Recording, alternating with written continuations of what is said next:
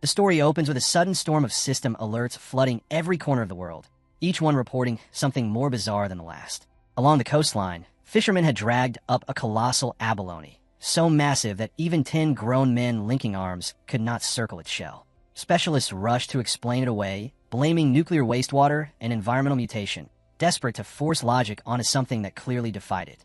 In a distant tourist region, an ancient tree went mad with growth, its roots tearing through stone and stretching for kilometers as if the earth itself were being ripped apart from within. The warnings did not stop there. Enormous vines were said to have dropped straight from the sky, as if fragments of legend were crashing into the real world. Underground, subway tunnels collapsed without warning, taking countless lives with them. And yet, most people only glanced at the headlines before moving on. To them, it was just another wave of exaggerated news, no different from that ridiculous zombie bite scare years ago that everyone had mocked and forgotten. Outside a school gate, students gathered in noisy clusters, trading gossip that felt far more exciting than distant disasters. Their chatter abruptly shifted when a familiar figure walked toward them. Chu Qingli, the school's celebrated beauty, drew every gaze the moment she appeared. Whispers spread instantly. Was she finally breaking up with her boyfriend? Many had always believed their relationship was a mistake born of pity. She was already guaranteed a future at the elite Qingqing University, while her boyfriend had failed to even enter an ordinary one. In their eyes, the gap between their futures was already too wide to cross. Chu Qingli stopped in front of Fongi and called his name. He turned, meeting her eyes as she spoke in a voice that was calm yet distant. She said she had thought everything through. Their relationship was unrealistic. High school love, she explained, always collapsed once people woke up to reality. Building a life together required more than courage. It required compatibility, and they simply did not have it. For that reason, she wanted to end things. Deep down, she was convinced he had no way to win her back. No matter what he did, it would be meaningless. To her, the decision was final. Fongi said nothing. He did not protest. He did not plead. The surrounding students took his silence as proof that the blow had shattered him. After all, Chu Qingli was the most admired girl in school. Anyone else would have fallen to their knees, begging for another chance. In the crowd's eyes, the verdict was obvious. Fongi was nothing more than a toad daring to dream of a swan, completely unworthy of someone as radiant and wealthy as Chu Qingli. But instead of collapsing, he simply looked at her with calm, steady eyes and agreed to the breakup. His composure stunned everyone, Chu Qingli most of all. Without offering another word, Fongi turned his back and started to walk away. A flicker of panic crossed her face, and she suddenly called out to stop him. He turned slowly, his gaze sharp as he asked what she wanted. With anger burning in her eyes, she declared that no matter what scheme he was thinking of, no matter what tricks he might try, she would never return to him. She wanted him to understand that clearly. Fongi stared straight at her and answered with words sharp enough to cut, telling her not to flatter herself, calling her school beauty with cold disdain. Her eyes flew wide, a faint blush creeping up as the meaning of his words hit her far harder than she expected. The students watching from the sides were stunned into silence. No one had imagined he would strike back like that. But Fongi was no longer paying her any attention, nor did he care about the whispers buzzing around him. He understood something none of them could. The so-called rules of this world, money, status, education, were already on a countdown to extinction. Everything they relied on was about to be wiped away. Chu Qingli and the others had no idea what was coming. He was no longer an ordinary student trapped in this era. He was someone who had crawled back from the ashes of a destroyed future and been reborn into this moment. To him, she was nothing more than a fading shadow from another lifetime. He left the school grounds without ever looking back. Titles like school beauty and hollow reputations meant nothing to him now. A far more terrifying storm was approaching, one that would swallow the entire Blue Star. It had all begun the night before. Fongi had jolted awake to see strange fractures spreading through the air before his eyes, each one showing fragments of a future yet to arrive. Then the system's voice descended, cold and absolute, announcing that aura recovery had begun. A countdown followed, 364 days, 11 hours, and 59 minutes until full activation. When that moment arrived, the world would be remade. At first, the revelation left him disoriented, but then silhouettes began to form in front of him, and the system calmly explained what they meant. The old society would collapse. A new era would rise. Wealth would no longer matter. Power would decide everything. The age of cultivators was coming. With a slow breath, Fongi raised his hand and asked what exactly stood before him. A strange light gathered, and a translucent system window appeared. The explanation flowed into his mind. It was a creation from the outermost reaches of the universe, built from supreme algorithms woven with cosmic secrets. Its purpose was singular: to automatically generate cultivation techniques from the spiritual materials its host encountered. At this moment, his list of techniques was empty. Fongi reached forward, and when his hand passed straight through the window, his pupils shrank. In that instant, a monstrous beast erupted into existence, releasing a roar that shook his very soul. His body stiffened as he stared into its open maw, where a mangled corpse lay crushed between jagged teeth. The system's voice rang out, declaring that this was his destined end if he remained an ordinary human, an end that awaited billions across Blue Star. His throat went dry as he swallowed, a freezing chill crawling through his chest. He pressed a hand against his heart, dread rising with every beat as memories from his past life came rushing back. In that ruined future, he had been nothing more than a powerless survivor, dragged along by catastrophe, fighting only to stay alive one more day. He had watched his nation fall, seen his people torn apart, and in the end, he too had been swallowed by mutated beasts. His final moments had burned with despair, rage, and an unrelenting hunger for revenge. Now, staring at the system hovering before him, Fongi's gaze hardened with unshakable resolve. So this was the reason he had been chosen, to be sent back one full year before the recovery of Aura, carrying a second chance no one else possessed. Slowly, he raised his hand again, this time without hesitation. The world outside remained blind to what was coming, but he was already standing at the edge of the storm. As his fingers touched the fragmented light of the system, he silently swore to seize every anomaly born from Aura's awakening and turn it into his own power. The system immediately began a new assessment. A sharp glow flashed through his eyes as the connection was confirmed. A new path unfolded before him.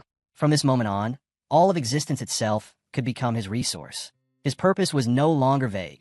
Collect techniques, cultivate strength, and grow powerful enough to stand against the calamity that would soon engulf the world.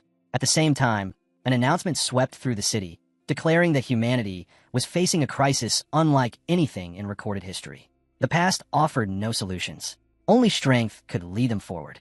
Panic rippled through the population, but Fongi remained composed. When he checked his phone, it was overflowing with alerts. He understood instantly what it meant. The government was neither confirming nor denying the truth, only urging citizens to prepare. This was Xia Nation's quiet warning. In his previous life, reports like these would have been crushed before they could spread, dismissed as nonsense. Now, they were being allowed to go viral. Fongi's eyes softened with a trace of sorrow as old memories resurfaced. He knew this restrained method was Xia Nation's way of preserving order, slow and cautious, yet far more humane than the chaos and gunfire that had torn other countries apart. The system's words echoed in his mind. Anything could be used. That meant he had to go wherever anomalies appeared. His gaze dropped back to his phone, where the top trending headline caught his attention. Qingqing University had reported a UV index breaking all records, the highest in a century. Authorities had even issued a heat warning, advising incoming students to take precautions and apply sunscreen. Most people scoffed at it. To them, it sounded like nothing more than a cheap publicity stunt. Even elite universities, they believed, were now resorting to ridiculous marketing tricks. A heat that intense would kill people outright. There was no way it could be real. Fongi lifted his head and looked at the sky.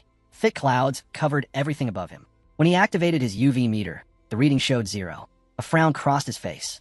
Qingqing University was only 15 minutes away, so how could the difference be so extreme? Yet the images spreading online showed a blazing sun scorching the campus. Officials confirmed that student registration would continue, but warned everyone to avoid the North Gate, where UV levels were dangerously high. A faint smile curved Fongi's lips. He knew exactly what this meant. The first anomalies were always mistaken for stunts and hype. To the rest of the world, it was nonsense. To him, it was an opening. His eyes gleamed with anticipation. This was his moment. He changed his clothes and set out for Qingqing University. The streets surrounding the campus were packed with people hiding beneath umbrellas, their faces strained by the oppressive heat. Leaves had already withered and dropped from the trees, scorched dry by the air itself. Fongi walked straight toward the North Gate, the one place everyone else avoided. In his heart, he was already certain that something extraordinary was unfolding there. When he arrived, glowing ashes were drifting down from the sky, flickering like burning snowflakes. Students screamed and scattered, fleeing from the suffocating heat that rolled through the area. Fongi, however, did not retreat. His eyes fixed on the falling embers, and he calmly crouched, extending a hand to touch one. The instant his fingertip made contact, a blinding light exploded outward. The system's voice thundered in his mind, announcing that a powerful fluctuation of the yang attribute had been detected and that its data template had been unlocked. In the next breath, a torrent of energy slammed into his body, tearing through his meridians with unbearable heat. The radiance pouring from him became so intense that everyone nearby was forced to shield their eyes, convinced they were witnessing some impossible illusion. His clothes began to smoke, then burn, as the raging energy devoured everything around him. Fongi clenched his teeth, gripping his head as his body convulsed in agony. The pain was so violent that his thoughts shattered. Had the system even finished compiling? His entire being felt as though it were about to be ripped apart. He knew he was standing on the brink of death. Then the system completed its process. Fongi obtained his very first yang attribute technique, the golden sun breathing technique. Before long, the day of new student registration at Qingqing University arrived. Within the bustling crowd was Fongi's ex-girlfriend, Qingli. As she stepped into the registration zone, a male student hurried over, eager to carry her suitcase. One after another, more boys gathered, each hoping to earn her favor. She dismissed them all with cold indifference, stating she needed no assistance. Her gaze drifted toward a nearby couple, her lips curling in faint disdain, until a sudden burst of golden light ripped through the sky. Startled, she froze along with everyone else as a voice boomed from the loudspeakers, ordering all students to stay away from the North Gate. Qingli's expression sharpened, curiosity flaring as she decided to see what was happening with her own eyes. At the North Gate, a flood of golden radiance erupted, bathing everything in blinding light. From the swirling smoke, a lone figure stepped forward, exuding a pressure that made every onlooker's spine tingle. As he drew in a slow breath, his eyes gleamed with a fierce golden glow. A system window appeared before him, announcing the creation of a new technique and rewarding him with 50 points. Fongi studied the notification in silence, uncertain what those points represented, though he sensed their importance would soon reveal itself. Night descended. An unnatural moon hung in the sky, spilling eerie light across the land. In the stillness, Fongi began to cultivate the golden sun breathing technique. When dawn arrived, a brilliant sun rose over Qingqing University, its rays carrying a strange new energy that rippled through the campus. As students continued their daily routines, the sky above Qingqing University suddenly dimmed. A brief chill swept through the air, then the light returned as if nothing had happened. Unease spread instantly. Groups of students began rushing toward the North Gate, and within minutes a massive crowd had gathered, voices buzzing with fear and speculation. The university's dean soon arrived, his face dark with fury as he demanded to know why his warnings had been ignored. The crowd shifted as several people forced their way forward. Among them was a hooded figure whose presence carried an unmistakable authority. With a firm, commanding voice, she ordered the dean to seal off the North Gate completely. At that same moment, Fongi's system sent him a notification. He had successfully purified a contaminated zone. His heart skipped. If the government already knew about these polluted areas, then that meant others like him must exist. Another announcement rang out, strictly forbidding anyone from entering the restricted zone. Fongi immediately realized that this was no longer just gossip and online rumors. Things had turned serious. Students stared in stunned silence as uniformed personnel arrived, whispering nervously among themselves about whether these people were soldiers. From a rooftop high above, Fongi watched the entire scene unfold. The commotion had drawn far more attention than he had anticipated. A faint crimson light flickered in his eyes as he made his decision. It was time to vanish. Without hesitation, he leapt from the rooftop and disappeared into the darkness. Below, the hooded woman stepped onto the shattered ground, where cracks still glimmered with traces of residual power. She knelt and pressed her hand against the earth, carefully sensing the lingering energy. Picking up a fragment of stone, she studied it in silence, reconstructing what had taken place. The conclusion was unavoidable. This destruction was not natural. It had been caused by a single individual. Officials quickly began pushing the students back, clearing them away from the dangerous zone. In the retreating crowd, Qingli overheard whispers that one person alone had triggered the entire event. Shock washed over her. Then, at the edge of her vision, she saw a shadowy figure leap away. For just a moment, a thought flashed through her mind. Was that him? But she dismissed it almost immediately. With his grades, he could never even qualify to enter Qingqing University. Far away, at Fongi's home, the sun sank below the horizon and night took over. Lying on his bed, he let out a frustrated groan. His body was still burning hot despite the cold shower he had taken, making sleep impossible. Even more unsettling was the thought that someone might have noticed what he had done earlier. He reached for his phone, and a viral headline caught his eye. It was about a so-called cultivation association. He remembered it clearly. In his previous life, everyone had mocked it as nothing but a ridiculous online joke. But now, thinking of the hooded figures at the university, he could no longer be so sure. Could they be connected? He opened the article. It laid out cultivation ranks, from ghost acts all the way up to total transcendence. In the comments, most people were laughing, convinced it was satire. Fongi, however, stared at the screen in silence. This time, he could not afford to dismiss it. If that announcement was true, then it was knowledge he had never possessed in his previous life as a powerless ordinary man. Fongi sat upright on his bed, fists clenched tight. The Cultivation Association, the hooded figures, none of this was a joke. With his resolve hardened, he decided to test the golden sun breathing technique again. He closed his eyes and drew in the blazing energy. Heat poured through his veins as golden light wrapped around his body, sweat rolling down his skin. Slowly, his body lifted from the bed, suspended in midair and bathed in radiant brilliance. The system's voice resonated in his mind, declaring the first step, strengthening the body to endure the power of heaven and earth. Fongi forced the energy to bend to his will. He compressed it, refined it, until a shape began to take form in his hands. A divine axe of pure golden force emerged, its radiance lighting the room. His eyes burned as a faint smile tugged at his lips. This was true power. The system confirmed his breakthrough.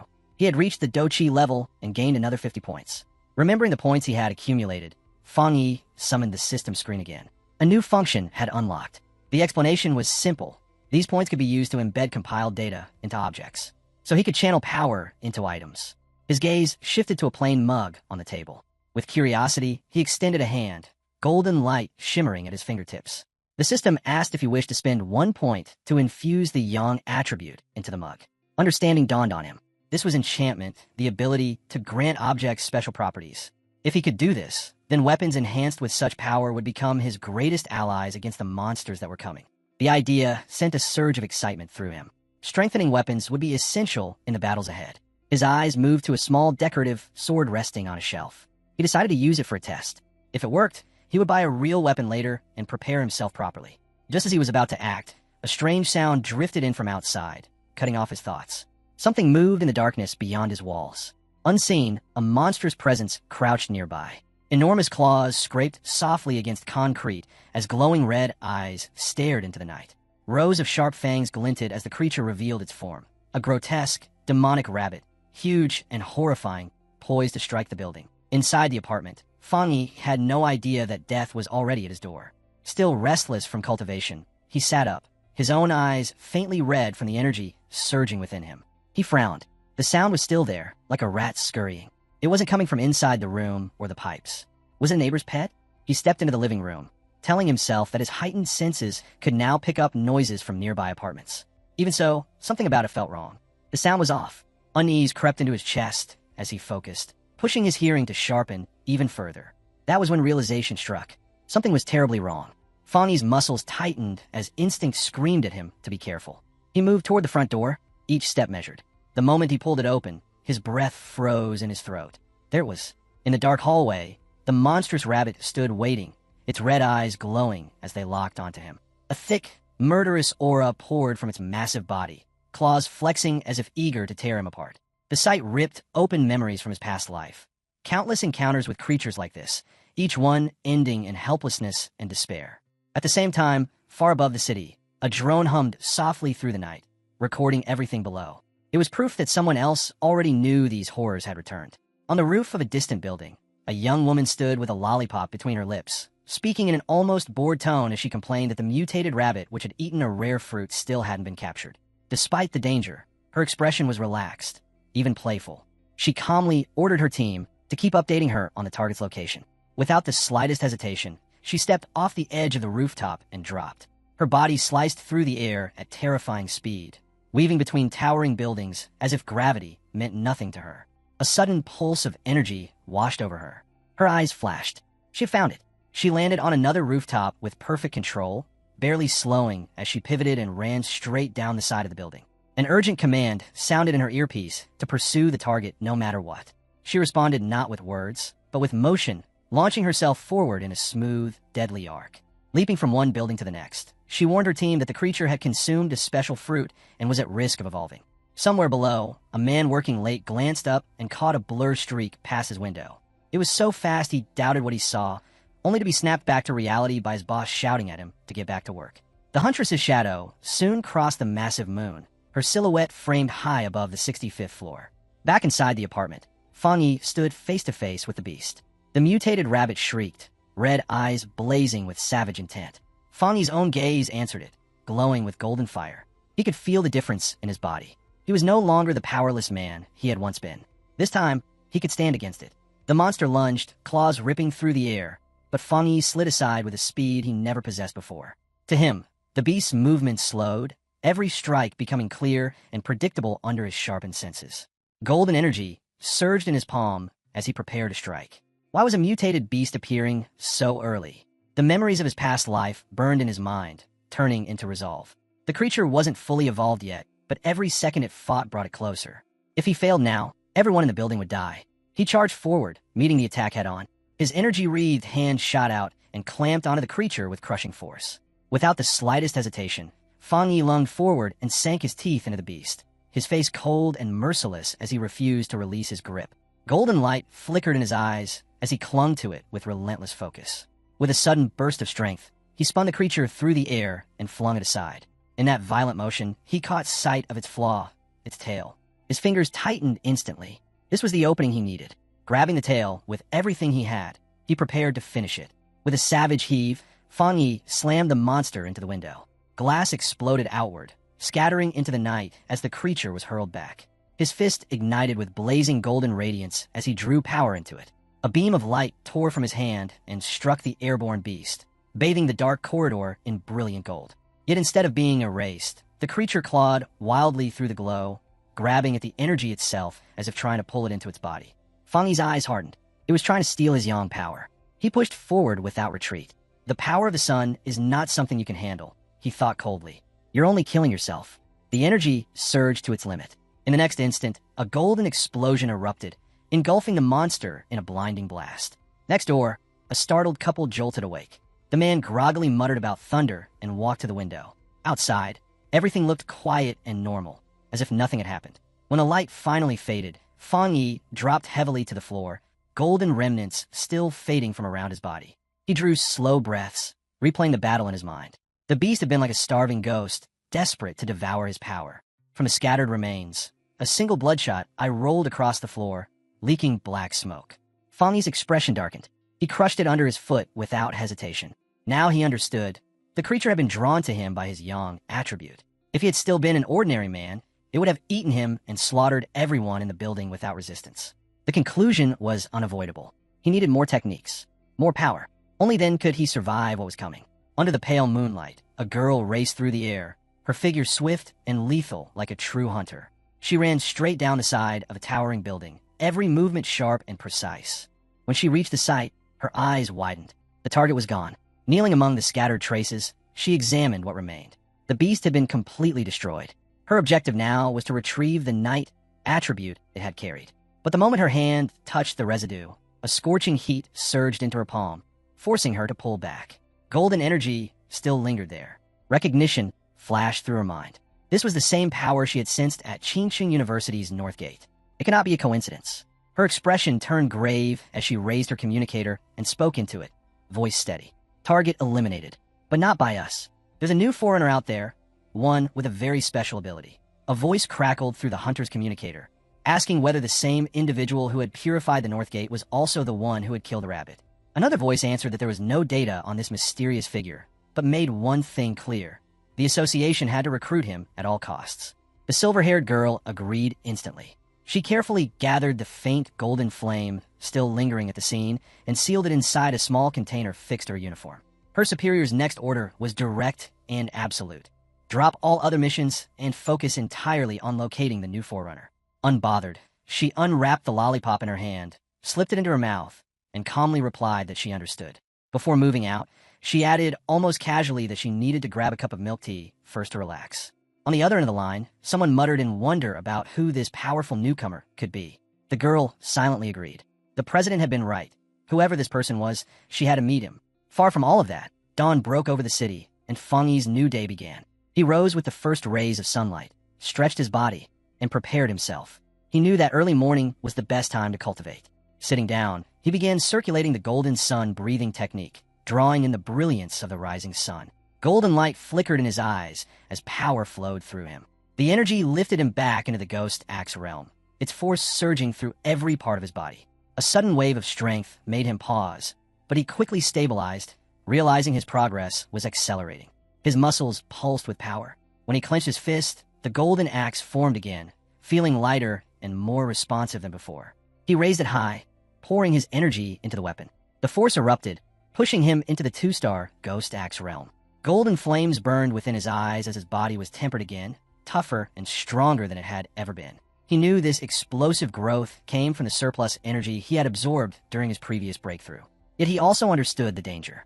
Power gained too fast was unstable. From now on, he had to advance carefully, one step at a time. Even so, his rising aura was already drawing attention. He needed a place where he could continue without being noticed. At the association's office, a man suddenly stopped what he was doing, sensing a strange fluctuation in the air. He looked toward the sunlight outside, eyes narrowing. Was that surge coming from the new candidate again? By the river, Fongi found a quiet, secluded spot and continued his work. A system window appeared, asking if he wished to imbue his weapon with a special property. He remembered how his earlier attempt with an ordinary object had failed, unable to withstand the power. This time, the blade resonated with his energy, forming a deep, powerful connection. The system confirmed that the encoding was complete. Fongi tightened his grip on the weapon, a surge of excitement rising in his chest. This was his first true spirit weapon, and he was eager to see just how much power it held. He swung it. Golden energy erupted instantly. A towering beam of light shot skyward, tearing through the clouds as the air itself trembled. The sheer destructive force left him momentarily stunned. When he landed, the blade was still burning with radiant heat, fiery currents surging through his body. The single strike had nearly ignited the entire riverbank, thick smoke rolling through the area. Fongi frowned. His strength was far more dangerous than he had anticipated. Worse, that display had been far too conspicuous. Someone had definitely noticed. It was time to go. Not far away, a girl raced toward the site of the explosion, irritation written across her face. She muttered that she had only stepped away for a moment and had already missed everything. But when she arrived, she froze in disbelief. The river was boiling, hovering above the scorched land. The agent surveyed the devastation. What in the world did that guy do here? She thought grimly. Ever since his appearance, everything had spiraled out of control, and she could already picture the scolding waiting for her. Then, at the edge of her vision, she sensed a flash of golden light far away. Her expression sharpened. What she felt was impossible. His cultivation had already advanced from 1 star to 2, and he had even forged a spirit weapon. Even the association possessed only 2 such weapons, and their creation method was still not fully understood. Doubt crept into her mind. How could one person reach this level alone? She shook her head, forcing the thought aside. For now, she had to deal with the aftermath he had left behind. Far from the disturbance, Fongi examined his new weapon. The yang attribute pulsed powerfully within it, but he was not satisfied. The system could encode anything. If he layered more attributes into it, the blade would become truly terrifying. Just then, his phone vibrated. A message appeared from an unfamiliar number. His heart sank. He had been careless. His trail was already being noticed. It was an invitation to join a pioneers group. The sender explained that only those who had reached the Ghost Axe realm or higher were eligible. Fongi continued reading. They were organizing a hunt in a newly discovered pollution zone and wanted him to participate. Attached was a file describing the target, the lava dragon of Shadow River, a place saturated with lava energy and rich in the yang attribute, the same power he wielded. The offer was too valuable to ignore. Fongi chose to accept. Elsewhere, in the Binmu district, a team had already assembled. They were waiting for an old acquaintance of Elder Lee to arrive. One of them commented that the blonde girl's map had been so accurate it made the journey effortless. She thanked them all for coming, but made it clear that this mission would only succeed if everyone moved as one. Then she introduced herself as a member of the Cultivation Association. Her tone was polite, yet her eyes carried a trace of disappointment. The pioneers gathered here were far weaker than she had hoped. What none of them understood was that the association was no small organization. It was directly backed by the government itself. Getting into this team had not been easy. The blonde agent knew that better than anyone. Her family had called in favors just to secure her slot among the pioneers, and that made failure unacceptable. As the group waited near the Shadow River Cave, one of the scouts suddenly looked up. "Fong's here," he called. Fongi stepped out of the shadows, a newly forged sword resting in his hand. His presence was firm and commanding, yet when he spoke, his voice was calm and steady. The blonde agent blinked in surprise. With his strength, she had expected a crushing pressure, something overwhelming.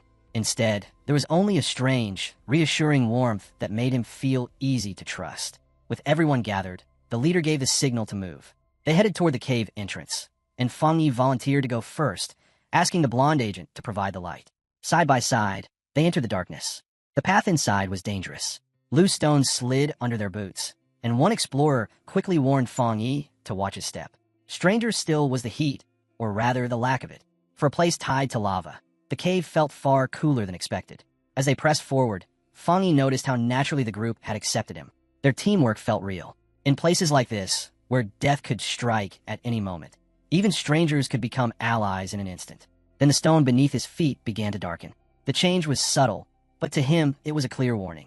A few steps later, the tunnel opened into a vast chamber, and before them flowed a massive river of molten lava. Before anyone could react, Fongi moved.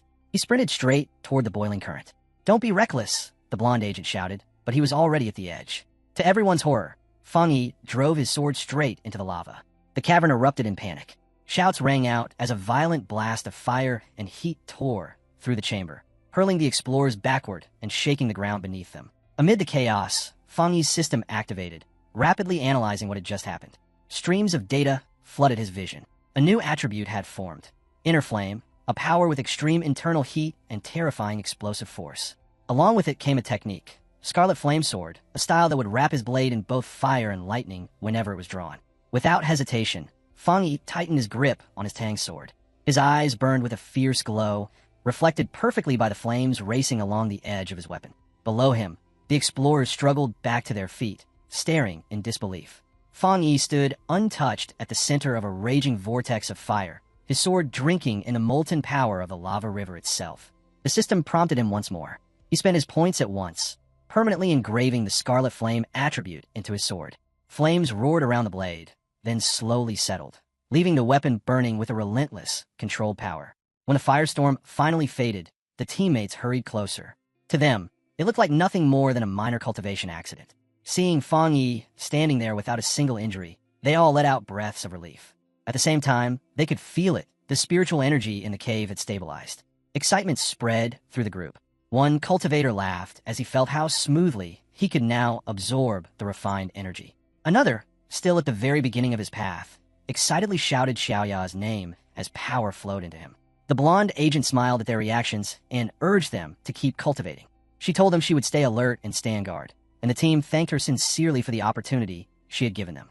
The calm didn't last long. Xiaoya's sharp gaze snapped toward the cave entrance. Shapes were moving in the shadows. More pioneers were approaching. She immediately warned her team. 3 burly men walked in, their auras thick with arrogance. Leading them was a man with an eye patch and faintly glowing red eyes. He smirked as he declared that this resource-filled territory now belonged to them. Xiaoya's face tightened. She could feel their cultivation clearly. All 3 were at the 1-star Ghost Axe realm. Her own group stood no chance in a direct fight. Still, she forced herself to speak calmly, pointing out that her team had arrived first and even offering to share the area. The response was nothing but mockery. The eye-patched leader sneered at her cultivation, calling her too weak to negotiate, and coldly ordered them to leave or pay the price. Xiaoya clenched her fists. In this new world, strength ruled everything. But as a member of Xian Nation's association, she could not simply step aside and allow such blatant bullying. Just as the tension reached its breaking point, Fongi stepped forward, placing himself between Xiaoya and the hostile leader. Golden flames flared along his Tang sword as he spoke in a calm, icy voice. "Do you really have nothing better to do than bully a young woman?" The leader froze, completely caught off guard, unable to answer. Fongi did not wait. He swung his sword. A single, overwhelming strike of fire and light erupted, blasting all 3 men backward. The cavern shook violently, and Xiaoya's teammates were jolted out of their meditation by the shockwave. Fongi's thoughts were steady. Memories of his past life surfaced, of a world where the strong trampled the weak and left only devastation behind. Against people like these, words meant nothing. Only power could stop them. To make it unmistakably clear, he drove his blazing blade into the ground before the rival leader. A golden aura surged outward, crushing the air and pressing down on everyone present. His voice carried no warmth at all. Scram. Pure terror filled the leader's eyes. Shaking, he called Fongi a monster and screamed at his men to retreat.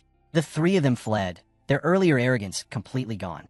Xiaoya's team rushed forward, their faces lit with shock and admiration at what they had just witnessed. Fongi merely gave a faint smile, waved it off, and told them it was time to keep moving. As the group moved out, Xiaoya's thoughts were in turmoil. She had seen it too, clearly. Fongi had not even been using his full strength. His control, his presence, the way his blade moved, this was not just a powerful cultivator.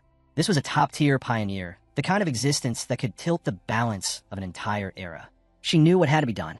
This discovery had to be reported immediately. The scene cut to the Spiritual Energy Cultivation Association office. On the phone, a young woman repeated Xiaoya's report, her voice filled with disbelief.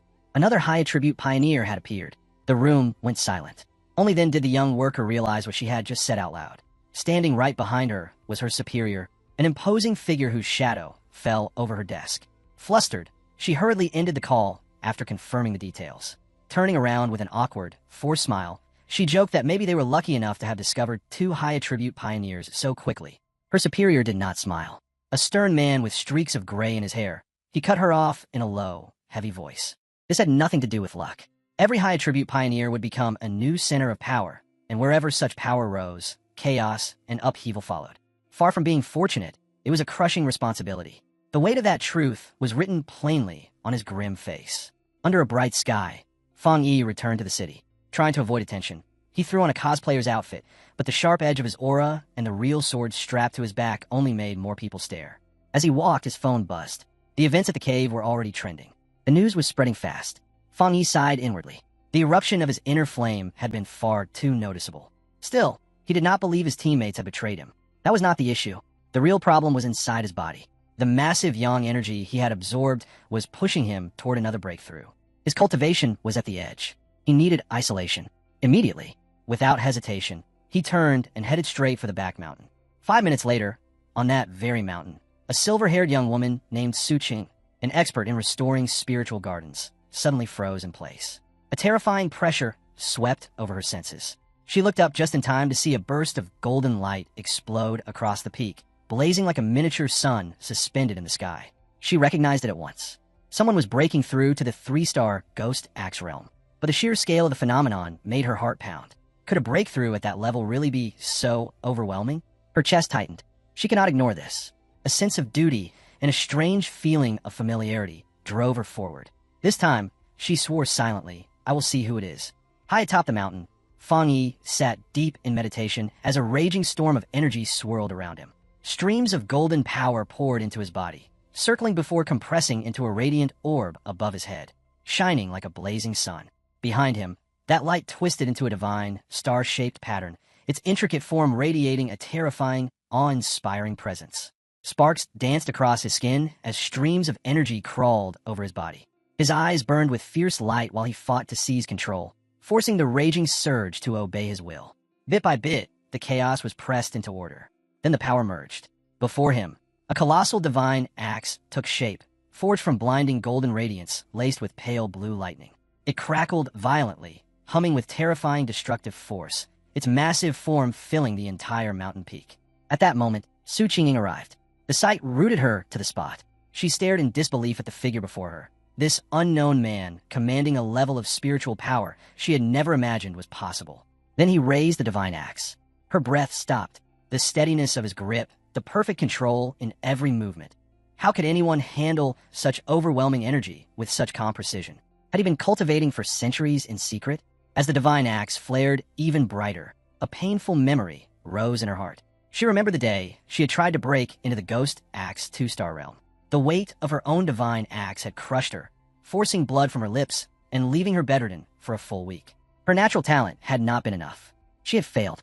Yet now, this man stood before her, succeeding where she could not. His breakthrough was countless times more violent than hers had ever been, yet he endured it as if it were nothing. The closer she rushed, the more unreal it felt.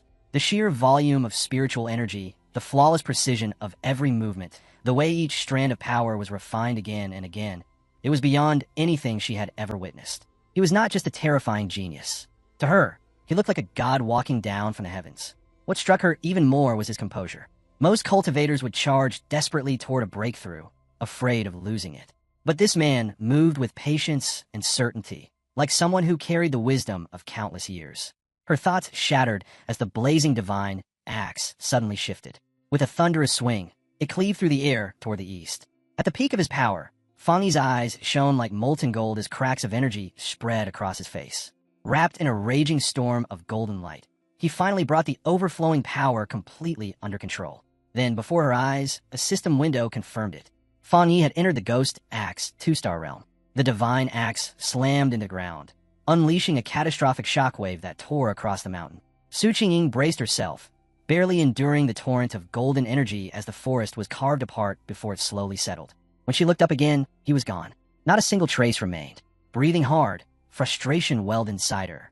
She had still missed him, even though she had arrived within barely 30 breaths. A troubling thought crept into her mind. He must already know she was following him. If he kept vanishing like this, how could she ever hope to recruit him? Just as discouragement began to rise, something caught her eye. She froze and slowly looked away from the ruined path. Not far off, an ancient towering tree shimmered faintly, still bathed in the lingering glow of golden light. Resolve returned to her chest. Suqing lifted her voice into the quiet forest, addressing him respectfully as senior, asking if he was still nearby. From the shadows, Fongi stepped out. His hooded figure radiated calm confidence, and his faintly glowing red eyes locked straight onto her. In that instant, he knew it. This was the woman who had been quietly investigating him for days. Suqing did not retreat. Steadying herself, she introduced herself properly. She declared that she was the captain of the Firefly Squad, part of the Spiritual Practitioners Association of Xian Nation, and one of the nation's earliest pioneers. On behalf of the association, she formally invited him to join. She admitted that she had followed him for 2 days and hoped it had not left a bad impression. Her tone was controlled, but inside her heart was pounding. Every word had to be chosen carefully. Push too hard, and she might anger him. Be too soft, and this chance would disappear. Fongi remained cloaked and unreadable. His silence was heavy, impossible to break. To fill it, Suqing added that although the announcement was not yet public, all official paperwork for the association had already been completed. She tried to sound composed, but her thoughts raced. Was she being respectful enough? Had she already gone too far? Her prepared words ended the moment Fongi finally spoke. His voice was flat and direct. Why should I join? The question struck her like a blow. She froze, her mind scrambling. But she quickly understood that flattery and empty promises would not work on someone like him. Only the truth mattered. Gathering her courage, she explained the association's purpose. Xian Nation wanted to unite the pioneers, to give them guidance, order, and protection. The current era was chaotic. While joining might feel like being bound to rules, she urged him to look beyond that. A massive resurgence of spiritual energy was coming, and with it, dangers no one could predict. If they remained divided, they would be destroyed. Only by standing together could they survive what lay ahead. Fongi listened in silence. Then he leaned casually against a tree, his posture relaxed, almost bored. When he answered, his words were calm and unwavering. I'm not willing to join. He said that, for now, he could not bring himself to fully trust her, or the association she represented. Suqing stood there, stunned. Her eyes widened as the weight of his refusal sank in, leaving her momentarily unable to speak. Desperation seized her. She hurriedly reached into her jacket, pulled out her identification card, and held it up for him to see. Once again, she introduced herself as Suqing. She added that before the spiritual energy resurgence, she had been a famous athlete. She begged him to trust her, hoping that her public reputation would lend weight to her words. Fongi paused, rubbing his chin as if considering her claim. Slowly, a memory surfaced. He did remember something. An old photo of her standing proudly as the runner-up of Xian Nation's long-distance championship. It clicked into place. That natural athletic talent was exactly what had allowed her to become such a fast and capable pioneer. But his gaze soon darkened. Memories from his past life rose like a shadow. A ruined city, humanity crushed under its own failures. In that original timeline, Xian Nation's association had collapsed, dragging the world down with it. Now he held the system. Now he carried the weight of changing fate itself. But joining the association at this stage was not the right move. When Fongi looked back at her, Suqing's eyes were filled with fragile hope. He told her he did remember her, then gave a deliberately vague answer. I'll think about it. Before she could respond, his figure blurred and shot into the air. Suqing gasped, spinning around, only to feel a chill as he suddenly appeared right behind her. In a firm, cold tone, he gave his condition. She was to keep his whereabouts hidden from everyone. As he spoke, Fongi quietly studied her. The respect she showed revealed something important. This association avoided provoking pioneers it could not control. To him, that hesitation was a weakness he could exploit. Suqing quickly proposed a compromise. The association had already sensed the massive energy released by his breakthrough, she said. A report was unavoidable, but she could alter the truth, mixing facts with lies to conceal his identity while still satisfying her superiors. Fongi considered it briefly, then nodded once. She opened her mouth to continue, but before a single word could reach him, he vanished again. Suqing ran down the mountain, chasing after his fading presence, but it was useless. He was gone. Tired and frustrated, she trudged along the forest path, muttering to herself. Once again, she had failed to catch him. Worse, it felt like he was deliberately avoiding her. She complained quietly about the trouble of covering up the massive energy trails he left behind every time he moved. Her frustration was cut short when a voice crackled through her earpiece. The order was sharp and serious. Stop worrying about the elusive pioneer. Focus on the mission. Then the report came. The strange creatures had reappeared. Su Qingying froze, eyes widening. "They're back," she whispered. A wave of terror slammed into her mind. She saw it again. Wolf-like beasts closing in from every direction, their jaws dripping with blood, their red eyes glowing as they prepared to tear her apart. The memory was burned into her soul, a nightmare that would never truly fade. The truth behind those creatures was cruel. They were not natural beings. They were born from the pollution zones left behind by the resurgence of spiritual energy, cold, merciless things that fed on corruption itself. The more they devoured, the more twisted they became, turning into bloodthirsty predators that hunted humans. Some evolved even further, able to disguise themselves as disasters, ripping the land apart and spreading new pollution zones wherever they appeared. If left alone, they would not stop until the human world was erased. As if the world itself was responding to that threat, a violent storm exploded over the city. Darkness swallowed the streets as thunder roared overhead, lightning tearing through the sky. Rain crashed down in sheets, and phones everywhere began blaring red alerts, warning of a severe thunderstorm and urging everyone to stay indoors. Another notice followed, announcing that the Yuhuang mountain area had been closed due to the risk of flooding. Behind their windows, citizens whispered in uneasy amazement. Some said they had not seen a storm this fierce in years. Others joked nervously that maybe some powerful cultivator was undergoing a lightning trial nearby. In a rain-soaked alley, Fongi watched the storm with cold eyes, one of them glowing faintly red. He could feel it, the violent energy saturating the air. This was not a normal storm. It was an anomaly. His senses reached out, locking onto the source, tracing that chaotic power to a single point in the distance. Through the rain and lightning, he fixed his gaze on a mountain peak, struck again and again by crashing bolts of blue thunder. That was the center. Without hesitation, Fongi shot into the storm, leaping across rooftops as he tore through the city, each bound carrying him closer to the raging mountain. When he reached the base of Yuhuang Mountain, his system confirmed it. A pollution zone detected. He looked up. The once majestic mountain now resembled a graveyard. Twisted trees clawed at the slopes, their roots tangled around countless bleached bones. Another warning flashed before him. Pollution level unknown. Fongi did not slow. He stepped into the storm-shrouded forest, his expression steady and unyielding. As he closed in on the storm's heart, a massive bolt of blue lightning slammed into the summit, lighting up the sky like a second sun. In that instant, he knew he had found his target. Inside the command center of the Spiritual Practitioners Association, tension hung thick in the air. A massive screen showed the swirling vortex of blue energy over the mountain peak. One official reported grimly that the danger level at Yuhuang Mountain was rising far too fast. They had no choice but to seal it off and classify it as a contamination zone. The association leader, his expression hard as stone, gave a sharp order. Su Qingying was to be pulled from her current mission. They want a live report from her. Su Qingying answered at once, her voice tense with urgency. She reported that climbing the mountain was no longer possible. The thunder energy had become wildly unstable and was on the verge of erupting. Because of that, the area had already been classified as an A-level contamination zone. Then she delivered even worse news.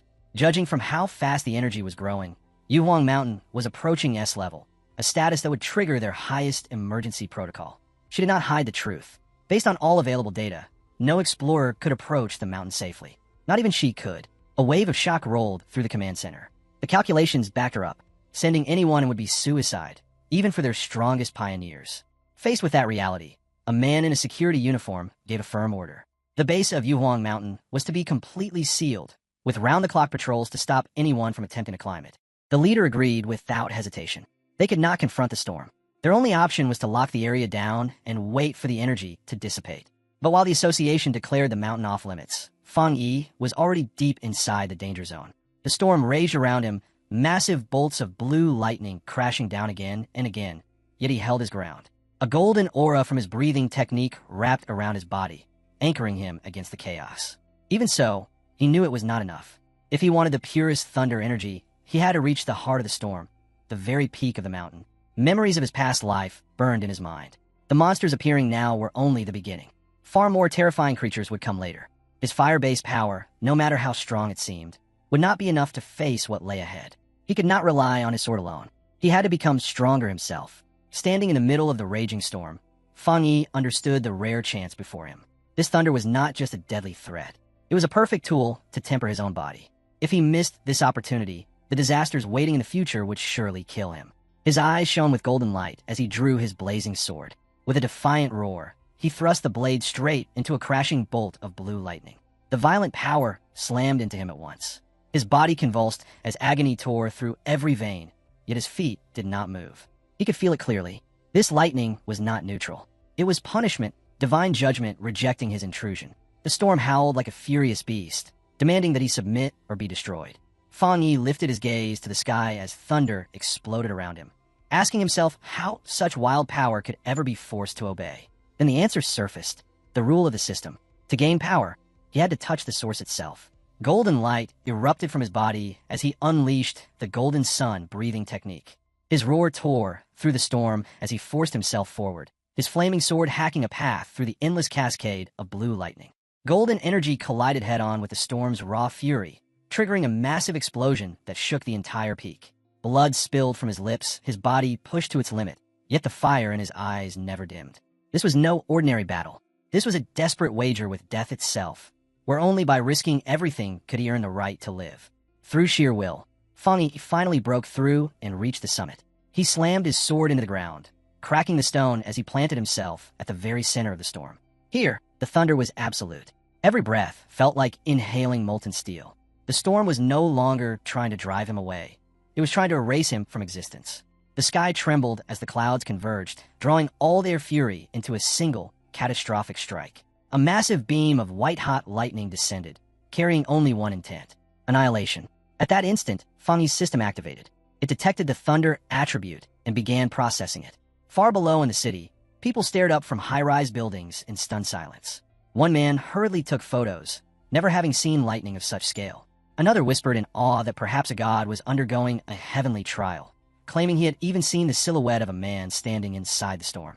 On the mountain peak, everything vanished in a blinding burst of light. Fongi had won. A system prompt appeared, confirming that he had obtained refined divine thunder power, granting him the ability to summon heavenly lightning and temper his body into something beyond mortal limits. As a bonus, 5 riding points were added to his account. Suspended in the storm's fading glow, Fongi floated as arcs of blue lightning wrapped around his golden aura. In that moment, he understood his new strength completely. The thunder attribute was unlike anything he had ever touched. It was supreme in both offense and defense. Whereas sun power had focused on protection and stability, thunder was piercing, refining, and rebuilding. It was destruction, but also purification and rebirth. He could feel it flowing through his bones and muscles, reinforcing them without pain, reshaping his body into a vessel of living energy. The system then presented a new option: Punish Evil, an upgrade that doubled critical damage, purchasable with riding points. Fongi landed lightly on the scorched stone and considered his next move. His first instinct was to fuse the thunder into his tang sword.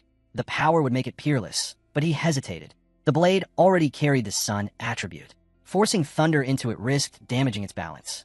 Worse, merging too many forces into a single vessel could cause it to collapse entirely. Then a better idea formed. Instead of forcing thunder into his weapon, why not wield it himself? He looked at his right hand, the plan becoming clear. The system responded at once, asking if he wished to embed the thunder attribute into the selected item. A confident smile curved across Fongi's face as he gave the order. At once, the raging storm answered his call. Every streak of blue lightning in the sky was drawn toward him, surging into his right hand as he seized the very essence of the thunder for himself. By the next day, Yu Huang's shattered summit lay silent, the storm's wrath nothing more than a fading memory. At the base of a cliff, Su Qingying stood beside Major Han Li of the army. Before them lay rows of body bags, lined up in grim silence. Su Qingying reported what had happened. The contamination zone's energy, which had peaked at an extreme level, had somehow dropped to a mild state in just 3 hours. A faint static still lingered in the air, but the overwhelming danger was gone. Major Han Li listened, his sharp eyes narrowing. Someone had interfered. A seeker, he said coldly. Someone who hunts these kinds of events on purpose. Su Qingying stared at him in disbelief. Another seeker, and one who could survive that storm? She knelt and searched the ground for any trace, but the heavy rain had washed everything away. No footprints, no lingering aura, nothing. Frustration tightened her chest as she pieced together the timeline. Whoever it was must have left the mountains safely around 8 the previous night. Major Han Li nodded in agreement. The phenomenon had started at 6 in the evening. By 7, the army had sealed the area. That meant the seeker had gone up before the lockdown. He added another detail. Their instruments had predicted the storm would reach S grade. Yet at exactly 8 o'clock, all the readings had collapsed, the energy dropping almost instantly. Standing where the lightning had struck the hardest, he spoke his conclusion. The mysterious seeker had not merely endured the storm. They had likely absorbed the thunder itself, turning catastrophe into personal gain. That sudden drop in energy was proof. Then his expression darkened. People like this were the most dangerous. No one could know whose side such a person was truly on. Su Qingying agreed. If someone with that level of power turned hostile, the damage would be beyond imagining. They had to find him as soon as possible. Far away, unaware that the military was now focused entirely on him, Fongi lounged on his couch and suddenly sneezed. Back on Yuhuang Mountain, Major Han Li made his decision. His voice was firm as he gave the order to hunt the mysterious figure down. From that moment on, the unknown seeker was given a name, the Tyrant. The investigation began immediately. Officially, the army kept everything under strict secrecy, while hoping the Spiritual Practitioners Association could recruit the one they now called Tyrant. In the shadows, however, they launched their own search. On the rain-soaked peak, the association leader turned to Major Han Li and assured him that a high-level pioneer was already trying to make contact. Then he looked at Su Qingying and told her to deliver her full report to the Major. The sudden order hit her like a blade to the chest. Su Qingying sucked in a sharp breath, panic flashing through her as her mind raced. With no time to hesitate, she launched into a carefully woven report, one built from just enough truth to sound solid while hiding everything that mattered. She connected the raging storm to the same mysterious pioneer who had once cleansed the university's polluted zone. Inside, her nerves shook violently, fear gnawing at her that a single misplaced word might expose the secret transaction she had made with Fongi. Keeping her voice steady, she explained how she had tried repeatedly to track him down, only for him to slip away every time. She described finding the corpse of a mutated rabbit he had killed and correctly pointed out the lingering traces of the Yang Flame attribute left behind at the scene. To close her statement, she vowed to continue pursuing him, determined to uncover how he had managed to seal the university gate. All the while, she was silently praying, hoping her delicate mix of honesty and deception would survive scrutiny. Major Han Li listened in silence, carefully considering what it meant for a pioneer to wield the Yang Flame attribute. Slowly, his stern expression eased, approval flickering across his face. He praised Su Qingying for her work, thanking her for her dedication and calling her a gifted young pioneer. She immediately snapped to attention and gave a crisp salute, stating firmly that she was only fulfilling her duty. As the meeting drew to a close, Major Han Li explained that official cover stories would be released, fabricated reports of natural disasters, to keep ordinary people from learning what had really happened on Yuhuang Mountain. He also made his stance clear about spiritual energy, warning that allowing such information to spread online would only give criminals new weapons. While the officials continued talking, Su Qingying quietly let out a breath she hadn't realized she was holding. Relief washed through her. The worst of the interrogation was finally over. Far away, in his apartment, Fongi was the calm opposite of that tension. Activating the golden sun breathing technique, he casually dried his soaked white hoodie, warmth radiating through the fabric until it was perfectly clean and dry. He slipped it back on as if nothing unusual had happened. Turning his attention inward, he examined the changes in his body. Even after fusing with the thunder attribute, he could clearly feel how much stronger he had become, his powers surging beneath his skin. He lowered his eyes to his right hand. Blue lightning danced across his fingers, crackling softly. That hand had been completely transformed, now the strongest part of his body, its power multiplied several times over. As he clenched his fist, tiny spheres of lightning formed in his palm, flickering like living sparks. He could sense it clearly. He was standing right on the brink of another breakthrough.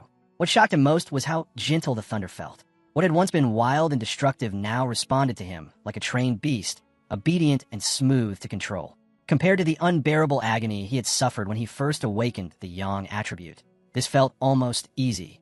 It made him wonder if power weakened as it was absorbed into him. The system had also revealed something critical. This thunder attribute now inflicted double damage on strange and evil creatures. That single fact made his pulse quicken. He was itching to see just how deadly it could be. But before he could sink deeper into his thoughts, a sharp buzz cut through the room. His phone vibrated on the table. Fongi reached for it, a flicker of curiosity rising in his eyes. Ever since the previous incident, he had set his device to issue special alerts for any government warnings. To ordinary people, they were nothing more than emergency notices. But to pioneers like Fongi, every crisis carried another meaning, a brutal opportunity to grow stronger, even if it meant putting his life on the line. His eyes flicked to the newest headline glowing on his screen. A massive explosion had torn through a chemical plant, spilling pollution into the city. The official announcement claimed there were no casualties and told the public to stay calm. Fongi didn't believe a single word. An event on that scale was never that clean. He jumped into online forums, and what he found was far more disturbing. People living nearby described an unbearable unease, a suffocating and unnatural atmosphere that made their skin crawl. Someone asked if it felt like a cold, evil aura, and others quickly agreed. Even those who couldn't explain, it admitted the air itself felt wrong. The words cold and evil aura struck Fongi like a hammer. A nightmare from his previous life surged back, hands drenched in blood, a towering presence radiating terror. He remembered trembling in fear as a massive crimson monster ripped everything apart. A grotesque, many-eyed rat-like abomination burned forever into his memory. Back in the present, his gaze sharpened. He knew exactly what kind of creatures these were. Ordinary animals or plants that had gained self-awareness and twisted into killing machines. Their power warped into something meant only to hunt and slaughter. They always appeared under the cover of night. This was nothing like the mutated rabbit he had dealt with before.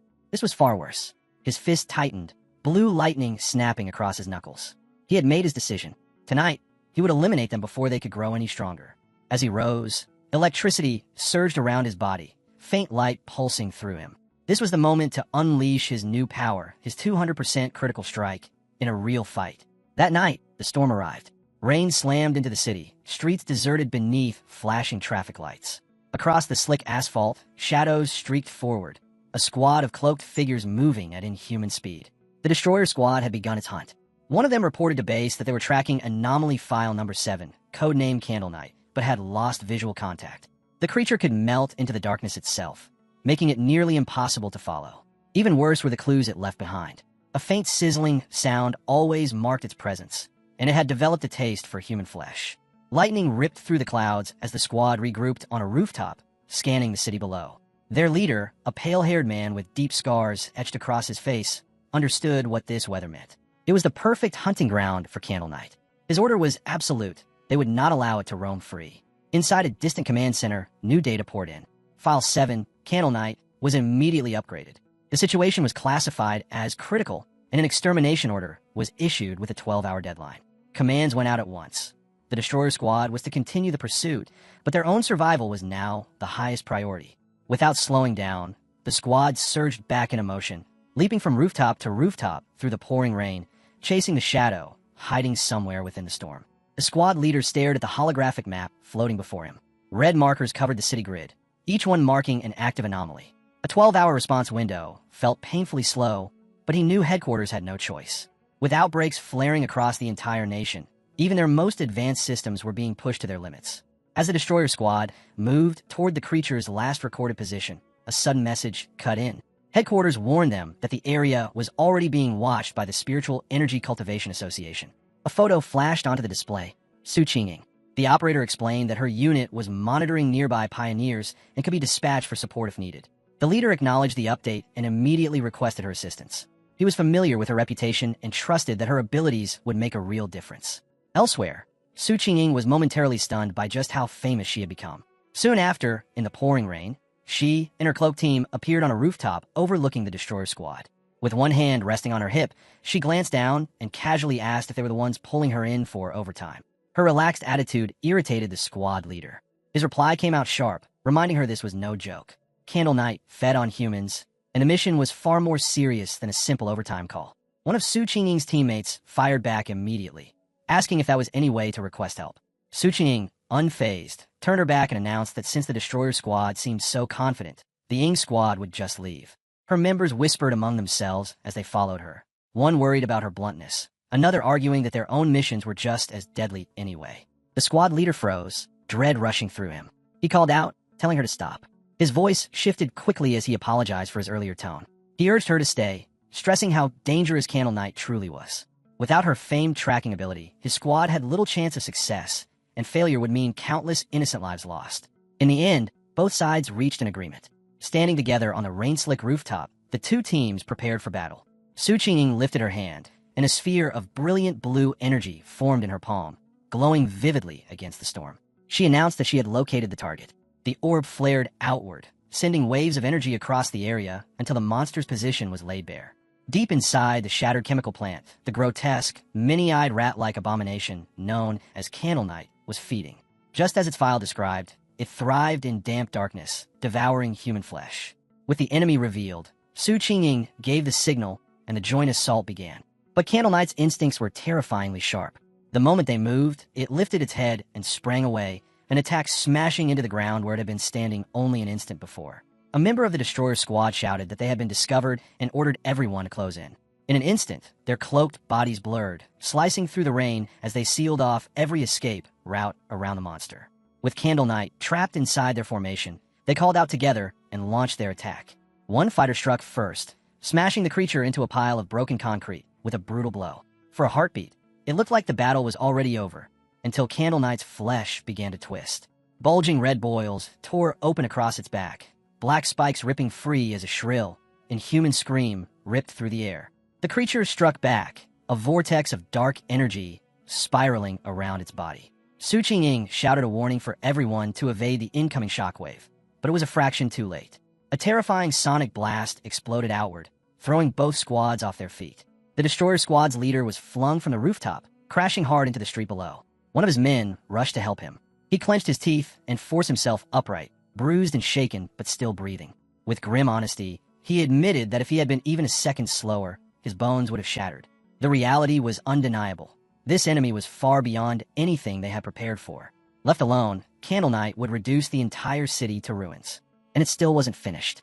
The monster's body warped again, huge bat-like wings tearing free from its back.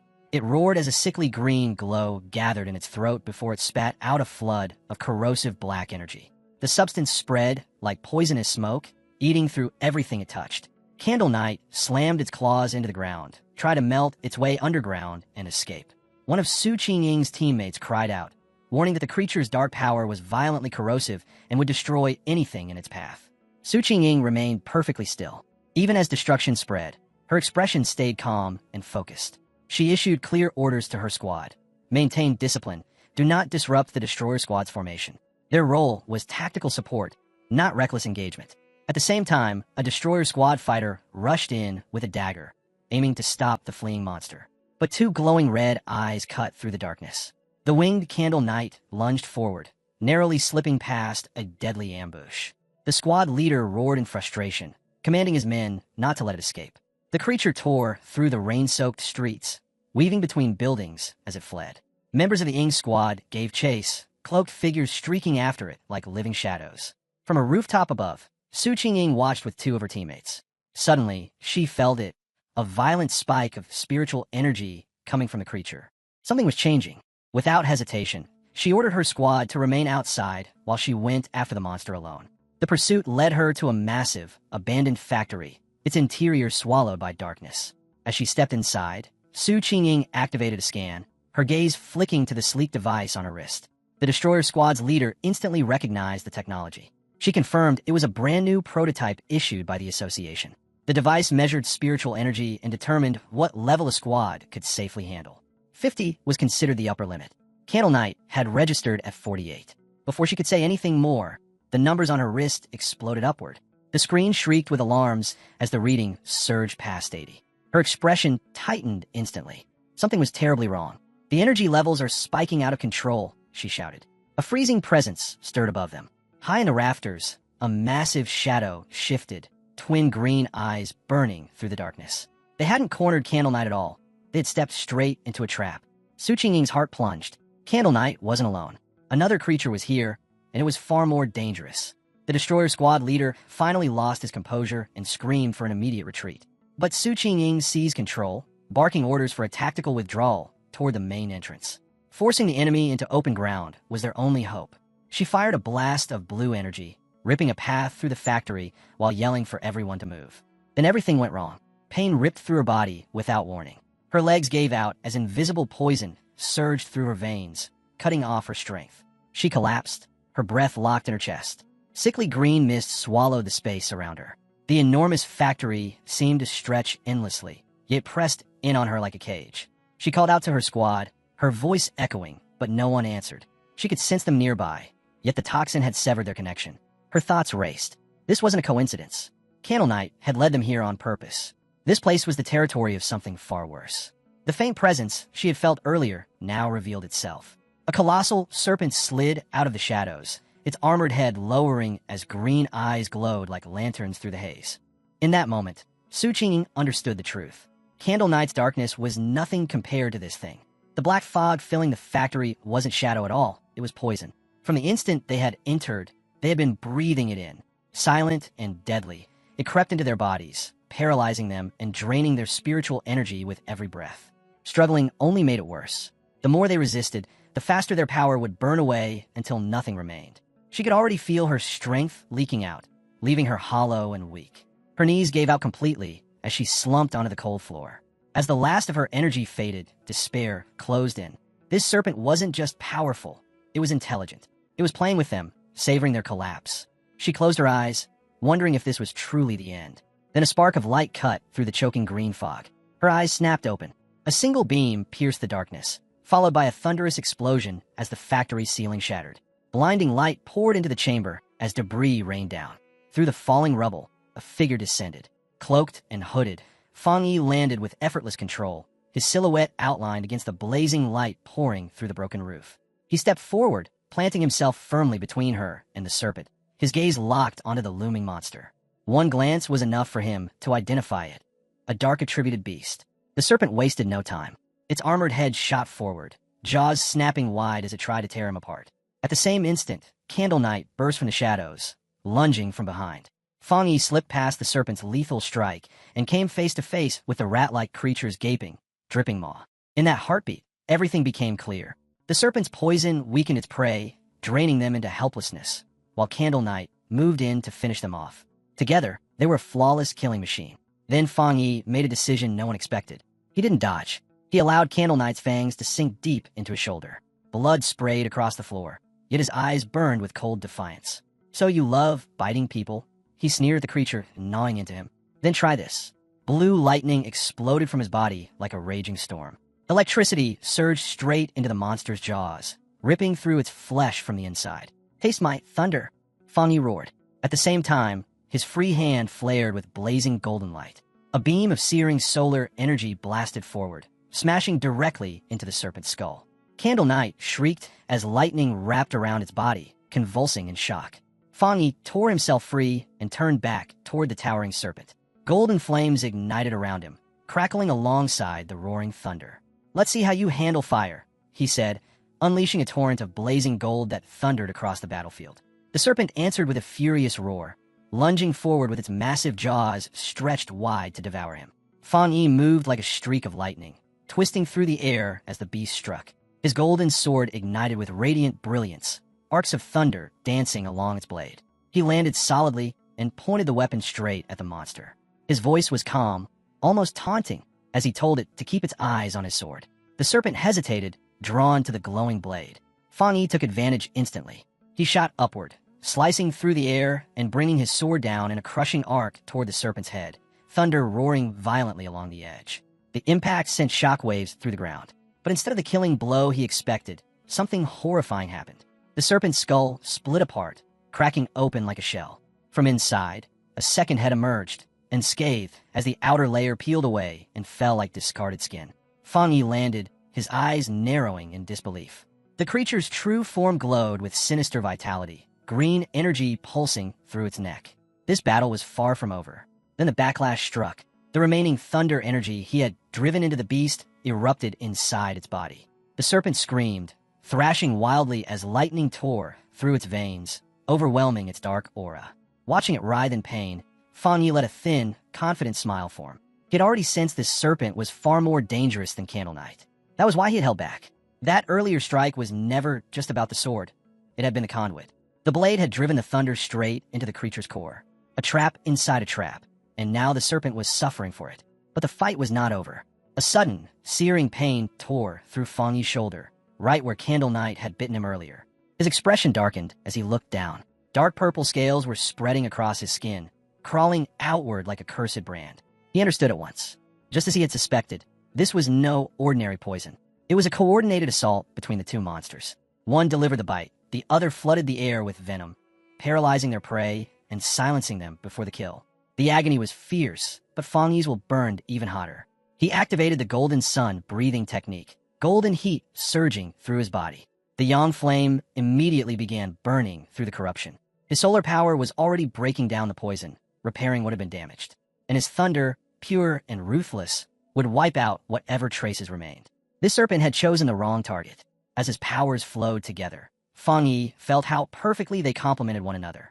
The fusion of yang flame and thunder didn't just grant strength, it gave him awareness. Every trace of poison now screamed as pain, acting as a built-in warning. He knew how lucky he was. For anyone else, the serpent's venom would have meant a silent, inevitable death. His eyes shifted to the smoldering remains of the monster. A creature that large could only survive by ambush. Its lair must have been filled with the bones of fallen pioneers who never had a chance. With Candle Knight acting as bait and the serpent delivering the final blow, the trap had been flawless. Even elites would have fallen. That was why so many had disappeared. But now it was over. The serpent's massive skeleton collapsed into ash, devoured by holy fire. Fongi watched the flames rise, calm and satisfied. His inner flame was devastating, but it was the triple critical surge of his thunder that had truly ended the fight. For the first time, he felt certain his power could stand against even veteran pioneers. Silence settled over the ruins, broken only by the crackling fire. As Fongi turned to leave, he paused. His hand lifted slightly, sensing something. His eyes narrowed. He wasn't alone. Through the drifting smoke, a figure staggered forward, coughing through the ash. Su Qingying. She was filthy and exhausted, but alive. As the haze thinned, Fongi saw her sitting among her unconscious teammates. His gaze sharpened as he spoke to her directly, calmly telling her there was no need to keep pretending. Her act wasn't convincing. The comment froze her in place. Flustered, she raised a hand to cover her face, embarrassed at being exposed. She hurriedly muttered an excuse, claiming she had only just woken up from the smell of the smoke. Fongi didn't accept it. With a quiet edge in his voice, he pointed out the truth. While her entire squad had been completely drained, she still had more than enough spiritual energy left to protect herself. If she had truly been unconscious, she wouldn't have sensed anything at all. With no way out, Su Qingying could only offer a weak thank you. Inside, her thoughts were in chaos. He had seen straight through her. She had deliberately kept a thin thread of spiritual energy for self-defense. And more shocking than that, he had wiped out both Candle Knight and the serpent entirely by himself. Noticing her flustered reaction, Fongi's tone softened. He told her there was no need to hide her face. All he wanted was honesty, and for her to keep his identity a secret. After one last glance to make sure she and her squad were safe, he said it was late and he needed to leave. Su Qingying tried to call out, but he was already walking away. With a faint smile, he said that explaining everything would ruin the surprise. Then, with a single effortless leap, he shot through the hole in the factory roof and vanished into the night. Leaping across rooftops under the moonlight, Fongi thought back on the battle. He felt relieved that Su Qingying hadn't tried to absorb the monster's dark energy. He remembered that icy, filthy presence far too clearly. Yet one question lingered. Why hadn't he been able to absorb it himself? Had it already dispersed, or was his body instinctively rejecting it? Either way, he decided it could wait until he got home. Back inside the ruined factory, Su Qingying stared up at the jagged opening in the ceiling, moonlight pouring down. She let out a quiet sigh, disappointed she hadn't seen his face clearly. He still didn't fully trust her, or the association. Her thoughts ended there. Stepping back into her role as captain, she walked over to the destroyer squad's fallen leader. With a few sharp slaps, she ordered him to wake up. He groaned as he stirred, bruised and disoriented. The moment his eyes opened, panic seized him and he shot upright, shouting that they had been ambushed. Su Qingying remained calm, almost detached. The man followed her gaze and froze. His eyes widened at the smoldering skeleton of the serpent sprawled across the factory floor. The entire squad stared in stunned silence. Their captain demanded answers, asking what had happened and where that terrifying yang energy had come from. Su Qingying replied smoothly. She said they had been rescued by a powerful pioneer, most likely the same person she had been tasked to investigate. A high-level yang attribute user who had appeared by coincidence. Her voice deliberately faded at the end, making it sound like nothing more than luck. The squad was shaken. One muttered that it was impossible for a single person to kill both monsters alone. Another could only shake his head in disbelief. Su Qingying added one final detail. She hadn't been able to recruit him, and somehow he had even managed to follow her back. That alone made him even more mysterious. Soon, the destroyer squad returned to their duties. Their captain, still sore but steady, asked where Candle Knight's remains were. Using a green energy technique, the destroyer squad captain began purifying the battlefield, as the association required every trace to be collected. As the cleanup started, he formed a glowing green orb, pulling in the strange fragments scattered across the floor. But as he stepped forward, his boot came down on a piece of debris. It shattered instantly, erupting in a burst of brilliant blue lightning. The captain stumbled back with a sharp cry as the shock raced through his body. Su Qingying froze, eyes wide. The remains weren't just fading shadows. They were still alive with raw electrical force. This was no ordinary residue. It was Candle Knight's corpse, still crackling with thunder. The captain turned toward her, suspicion flashing in his gaze. She had reported that the mysterious pioneer wielded yang flame. Yet here was undeniable proof of overwhelming lightning power as well. They both knelt beside the remains, examining the charged fragments. The thunder energy pouring from them was terrifying, pure, violent, and far beyond anything they had seen before. There was no doubt it was high tier. The destroyer squad captain frowned, a new idea forming in his mind. Maybe there hadn't been just one rescuer. Perhaps two elite pioneers had crossed paths, one who killed the serpent and another who destroyed Candle Knight, before leaving together. But Su Qingying knew better. She couldn't bring herself to say it. In her mind, she still saw that lone figure, golden flames blazing in one hand, lightning raging in the other. Who would ever believe it? One high-tier attribute was enough to be called a prodigy. Two was almost unheard of. Yet the proof was right in front of them. The serpent's scorched skeleton carried the unmistakable mark of a yang flame walker, while Candle Knight's electrified remains screamed of a thunder tyrant's fury. And both traces pointed to a single man. The squads could only stare, shaken to their cores. What kind of monster was this hidden pioneer? At that moment, association reinforcements arrived. Su Qingying felt a wave of relief. She was glad she had left people outside. If she had gone silent for too long, she would have been declared missing. A cold thought crossed her mind. This rescue team had likely come expecting to retrieve their bodies. Her two subordinates, who had been knocked out by the serpent's poison, finally woke and hurried to her side, voices trembling with relief that she was still alive. With the threat gone, the association's forces began their work, clearing the battlefield where two monsters had fallen, and where one pioneer had shattered everything they thought they knew. The mission shifted from rescue to investigation. Using advanced scanners, the team analyzed residual spiritual energy and battle traces, piecing together a detailed timeline for headquarters. A specialist soon approached Su Qingying and the destroyer squad captain with the results.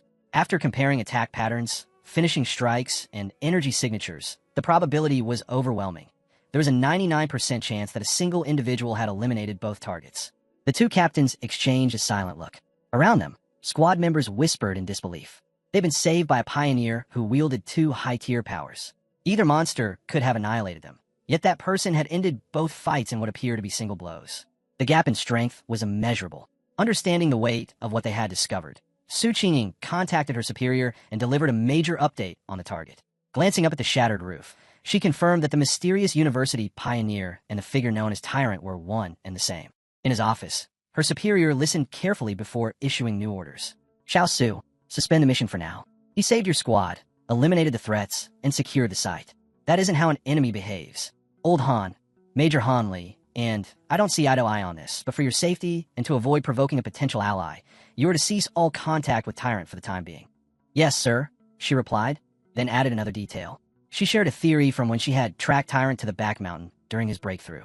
He told her to continue. She explained that the aura she felt back then had been terrifyingly strong. At the time, she had suspected a spiritual weapon, then dismissed the idea. But now, with confirmation of two high-tier attributes, that theory no longer seemed so far-fetched. A spiritual weapon? Her superior repeated. He paused, then shook his head. It was extremely unlikely. No matter how gifted, a lone pioneer shouldn't be able to obtain something that rare without powerful backing. He added that the investigation team had detected no trace of a third spiritual energy, which was normally the unmistakable sign of a separately forged spiritual weapon.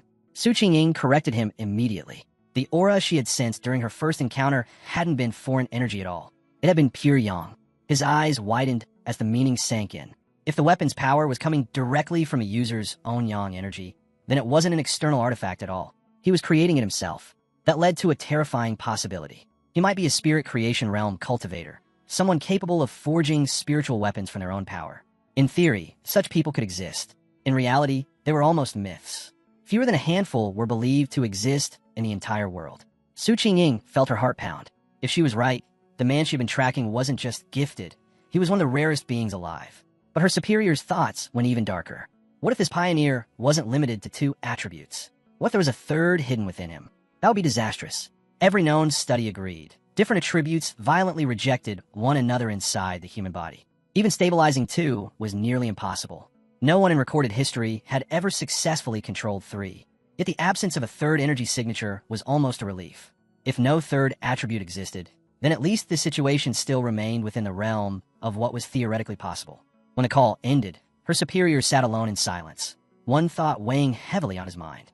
Please, let this man never become humanity's enemy. Meanwhile, Fongi stood beneath the steaming water of his apartment shower, heat washing away the grime and exhaustion of battle. Drying himself off, Fongi let his thoughts drift across the state of the world. Less than a year remained before the official revival of spiritual energy, yet everything was already shifting. Strange incidents surfacing, dangerous monsters appearing, and pioneers rising on their own, without waiting for permission. A soft glow of golden yang energy pulsed across his palm as he casually dried his clothes. His mind returned to the hostile men at Lava River. Once a body touched the spiritual world, it became sensitive to its tides. That was why, even without government approval, countless pioneers had already broken through into the one-star Ghost Axe realm. And now agents like Su Qingying were actively searching for them. Fongi could see it clearly for what it was. This era was a fragile balance, a cautious standoff between the government and independent pioneers. Both sides probing, both sides feeling out the unknown, neither daring to move too fast. Standing alone in his room, Fongi thought of Major Han Li, of Su Qingying, of the world as it existed now. For the moment, the monsters were still contained. The various pioneer factions had not yet collided head-on, but as he finished getting dressed, he felt just how thin and unstable that peace truly was. The government had already established the Spiritual Energy Cultivation Association, yet its existence remained hidden from the public. Fongi understood their reasoning. People were already noticing strange phenomena. Monsters, distortions, unnatural events. The authorities were trying to prepare humanity quietly, releasing pressure in small doses instead of igniting mass hysteria. His recent victories hadn't softened his outlook. If anything, his judgment of the future had grown darker. The core issue was hesitation. The government lacked the resolve to announce a new cultivation era outright. With a population this massive, the moment the truth was exposed, chaos would explode. Riots, death, fear, the collapse of order. Even official pioneers would be powerless to contain that wave. From that perspective, their cautious strategy wasn't wrong. Fongi knew better than most. Human panic could be deadlier than any monster. What unsettled him was something else. The speed at which the monsters were evolving. Faster than he had expected. His thoughts returned to the factory battle. Candle Knight and the Serpent had both been warped by dark energy contamination, specifically Shadow Attribute, a twisted branch of darkness itself. His system had labeled it clearly, a natural enemy of pioneers. An energy he could not yet absorb. These creatures weren't stupid beasts. They hunted in pairs, set traps, and stalked pioneers like prey. And yet, even these were still insignificant compared to what he remembered from his past life. True dark-type horrors that could wipe out entire nations on their own. The realization left a chill in his chest. If he hadn't arrived when he did, Su Qingying and her entire squad would have been erased without a trace. Still, hope remained. One line from his system echoed in his mind, temporarily unabsorbable. That meant there was a future where even shadow attributes could be turned into his weapon. That single possibility might decide whether humanity survived or fell. Turning inward, Fongi reviewed what he now possessed. The golden sun breathing technique of the yang attribute. The divine thunder tempering of thunder. And the crimson flame blade technique. His arsenal kept expanding layer by layer. Armed with high-tier techniques and the raw force of a 3-star Ghost Axe realm pioneer, Fongi knew very few could stand against him now. Yet even as that power circulated through his body, one reality pressed down on him. This was still nowhere near enough. The ringing of his phone cut through his thoughts. When he glanced at the screen and saw his aunt's name, a flicker of surprise crossed his face. She asked about his health first, then revealed her real reason for calling. His cousin was coming to the city for school. Worried about her safety, she hoped Fongi would let the girl stay at his place instead of putting her in a hotel. He paused. His memory of this cousin was vague at best. A quiet top student who lived buried in textbooks, with little presence beyond that. He couldn't even recall her face. Still, he agreed, mentioning that he had a spare room. When he asked when she would arrive, his aunt said she would send over the girl's contact and let her come on her own. Far away, inside a dim room lit only by a computer screen, long, slender fingers moved swiftly across a keyboard. A hooded girl with exposed ears had just finished that same phone call. Her mother, Fongi's aunt, reminded her to go to her cousin's place by tomorrow afternoon and mention the snacks she had packed for the trip. The girl replied politely that it was no trouble and said she still had work to finish. The glow of the monitor reflected in her glasses as she switched back to a chat group titled Spiritual Energy Revival Martial Arts Vanguard Team. Using the name Feng Heju, she announced that she would be heading to the city and staying with her cousin for a while. She closed it and opened another page, an alert about a location now known as Death Town, tied to something called the Pork Beast Challenge. 3 more people had gone missing. A bloodstained, horrifying image filled the screen. Her eyes sharpened with interest as she read the town's name. Yanghua. Before she could dig deeper, her mother knocked and entered, asking if she had finished packing. Lin Yi said she was ready, though she muttered that she would rather stay in a hotel than trouble her cousin. Her mother immediately refused. Staying with family was far safer than living alone, and she trusted Fongi completely. As she gently urged her daughter toward the door, she added one last reminder: don't cause trouble, and help out when possible. Lin Yi answered obediently, but once the door closed behind her, she let out a quiet sigh. This trip was just another obstacle. Adjusting her glasses, a glint of resolve appeared in her eyes. Whatever her cousin was like, he couldn't possibly be harder to deal with than a monster. The following day, beneath a clear blue sky, a young woman with long dark hair and glasses wheeled a suitcase toward an apartment building. She checked the map on her phone, confirmed the location, then looked up at the building. This should be it, she murmured. At that moment, Fongi stepped out of the building with a bag slung over his shoulder. A young woman standing nearby called out to him, asking if he was her cousin. He paused in surprise, looked her over, then asked if she was Lin Yi. Inside, he had to admit it. He didn't recognize her at all. An awkward silence settled between them, light but unmistakable. Back inside the apartment, they sat on the couch, exchanging stiff, polite words. Fongi asked if she had come to the city for a summer camp. She nodded, smoothly confirming the cover story. He told her to let him know if she needed anything, and she thanked him. After a few more empty pleasantries, he handed her the key to the room across from his before returning to his own. As she watched him disappear down the hallway, Lin Yi felt a wave of relief. Her cousin looked relaxed, harmless, unlikely to poke around in matters that weren't his. But Fongi had already noticed something. From the moment she stepped inside, a faint and unfamiliar spiritual aura had brushed against his senses. Was it a mistake, or was she simply inexperienced at hiding it? Either way, one thing was certain: Lin Yi wasn't here just for summer camp. She was a pioneer. Inside her room, her actions only confirmed it. Lin Yi picked up her phone and sent a message to her martial arts vanguard team, saying her cousin was easy to deal with and unlikely to interfere. The group quickly shifted to discussing the mysterious powerhouse who had appeared at Lava River. Lin Yi warned them not to act recklessly. Too many strong pioneers were still hiding in the shadows. After everyone agreed to wait for her signal, she logged off. Cultivating right now was too risky. If her cousin sensed anything, her cover would be blown. 3 days passed in a blink. For Fongi, living together was becoming a test of endurance. Every cultivation session risked being interrupted. Once she stepped out of the bathroom, wrapped in nothing but a towel, forcing him to cut off his meditation instantly. The blazing golden aura of his yang breathing technique was far too eye-catching to leave exposed. But what truly threw him off wasn't the danger of discovery. It was her constant kindness.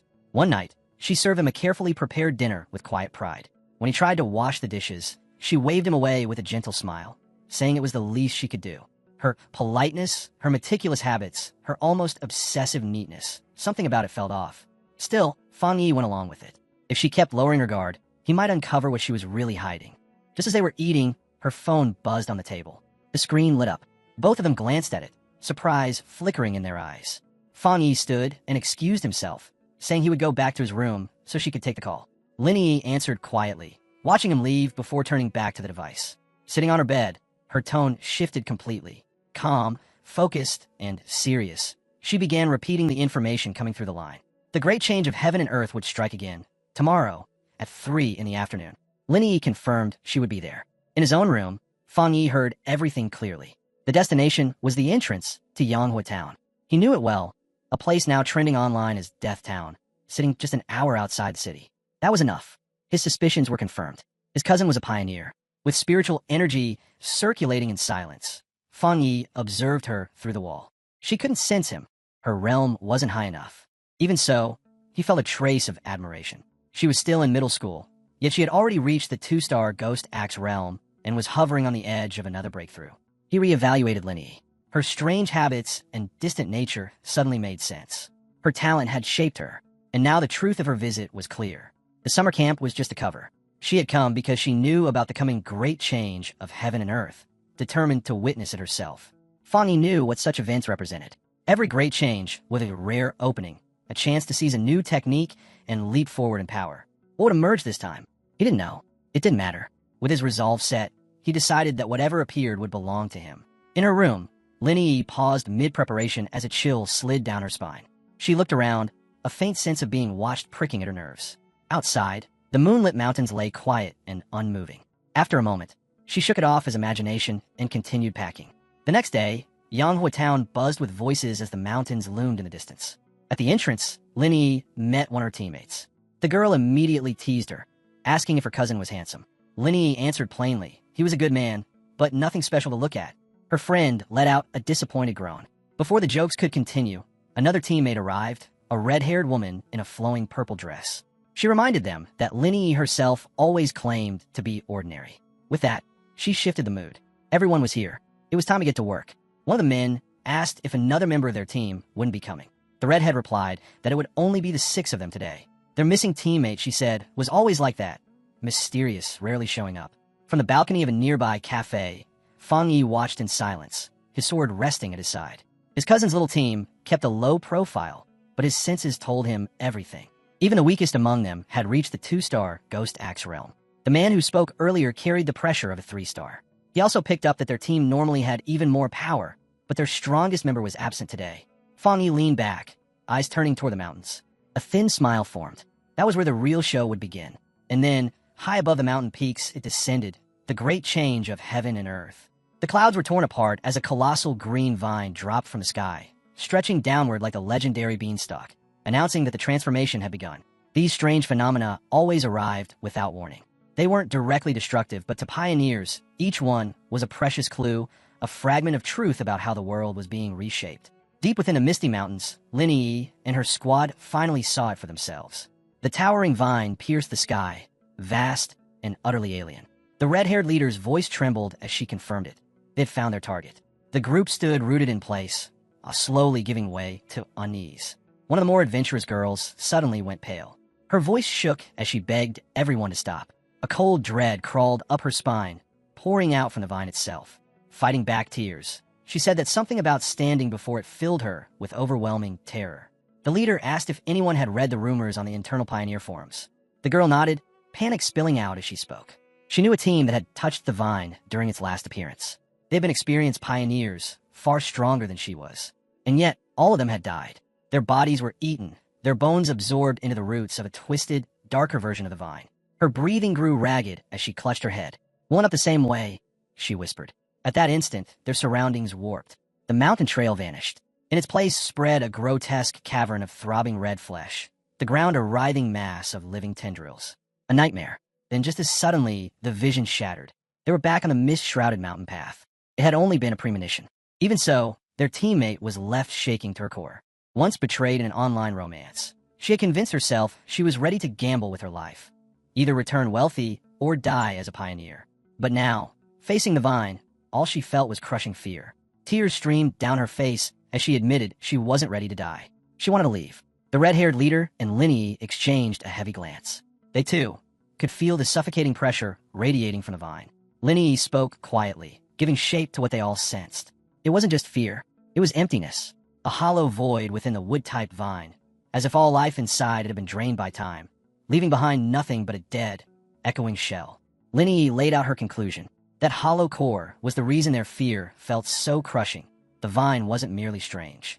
It was feeding on their very life force.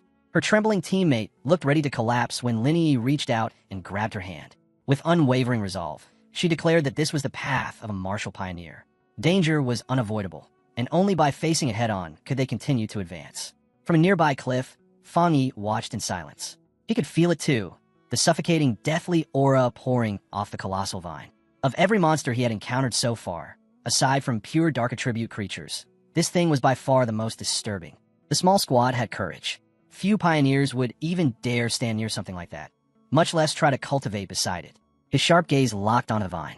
It looked like a plant, a symbol of life, yet there was no vitality inside it at all. What stood before them was hollow, a corpse wearing the shape of something living.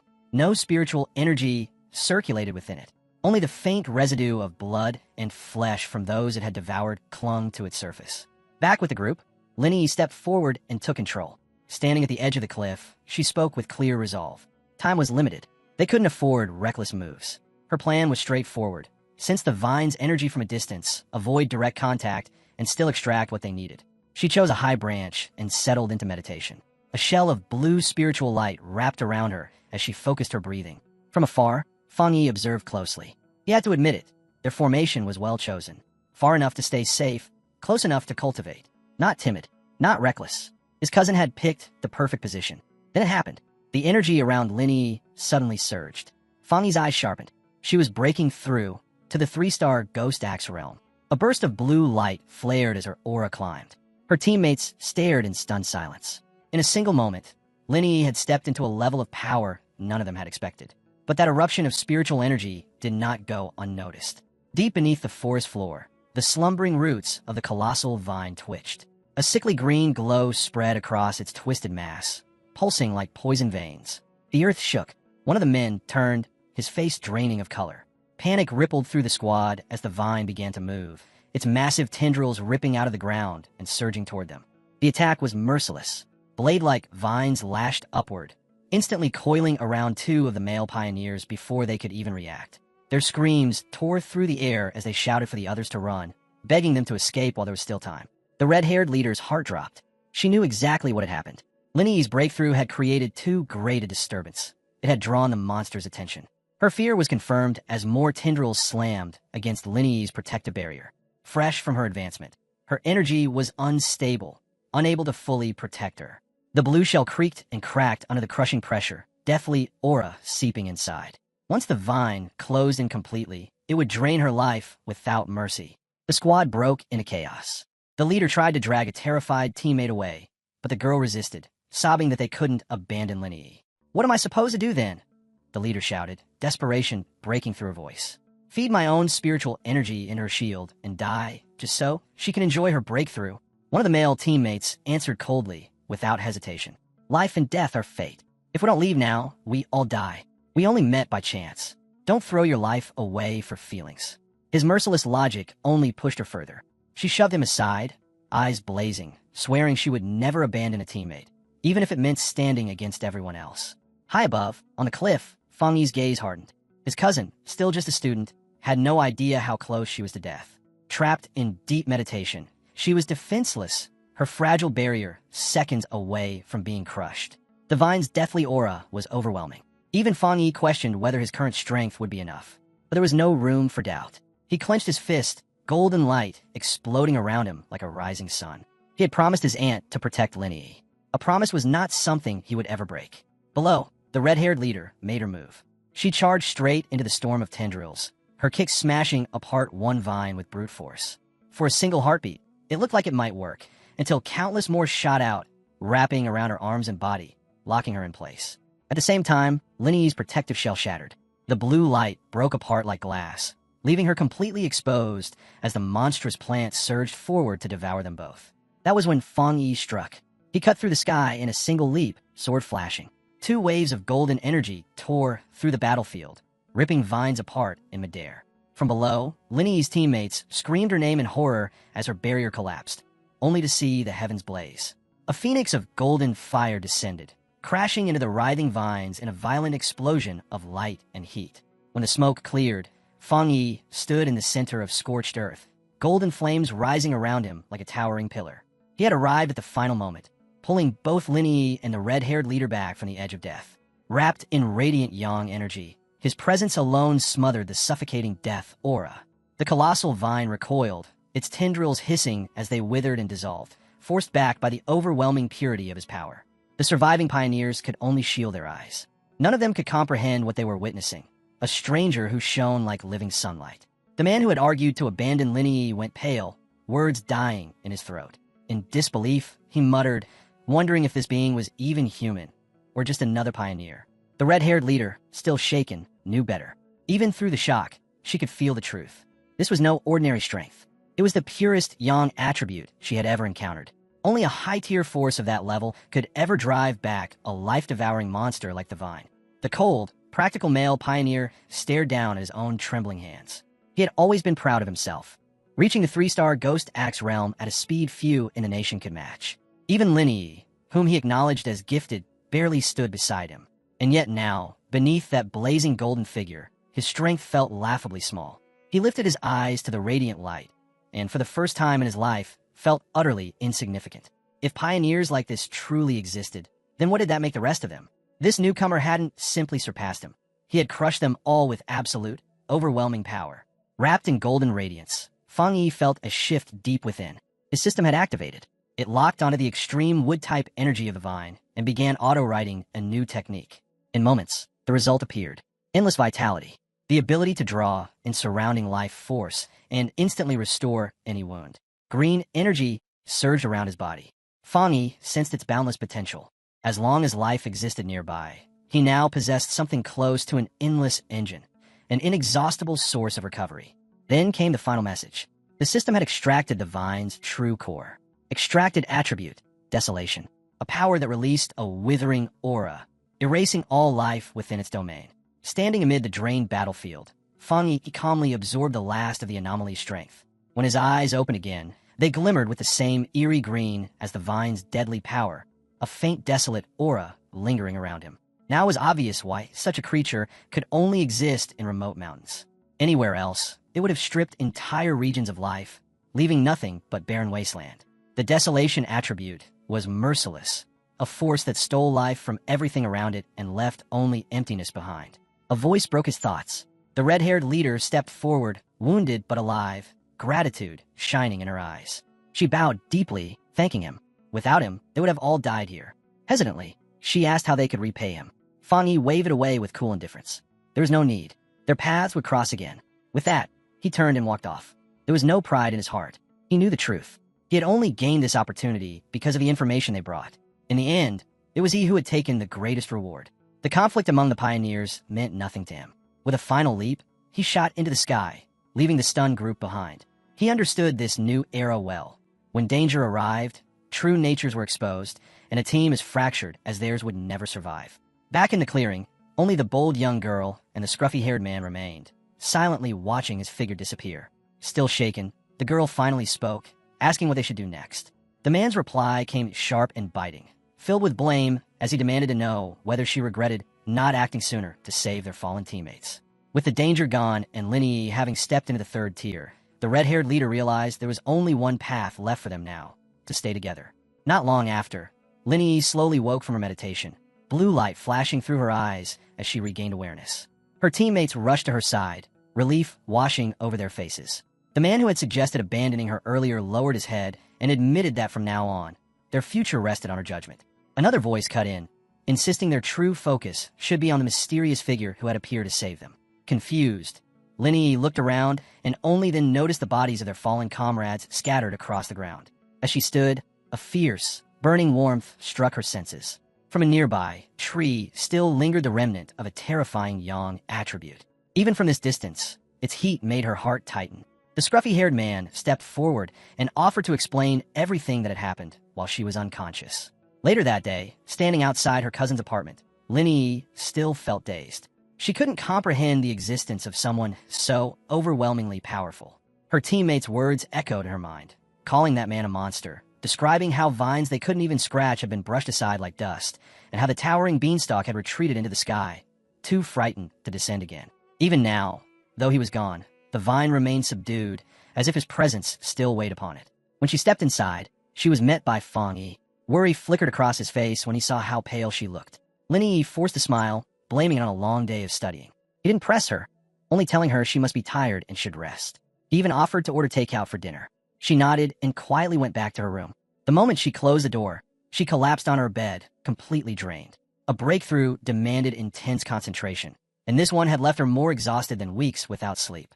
Lying there with her phone in hand, a faint sense of relief surfaced. She wasn't just ordinary anymore. A few sleepless nights wouldn't kill her. She had accepted it. This endless struggle was the destiny of a pioneer in a world that had already begun to change. Thinking of her cousin's calm, mundane life, she realized that road was no longer meant for her. A notification broke her thoughts. The Pioneer Group chat lit up. One name stood out, Garan, the mysterious powerhouse who almost never appeared. This time, his message was brief and cold. If there are any more signs of that man, report them immediately. It was the first time he had ever typed anything in the group, and it instantly drew Yi's focus. She answered right away, backing him up. Then, throughout her own thought, was this unknown rescuer the same figure from the Dark River Lava Dragon disaster? And if it was, what reason would someone that powerful have to step in for people like them? The chat erupted in seconds. One user shared a long breakdown about a high-tier young attribute expert, describing the legendary sun-splitting slash, a strike so bright it had driven onlookers out of a cave under a wave of burning light. The post insisted no pioneer anywhere in sea country could compare to that man, and ended with a blunt warning. If you ever encounter him, stay far away. While everyone argued, Fongi was already moving. He rode his bicycle into the night, calm and steady. After the chaos earlier, he was sure his cousin had dropped her guard. His performance had worked well enough that he could slip in and out without suspicion. That was all the opening he needed. Tonight had a purpose. He had to secure a vessel for his newly awakened desolation attribute. It aligned best with plant life, so that was where his hunt would start. As he pedaled through the empty streets, his mind stayed fixed on the dangerous force now sitting inside him. Desolation was powerful, but it was warped, an energy built on ruin and withering. Binding it directly to his own body was asking for disaster. Worse, it could collide with the clean, violent purity of his thunder attribute. That kind of clash could destroy him. He would not take that risk. No, there was only one answer. He needed a carrier. Something like that abnormal vine. In his mind, the origin of that creature was already clear. An ordinary plant must have sensed the flood of returning spiritual energy, chosen to evolve, and in doing so birthed the desolation attribute to strengthen itself. That understanding locked everything into place. A faint, confident smile crossed his face as he set his course. Guided by the pale shine of the moon, he followed the subtle signs leading toward the forest park. Before long, he reached the vast stretch of city woodland, left his bicycle behind, and walked into the trees. Moonlight spilled through the branches, revealing a wide patch of faintly glowing flowers scattered across the ground. He only needed one, the plant that answered his own spiritual presence, the one that felt like it belonged to him. Fongi closed his eyes and pushed his senses outward. A sweep of green, spiritual energy rolled away from him, flowing through the forest and touching every leaf and stem in its path. The plants answered in return, a soft wave of energy rising to greet him. It was abundant, alive, but still wrong.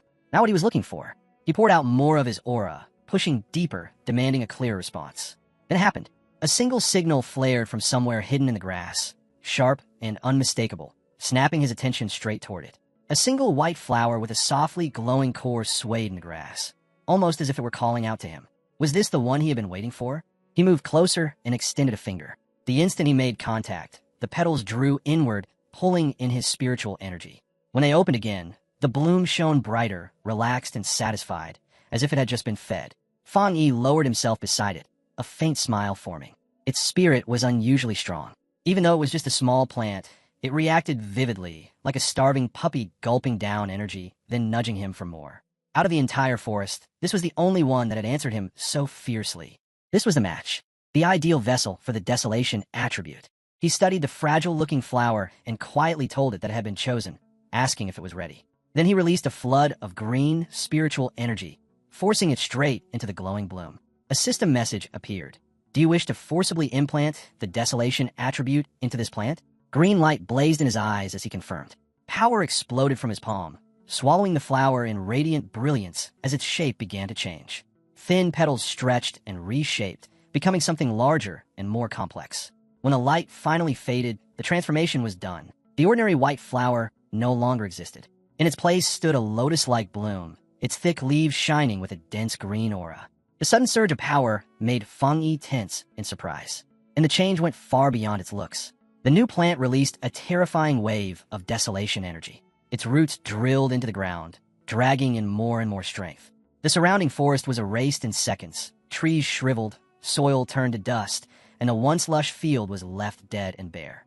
Fongi could only stare at the scale of the destruction. In moments, an entire stretch of forest had been drained dry, and the spreading energy showed no sign of slowing. Then, just as abruptly, the glow weakened and the flower shrank down, settling into a smaller, stable form. Fongi immediately understood the danger. If it kept going, the spiritual energy association would notice. He knelt and tore the glowing plant from the earth, roots included. This park had been a terrible place to experiment, too close to the city, too heavily watched. Even when he arrived, he had noticed the cameras and the eerie lack of people. As he walked away holding his creation, something made him pause. The flower was still alive. More than alive, it was flourishing. Even without soil, it continued absorbing spiritual energy from the air, its light steady and strong. A slow grin crossed his face as he looked at it. Just minutes ago, it had been a wildflower. Now it carried power without losing a single trace of vitality. The truth hit him all at once. By merging the desolation attribute into that plant, he hadn't just strengthened it. He had ripped open its dormant limits and shoved it onto an evolutionary track no natural life form was meant to reach. Fongi was just about to leave the park when a piercing alarm tore through the night. Red warning lights flared between the trees as a cold, synthetic voice announced, abnormal value exceeded. His chest tightened. Even with all his care, the system had still been tripped. Gripping the Desolation Flower, he bolted from the area without looking back. Far away, inside the Spiritual Energy Revival Plant Research Department, the same alert thundered through a brightly lit control hall. Technicians ran between terminals as graphs and readings spiked wildly across their screens. "The anomaly is off the charts," one shouted. "What's going on out there?" Another snapped. Orders came down instantly. All personnel were told to activate their protective bracelets, deploy to the park, and seal the perimeter. Nothing was allowed in or out. Not long after, a heavily geared response unit reached the section of forest Fongi had stripped dry. Where lush greenery had stood, only gray, dead trees, and fractured earth remained. One man glanced at the glowing data on his wrist and stiffened. "It's 30, he muttered. His voice trembled. "That can't be right." A heavy silence spread through the team. Everyone knew the numbers. The Qingqing University event had only reached 8 to 10. Even the Dark River Lava Dragon, a catastrophe that had shaken the entire region, had peaked at 25. Yet here, in a city park that never went past 10, the reading was 30. Another technician crouched to collect soil while his partner gave a tense report. Air pressure, moisture, sunlight, everything's normal. But the vegetation, it's like all the life was ripped out at once. The team leader's eyes hardened. "Move toward the center." That's where it started. Before anyone could step forward, a sharp command rang through their comms. "Stop. No one moves another inch." The senior researcher with glasses had cut in, and his authority froze everyone. His voice was calm but heavy. "The energy you're picking up is desolation. Do not make contact." Uneasy looks passed between the younger members. Then he asked quietly, "Do you know about the vine that fell from the sky not long ago?" The group stiffened. One junior finally spoke, pale and shaken. You mean the devil vine? The A-level mutated one?" The senior researcher gave a slow nod. A projected image of the twisted vine appeared before them, its towering form looming as faint silhouettes of trapped lives writhed at its base. "This," he said in a low voice, "is where its power truly comes from. That was why it was so lethal. That was why so many pioneers had died to it. Its core was desolation itself, a parasitic force that devoured everything around it and turned all it consumed into its own." The young researcher who had almost walked into the lifeless zone stumbled backward, gripping his chest as icy sweat soaked through his clothes. Gasping for air, he muttered hurried thanks to the senior researcher, fully aware he had just brushed past death itself. The older man spoke with heavy gravity. Any place where a plant awakened the desolation attribute became a dead zone. Anyone who crossed into it would have their very vitality drained away. He brought up another case. An ancient decaying tree in one city of Xia country, a forbidden region where every living thing that approached had been wiped out on the spot. Staring at the ruined woodland in front of them, his expression tightened. In this new era, plant mutations could no longer be treated lightly. Among all possible awakenings, desolation stood at the top in both danger and destruction. And now, beside the ancient tree and the celestial vine, a third one had emerged. Before he could go further, a firm hand landed on his shoulder. The researchers turned to see Major Hanley approaching, his face set hard, a squad of soldiers at his back. He had already been informed. "Switch to advanced suits," he commanded, gesturing toward the protective equipment. "We're entering." Moments later, the team was fully geared up, now joined by Su Qinging. With Hanley leading, they moved straight into the dead zone. Scanners hummed as numbers flickered across their displays. But instead of clarity, the readings brought confusion. The desolation aura was already fading, dropping to 25 since their arrival. Even stranger, there was no visible origin. This was nothing like the celestial vine, whose presence should have continued to spread without end. Han Li's gaze sharpened as he shared a tense look with Su Qinging. She answered with a small nod, and together they advanced further into the devastated center. Two specialists, blue spiritual light surrounding them, began tracking the lingering energy trails. Those fading lines led them inward, step after step, until both suddenly stopped, shock written across their faces. Han Li and Su Qinging understood at the same time. The desolation source hadn't simply dissipated. It had been removed, uprooted, and taken away. One researcher, his words muffled behind his mask, spoke in disbelief. "That's not possible. How could anyone carry something like that?" Han Li grasped the danger immediately. If someone had truly entered a desolation dead zone and walked out with its core, identifying them was no longer optional. Su Qingying had already reached her answer. She raised a glowing datapad, displaying the result of a large-scale analysis. A familiar name and face appeared, Fongi. His movements matched this incident and another recent mutation exactly. Han Li looked over the file briefly before nodding. I'll send you everything we have on Fongi, he said, confirming that this was the same pioneer she had dealt with before. Adjusting his hat, he spoke in a hard, final tone. From this point on, it falls under your association. With that, he turned and left, leaving Su Qing alone in the ruined clearing, the cold glow of her data pad reflecting off her tense face. 2 hours later, inside his apartment, Fongi gently placed the Desolation Flower into a small pot. He paused to look at it, a faint smile appearing as the thought struck him. This was the first flower he had ever raised. Letting out a quiet laugh, he gave it a name, the obedient little white flower. As if it could hear him, he spoke softly, telling it that now that desolation had merged with it, it would grow by itself and one day become a powerful helper. Its ability to drain life would make it lethal in combat, while its simple, harmless look would let it stay hidden right under his cousin's nose. His fingers brushed over a petal as another idea settled in his mind. In this brutal new world, brute force alone was never enough. The ones who survived were those who carried the most concealed weapons. The calm was broken by his phone vibrating. He checked the screen, his eyes widening. The caller was old Wang Liang, his childhood friend. They hadn't spoken since Fang Yi had left 3 years earlier to join the army. Old memories surfaced, the two of them inseparable back in school, until Wang Liang had suddenly announced his enlistment and disappeared from his life. He answered, and a familiar laugh came through. "You're back in town? Come have a drink at our old place," Wang Liang said brightly. Fang Yi paused, surprised by the sudden call. Wang laughed again. "I've got something big to tell you. Just don't freak out when you hear it." What sounded like a simple reunion was nothing of the sort. When the call ended, the truth became clear. Wang Liang was not alone. In a dim room, he sat reporting to a red-haired woman scarred by countless battles, her military uniform bearing the insignia of high rank. Su Qingying sat at the same table, her face unreadable. Wang Liang confirmed he had followed her orders. Then, hesitating, he asked if Fang Yi could be spared if he turned out not to be their target. The red-haired officer tapped her fingers against the table, eyes cold. She brushed his request aside. "Focus on your task. That's all." Then, in a flat, merciless tone, she added, "If he isn't who we're after, take it as the price he pays for being your friend." In a quiet bar, Fang Yi and Wang Liang clinked their beer bottles together. They drank and talked, filling in the missing 3 years. Fang Yi couldn't help noticing how different his friend looked now. Calmer, sharper. The military had clearly carved its mark into him. Wang talked about his years in uniform for a while, then shifted the focus back. "What about you, Fang Yi? How have you been all these years?" Fang Yi kept it simple, saying he was fine and that he had gone to college. As he drank, memories from his previous life drifted through his mind. Back then, he had never crossed paths with Wang again. His friend had likely died like so many other soldiers, lost in some forgotten battlefield. Maybe this time, he could change that ending. Then Wang's voice grew low. "Tell me something, Fang. Have you noticed anything strange lately?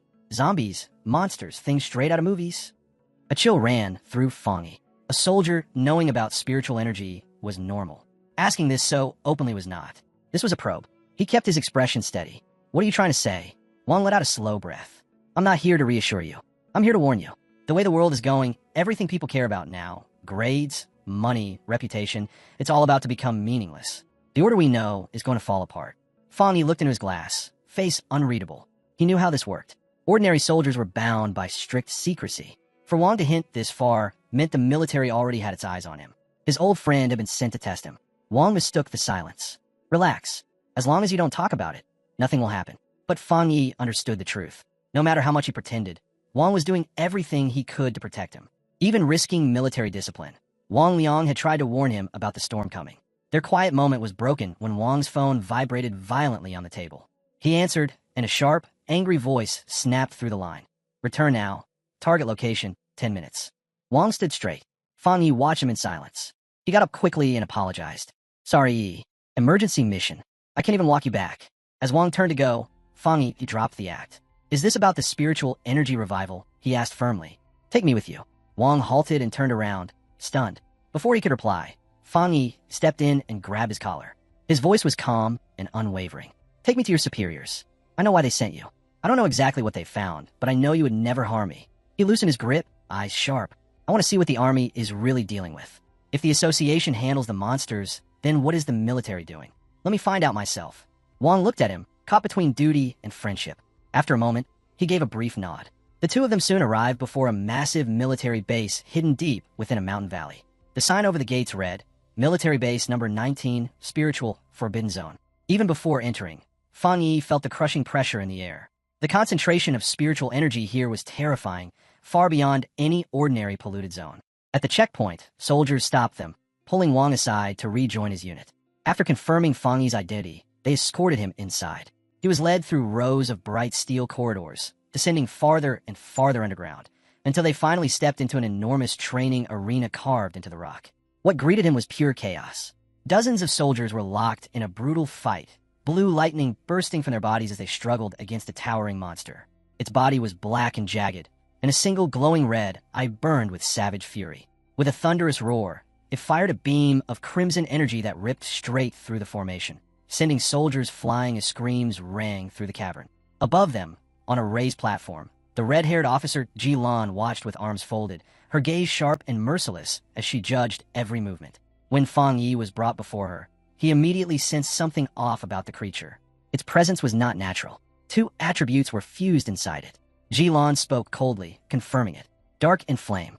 A perfect combination. That's why it's so dangerous. She added that several soldiers had already been badly wounded. A display beside her showed her rank. Ji-lan, Ghost Axe Realm, 3-star officer. Her eyes cut toward Wang Liang. Wang Liang. He snapped to attention. Why did you bring an unauthorized civilian into a forbidden zone? She demanded. Before he could explain, she waved it off. Forget it. We don't have time. Get into position. Then she turned to Fongi. One glance was enough for her to judge him. His spiritual energy was weak, barely awakened. For a moment, she wondered if he could be the pioneer they were hunting, but the thought vanished just as quickly. He was irrelevant. Because you're Wang Liang's friend, I won't pursue this, she said flatly. But you're inside a restricted zone.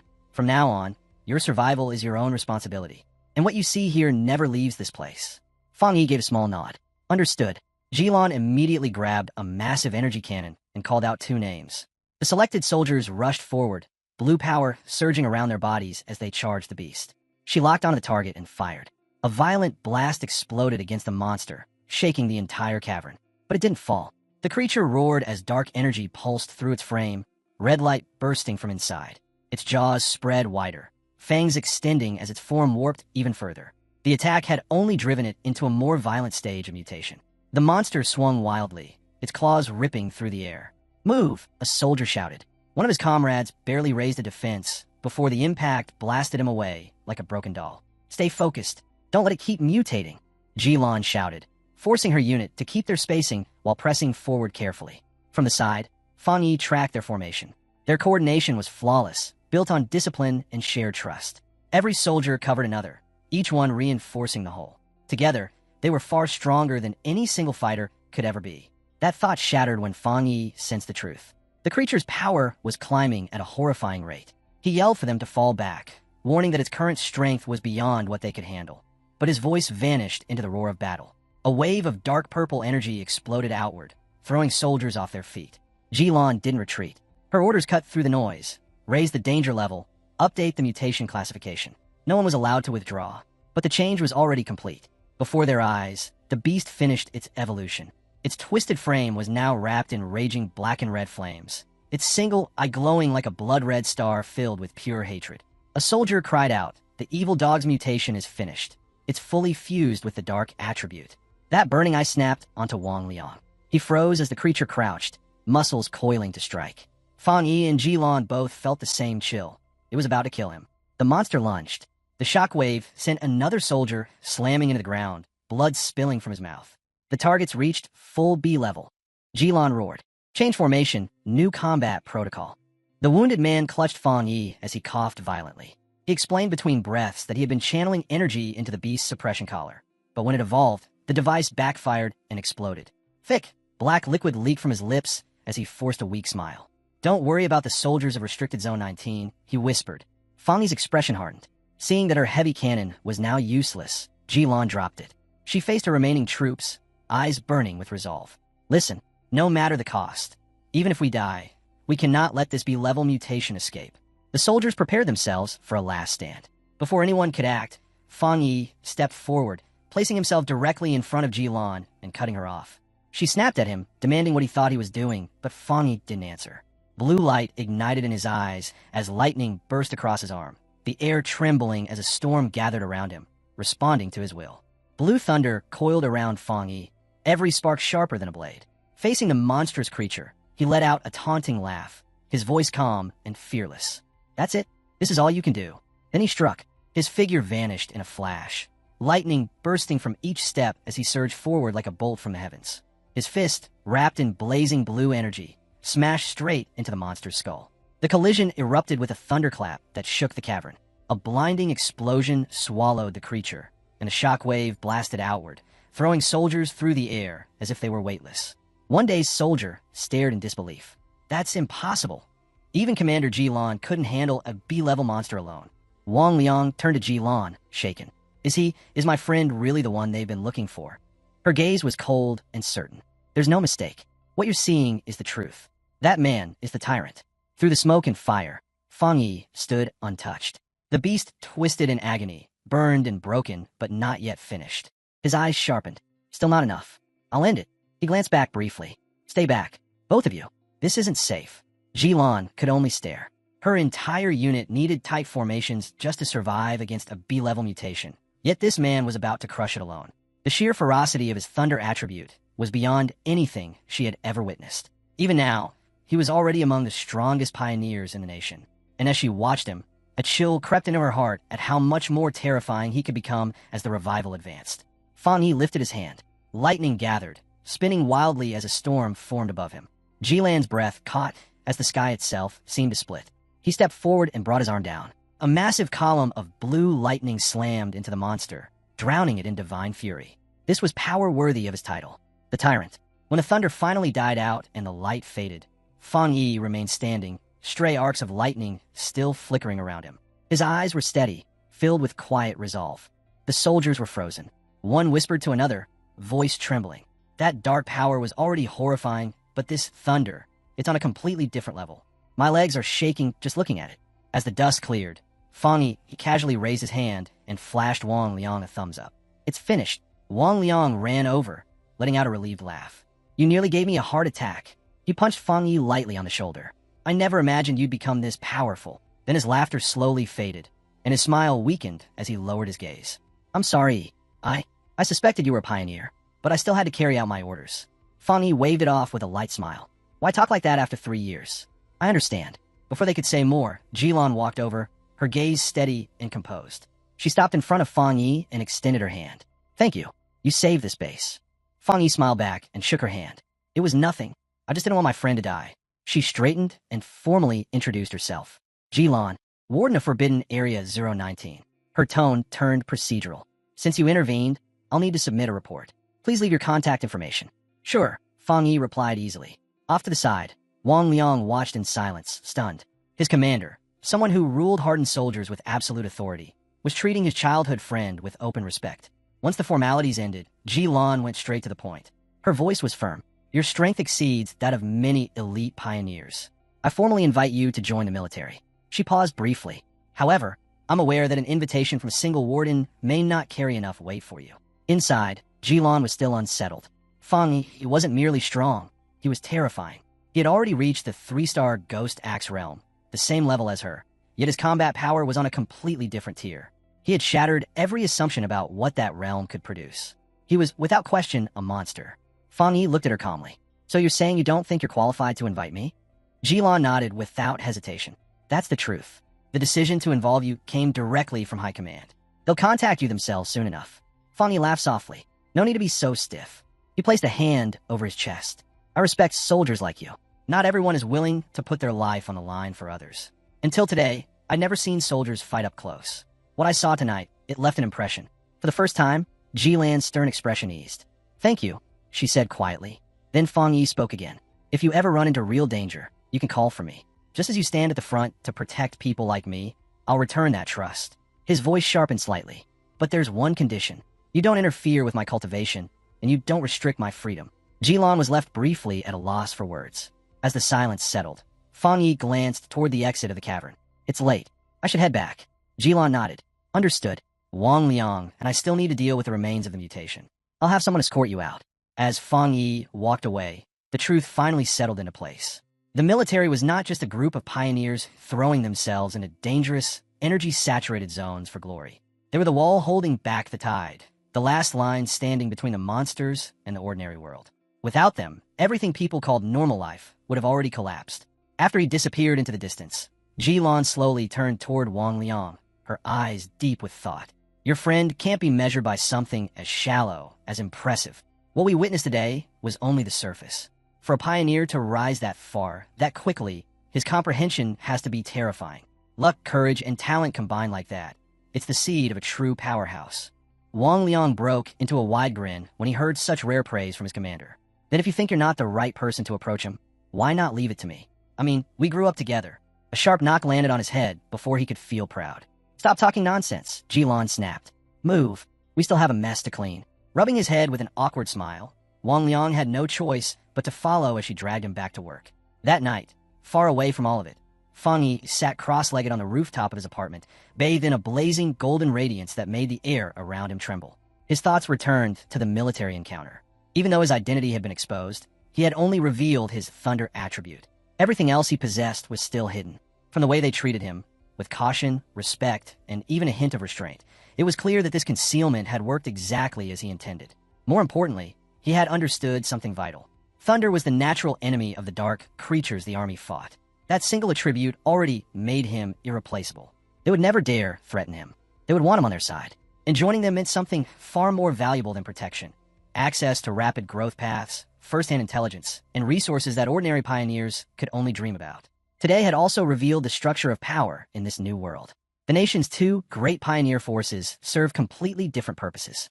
The military, led by people like Jilan, stood guard over the forbidden zones, acting as silent sentinels against disasters that could wipe out entire regions.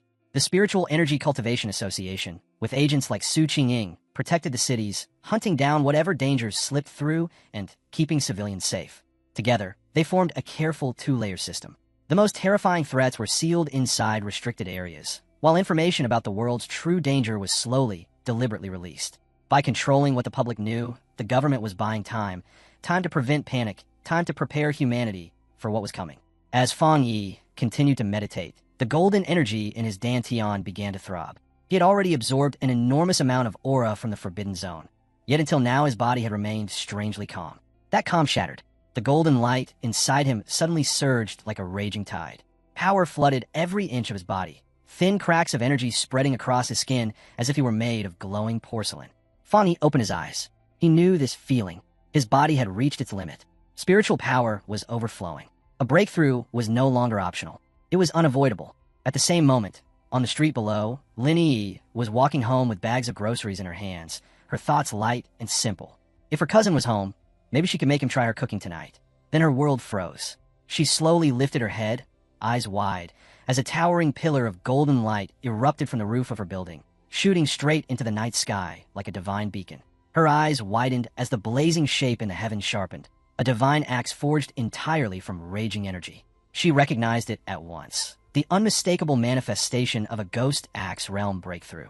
But something was wrong. The scale was absurd. The pressure was suffocating. That burning axe hanging in the sky was far beyond anything a normal ghost axe pioneer could produce.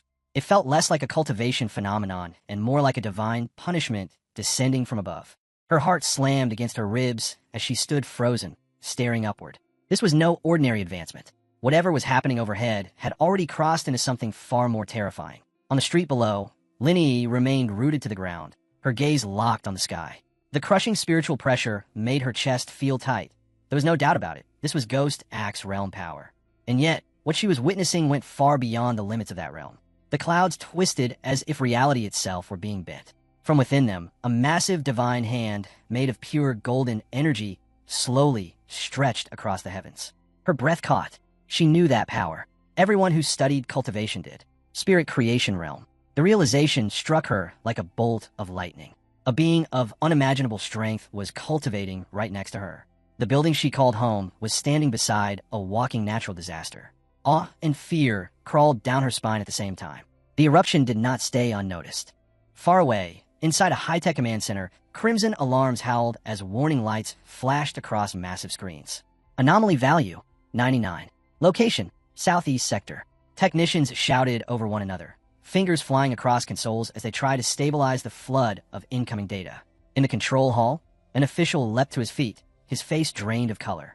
Deploy all units to the site. Immediately, Su Qingying stood beside him, staring at the readings in disbelief. How could something this powerful escape detection? A surge like that could erase an entire city. In another command room, Military leaders gathered around a holographic map of the city, their faces dark. "There are only two explanations," one general said coldly. "Either a spirit creation level pioneer has appeared, or a catastrophic event is unfolding." Another officer narrowed his eyes. "It could be both." The senior official grabbed the comm device, hands trembling as he barked orders to headquarters, demanding every piece of advanced equipment be mobilized, everything short of strategic weapons. Before he could finish, the doors burst open. A subordinate rushed in, breathless and pale. "Cancel the alert," he shouted. "It's not a monster. It's a pioneer undergoing promotion." Back on the rooftop, the storm of golden radiance finally receded. The sky returned to its quiet darkness as Fongi slowly opened his eyes and released a steady breath. His breakthrough was complete. One-star spirit creation realm, he murmured, almost casually. His body felt lighter, sharper, and filled with a new level of control, even if the raw increase in power wasn't overwhelming. The vibration of his phone interrupted his thoughts. A message from Wang Liang appeared on the screen. The words were direct and urgent. "A new anomaly has appeared. Location, Qingcheng University Playground.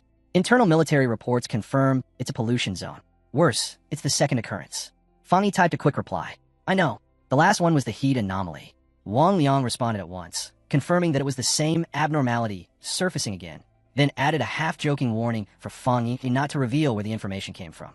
Fongi smirked at the screen and fired back a teasing reply, saying maybe he really would report him. But Wang Liang's tone shifted immediately, the joking vanishing. He told Fongi to be careful, admitting that he was honestly worried about him. Fongi set the phone down, his gaze turning quiet and distant. Wang's concern only confirmed what he already believed. This was exactly why he stayed cautious with both the military and the association. The brighter someone shone, the more danger they attracted. That was why his Yang Flame attribute and his Crimson Flame blade technique remained buried. Those were his trump cards, meant to stay hidden until the moment his life truly depended on them. He typed one last message, telling Wang Liang not to worry and hinting that he still had more than a few tricks left. The sound of the door opening pulled him back to the present. Linny walked in, announcing she was home. When she spotted him on the couch, she asked if he had eaten and held out the takeout she had bought. Without lifting his eyes from the phone, Fongi told her to put it on the table and said he would eat later. Linny watched him for a moment, a faint frown forming.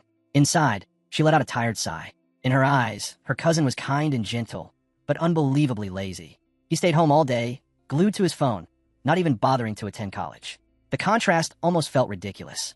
She and the other pioneers lived in constant tension, hiding who they were while chasing power and survival. Yet Fongi lived so freely, so carelessly, as if nothing in the world could touch him. Too exhausted to lecture him, she went to her room and fell onto her bed. As her eyes closed, her thoughts drifted back to the shocking news. A spirit creation realm pioneer had appeared in their district. Soon, the entire city would be talking about it. In the silence, she made a quiet promise to herself.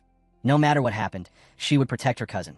Meanwhile, Fongi wasn't wasting time scrolling aimlessly. He was watching the footage Wang Liang had sent. The university playground was swallowed by towering flames, the scene looking more like a battlefield than a campus.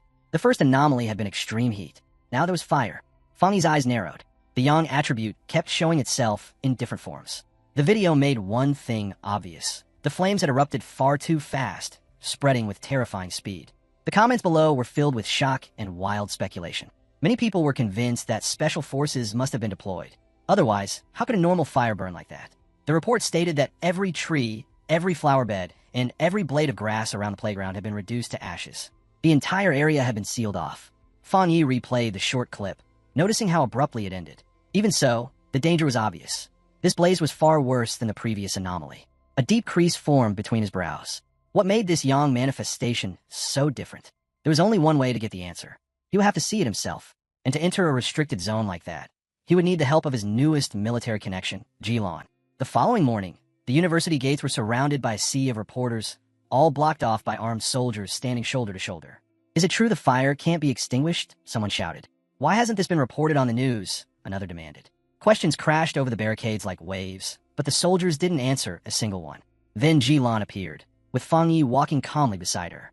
Cameras instantly swung toward them. The reporters whispered in confusion, trying to figure out who these two were. Before anyone could react, the soldiers guarding the entrance stepped aside without hesitation, opening a clear path straight through. The crowd was left staring in disbelief. They hadn't been allowed to move an inch, yet these two passed through as if the gates were made for them. Inside the sealed zone, thick smoke still lingered in the air. What had once been a lively playground was now nothing but scorched earth and twisted, blackened remains. Fongi swept his eyes over the devastation. "So, this is Skyfire?" he asked quietly. Jilon nodded. "That's its official designation. It appears without warning, and nothing can put it out.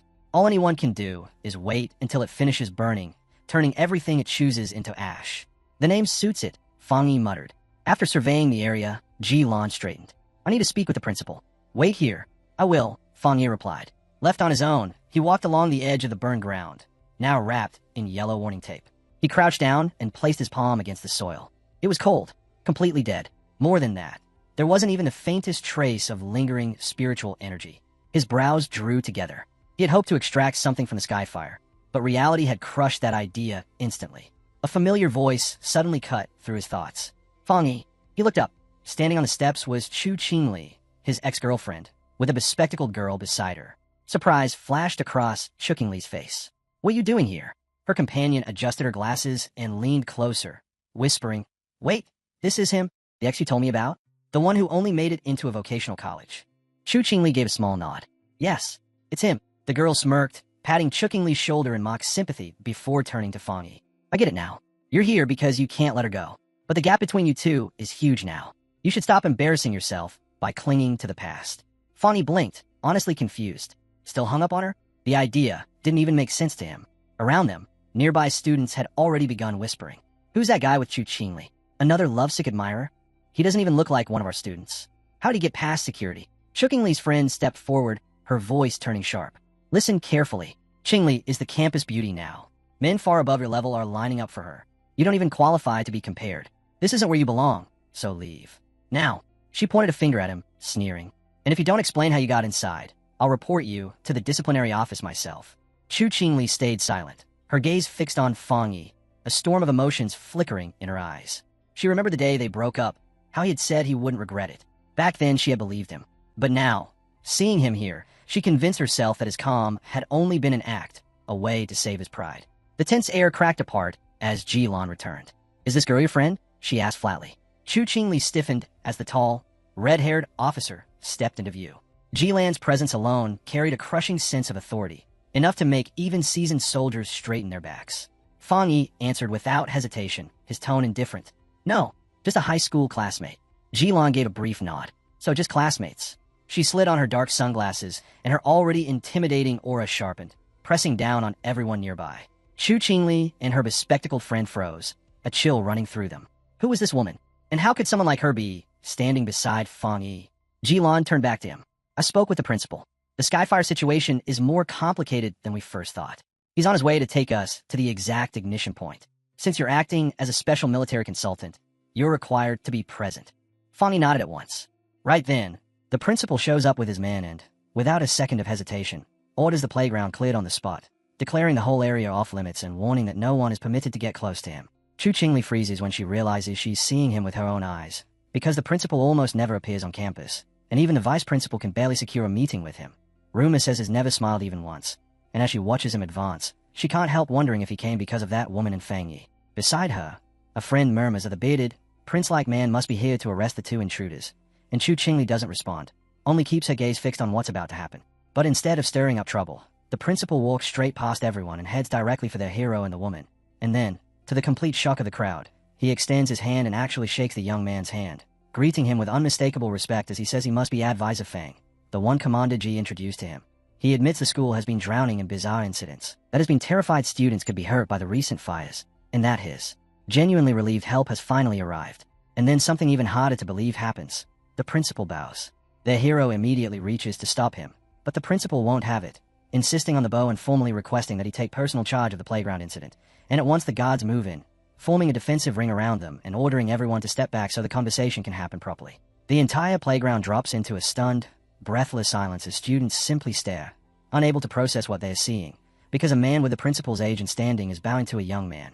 Whispers begin to ripple through the crowd that this guy must be someone with an extraordinary background, and now it makes sense why he was allowed into the academy. As the murmuring swells, some people laugh bitterly at their earlier guesses, asking who had been the one to claim he was Chu Qingli's suitor or her ex-boyfriend, while others sneer at the idea altogether, saying that even if she chased him, there's no chance she could ever reach someone on his level.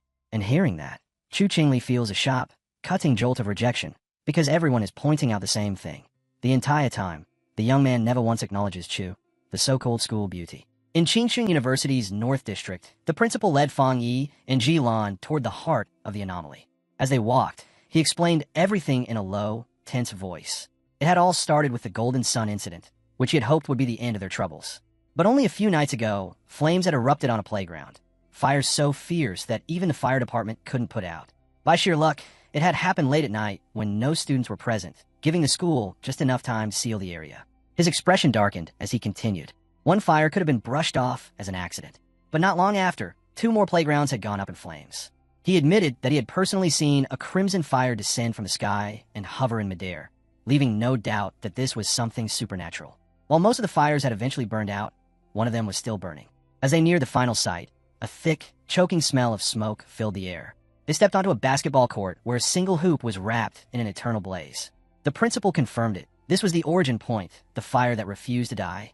Jilan checked the device, strapped to her wrist. The display showed a reading of 11. She explained that it was a spiritual anomaly detector, and anything above 10 was already classified as a disaster-level event for ordinary people, the kind that required a full lockdown.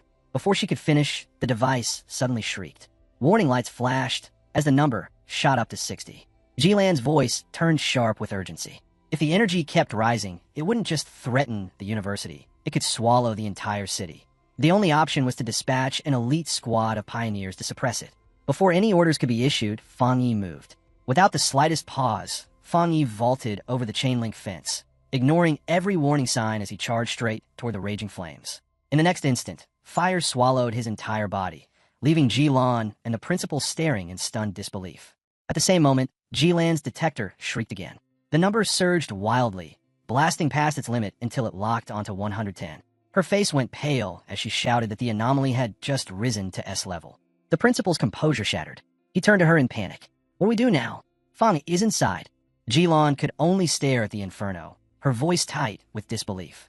Even the elite soldiers who fought inside the forbidden zones wouldn't dare walk alone into something like this. Yet within the roaring sea of flames, Fongi stood unmoving, completely unharmed. The fire raged around him, but not a single spark touched his body. He understood why. Just as his yang attribute had once shielded him from divine thunder, it was now protecting him from the skyfire. But in the next heartbeat, he realized the problem. That same aura that kept him safe also prevented him from touching the true source of the flames. Without direct contact, his system couldn't trigger and form a new technique. His greatest defense had become his greatest obstacle. To take control of this power, he had to reach the heart of the fire. The skyfire coiled around the basketball hoop like a colossal blazing dragon, its violent energy surging with every crackle. Fongi locked his gaze onto the core and made a decision that bordered on madness. As the flaming dragon lunged toward him, he shut down his golden sun aura, stripping away all protection in a single instant. The skyfire slammed into him. Searing energy tore through his body, agony exploding in every nerve, but Fongi didn't retreat. He forced himself forward, driving his hand straight into the source. The moment he made contact, the system responded. A notification appeared, confirming detection of an intense skyfire attribute fluctuation. Even as pain threatened to tear him apart, a fierce smile spread across Fongi's face. The skyfire's power was terrifying, until even stronger than the desolation attribute he had absorbed before. But Fongi didn't waver. No matter the cost, he would claim it. The system rapidly processed the data. A new window flashed into existence, announcing success. He had obtained the Skyfire attribute technique, the 9-dragon Skyfire sealing art, a fearsome power designed to destroy evil and imprison demons. The raging flames reacted instantly. Like a dragon forced into submission, the fire curled around his arm, no longer fighting him, but obeying. The system confirmed the technique was fully unlocked. With that, Fongi focused on the final step, extracting the Skyfire attribute itself. The raw essence poured into him, merging with his body. His eyes flared with a deep crimson glow, while burning patterns etched themselves across his face, marking him with living flame. Hands forming a seal, Fongi's eyes burned like twin embers as he prepared to unleash his newly claimed power. His voice rang through the inferno as he called out the name of the 9 dragons' Skyfire sealing art. In the next instant, enormous chains of blazing crimson energy erupted from his back, surging outward like living serpents as they tore through the raging flames. Beyond the fence, Jilan and the principal stood rooted to the ground, stunned by what they were witnessing. Jilan recognized the aura immediately. It was sealing energy, the same type she had only ever seen once before when a top-tier military pioneer had sealed an entire forbidden land. Fongi's method was different, but the sheer weight of that power was identical. With a single command, Fongi ordered the chains to tighten. They pulled inward with crushing force, dragging every trace of the violent skyfire into a single, compact sphere. The raging inferno was compressed into a glowing orb bound tightly by the burning chains. Suspended in midair, Fongi floated with it, then slowly guided the sealed fire back down toward the basketball hoop. When it was set in place, the process was finished. He landed lightly and turned toward Ji-lan and the principal, explaining that the skyfire had been sealed for now. He warned them not to reopen the playground or allow any repairs nearby. At the very least, this would prevent the flames from spreading. The principal nodded quickly, promising that the area would remain sealed. With so many playgrounds on campus, losing one was hardly an issue. Ji-lan, however, remained silent, her sharp eyes fixed on Fongi, her thoughts impossible to read. Still impressed, the principal praised Fongi's ability and even offered him further assistance if needed. Ji-lan immediately cut in, saying she needed to speak with Fongi alone. The principal took the hint and left without hesitation. When they were finally alone, Ji-lan turned to him, her voice calm but heavy. She said that he had hidden his true strength far too well. Fongi waved it off, speaking casually as if it meant nothing, claiming the skyfire had simply been difficult to deal with. Ji-lan's eyes narrowed. She told him to stop pretending. She wasn't talking about the flames at all. She was talking about him. After a brief pause, her tone softened slightly. Every pioneer had their secrets, she admitted, especially someone like him. Fongi remained silent, his expression composed. Then her voice grew more serious. She said that while she had no right to demand anything from him, she still hoped he would listen. Ji-lan spoke of a future filled with chaos, a time when the world would be thrown into turmoil and the Xia nation would desperately need individuals at the very top. She made his value clear without hesitation. Once spiritual energy fully revived, a person of Fongi's strength would be the equivalent of a nuclear weapon in the modern world. Because of that, she warned him, every major faction would come for him. The military forces guarding the Forbidden Zones and the Spiritual Energy Cultivation Association would both fight to recruit him. Even high-ranking officials would appear in person, offering conditions that ordinary pioneers could never hope to receive. She admitted that her reasons weren't entirely selfless. If Fongi joined her unit, she would gain an irreplaceable ally, and he would gain a powerful connection. That was why she wanted him to think carefully now, to decide where he wanted to stand when the inevitable invitations arrived. Fongi was silent for a moment before voicing the doubt that had been lingering in his mind. Why did both she and Wang Liang seem hesitant to recruit him into their own forbidden zone? Almost as if they felt they weren't qualified to. Ji-lan didn't hesitate to answer. It wasn't hesitation at all. It was because of another military region, one so legendary that she was certain it would interest him far more than her own. A force whose strength dwarfed most others. A faint smile appeared on Fongi's lips as he asked if she was talking about one of the top-level units. Ji-lan confirmed it. She admitted she hadn't had much direct contact with them, but their reputation was everywhere. They had been moving so aggressively lately that even other military regions could feel the pressure. She then changed the subject, suggesting they leave this conversation for another time. The principal had invited them to eat at the university cafeteria, and they were already late. As they walked, Fongi's thoughts grew heavy. Her words had revealed something unsettling. Even most powerful forces in the nation were under strain. That could only mean one thing. Terrifying anomalies had already begun to appear, threats far beyond what most pioneers could handle. To face such dangers, even cultivators of the spirit creation realm like him would be sent out, perhaps even beings above that level. A sense of urgency settled deep in his chest. The full revival of spiritual energy was approaching, and he was still not strong enough. He pushed those thoughts aside and focused on what he had just gained, the Skyfire attribute. He examined its nature. Violent, chaotic, a flame that devoured everything without mercy. And that was exactly what made it so terrifying. Skyfire was the perfect counter to anomalies that could endlessly regenerate or multiply. Then a realization struck him. The wild power Skyfire was a perfect match for his Crimson Flameblade. If his sword were infused with this new attribute, his combat strength would leap to a completely different level. To test his theory, Fongi headed toward the back mountain, his usual training ground. But when he arrived, a massive warning sign blocked the path, declaring the area dangerous and strictly forbidden. Fongi stopped in his tracks. There hadn't been any monsters there, and the military couldn't possibly have discovered his training spot that quickly. That left only one possibility. The Spiritual Energy Cultivation Association had sealed the mountain off for him, trying to give him a private training ground in exchange for his favor. A faint smile curved across Fongi's lips. If they were willing to hand him a gift like that, he had no reason to turn it down. Then his expression shifted. His senses caught something wrong. Someone, or something, was on the mountain. An intruder. He focused on the aura, and recognition flickered in his eyes. It felt similar to the mutant he had fought at the factory, though weaker. From between the trees, a massive monkey-like creature stepped into view, its red eyes glowing in the shadows. It moved with caution, not blind rage. It was thinking, measuring him. Fongi tightened his grip on his sword, faint energy already gathering along its edge. If there was ever a time to test his new power, this was it. A system prompt appeared before his eyes, asking whether he wished to infuse his Tang sword with the Skyfire attribute. The description flashed alongside it, describing Skyfire as a radiant force designed to eradicate evil. Fongi accepted without hesitation. In the next instant, his sword erupted into a roaring pillar of fire, crackling with violent heat. A sharp grin spread across his face. This was exactly what he wanted, to combine Skyfire with his crimson flame blade, and the mutant standing before him would be the first proof. He swung. A raging storm of flames tore forward.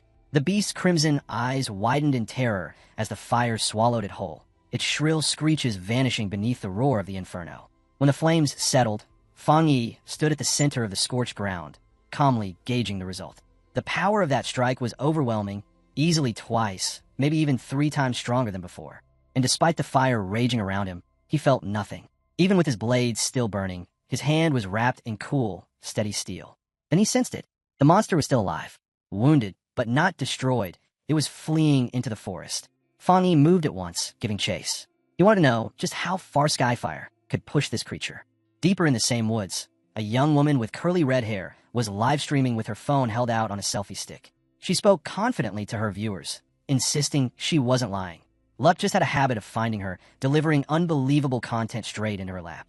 Her audience wasn't convinced. Messages flooded the chat, daring her to prove it by going to Tsinghua University to capture footage of the mysterious Skyfire that everyone was talking about.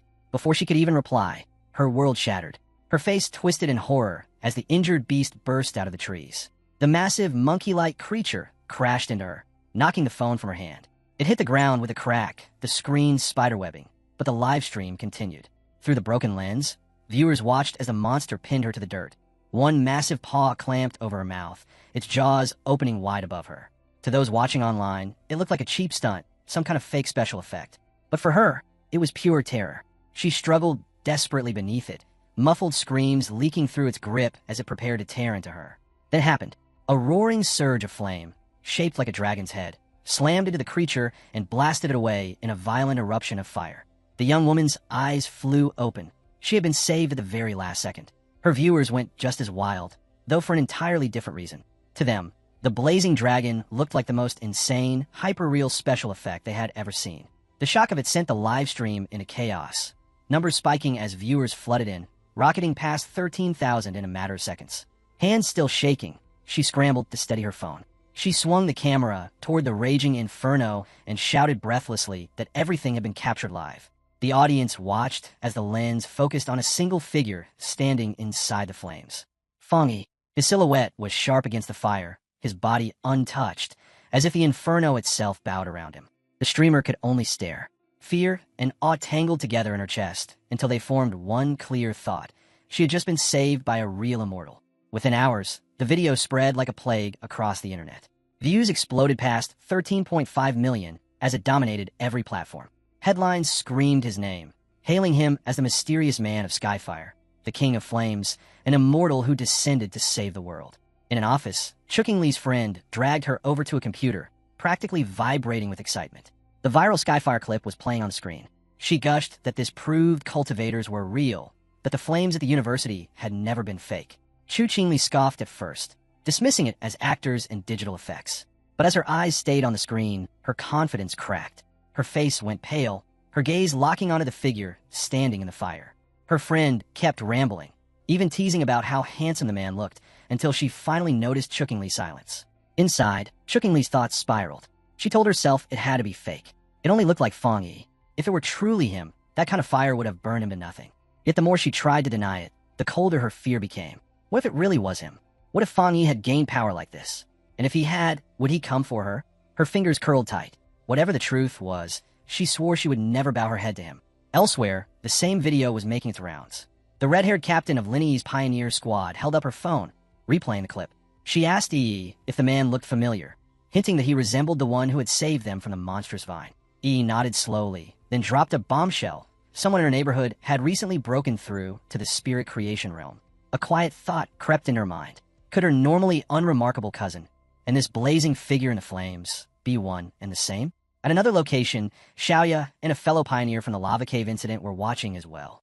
The man recognized Fongi's stance instantly, his eyes widening as he remarked on how much his strength had grown. His companion followed it up, pointing out that even his blade technique was unchanged from before. In that moment, both of them realized just how lucky they had been to stand on the same battlefield as someone like him. The news kept climbing, spreading upward through every layer of society until it reached the highest authorities. Inside a sleek skyscraper that could only belong to the association's headquarters, senior leaders were already gathered. The situation in the city was deteriorating by the hour, with pioneers barely managing to hold back endless waves of anomalies. In the middle of that tense meeting, Su Qingying spoke up. She informed the officials that the military was already in close contact with Fongi and stated with absolute certainty that he would eventually agree to lend them his power. At the same time, inside a military command center, Jilan, Major Han Li, and several high-ranking officers were reviewing everything they knew about Fongi. His rise was so fast it left the room in stunned silence. One officer muttered that breaking into the spirit creation realm in such a short time was nothing short of monstrous. Another wondered how many high-tier attributes he might possess. 3, maybe even more. On one point, everyone agreed. Trying to pressure him before had been a mistake. Recruitment was now their only option. Major Han Li asked whether High Command had finally decided to approach Fongi directly. Jilan confirmed it, though she admitted the top brass were uneasy. Every pioneer of that level had always come from their own ranks, and lowering themselves now was not something they were comfortable with. Stepping forward, Major Han Li laid out his plan. First, they would find out what weapons or equipment Fongi might need and deliver them to him before he even asked. Second, they would provide information on suitable training grounds, framing it as support rather than a demand. And finally, he gave a hard order. The viral livestream and all the rumors surrounding it had to be shut down immediately. The entire spiritual world of the Xian Nation was already staring straight at Fongi. Elsewhere, Su Qingying and Jilan both reflected on what lay ahead for him. Su Qingying felt the crushing pressure that now surrounded his name, while Jilan, in contrast, wore a faint and confident smile. Both women waited to see what this extraordinary young man would choose to do next. Far away, in a dim hospital room, the steady beeping of a heart monitor broke the silence. A woman with long purple hair sat beside a patient whose face could not be seen. She spoke softly, calling them teacher, and said that the Xian Nation had finally found hope. With someone as powerful as Fongi now standing in the world, she whispered the chances of her teacher waking up had grown just a little stronger. One day later, Fongi sat at the table in his apartment, quietly eating breakfast as his thoughts drifted back to the battle on the back mountain. A single curious live streamer had turned that fight into a viral storm. Now, the video was gone, erased from every platform, and the streamer's account had already been banned. He didn't need to think twice about who had done it. It had to be the military or the Spiritual Energy Association. That thought barely settled before something else caught his attention. His cousin, Linny, hadn't come home the night before. No messages, no calls, nothing at all. Even on missions, she never vanished like this. A tight knot formed in his chest as he dialed her number. It didn't even ring. An automated voice coldly announced that the line was out of service. The unease in his gut instantly turned sharp. Something had gone wrong. He didn't hesitate. He was going to find her. Far away, deep inside a forest drowned in black mist, Linny and the red-haired captain of her pioneer squad stumbled forward, lost and exhausted. They had been trapped for hours. "How long do you think it's been?" the captain asked weakly. 10 hours, maybe more. He answered, though time had long since lost its meaning. The captain pressed a hand against her bruised side, forcing a tired smile. She apologized, saying she never expected more than a simple investigation into a strange disturbance, and blamed herself for dragging E into this nightmare. E shook her head hard. "Don't start that. If anything, I'm the weak one. Save your strength. We'll need every drop." Yet even as she said it, her mind betrayed her. The image of that overwhelming master she had once seen flashed through her thoughts. If she had even a fraction of that power, maybe this wouldn't feel so hopeless. That thought was cut off by a sudden shift in the fog. A massive shape pushed through the mist, tall, spiked, with glowing red eyes burning in the dark. The shadow monster lunged, claws tearing through the air straight toward the captain. E moved without thinking. She shoved her leader aside and thrust out her palm. Brilliant blue energy erupted, condensing into a razor-sharp blade that sliced clean through the creature's neck. Its head tumbled away and dissolved into smoke. There was no relief. More shapes emerged from the fog, grotesque, zombie-like figures with empty, lifeless eyes. E's blood ran cold. These weren't just monsters. They were people, bodies of those who had been trapped here before, now twisted into hollow puppets. She cut another one down, only for it to melt into a pool of black mist. "It's playing with us," she said through clenched teeth. "It kills them, then turns them into these things." Still breathing hard, the captain nodded. "And no matter how much we fight, the mist itself isn't affected. Our energy keeps draining, and the real monster still hasn't shown itself." Their eyes met, the truth settling in at the same time. This wasn't just a fight. It was a cage, an illusion, a shifting gray world where the enemy controlled everything. The captain wiped sweat from her face, her expression heavy. It was only a matter of time now. The monster wasn't in a hurry. It was waiting for them to break. Without any warning, the sky above them tore apart, revealing a single massive blood red eye staring straight down. "E!" the red-haired captain screamed, panic ripping through her voice. The eye throbbed like diseased flesh, swelling and splitting as it multiplied into countless smaller, slick eyeballs that oozed out into the air. Driven by sheer desperation, the captain swung wildly, her blade flashing as she hacked through the grotesque orbs, shattering several of them in a frantic blur. But he felt it. Something had changed. The creature's aura shifted, heavy and impatient. "Don't be careless," she shouted. The main eye was done playing. A low, terrifying hum filled the space, and then a concentrated beam of crimson energy fired from the giant eye. EE threw up a crystal barrier just in time, but the impact was overwhelming. The shield shattered, and the blast hurled her away like a rag doll. When she opened her eyes again, she was alone. Darkness closed in from every side.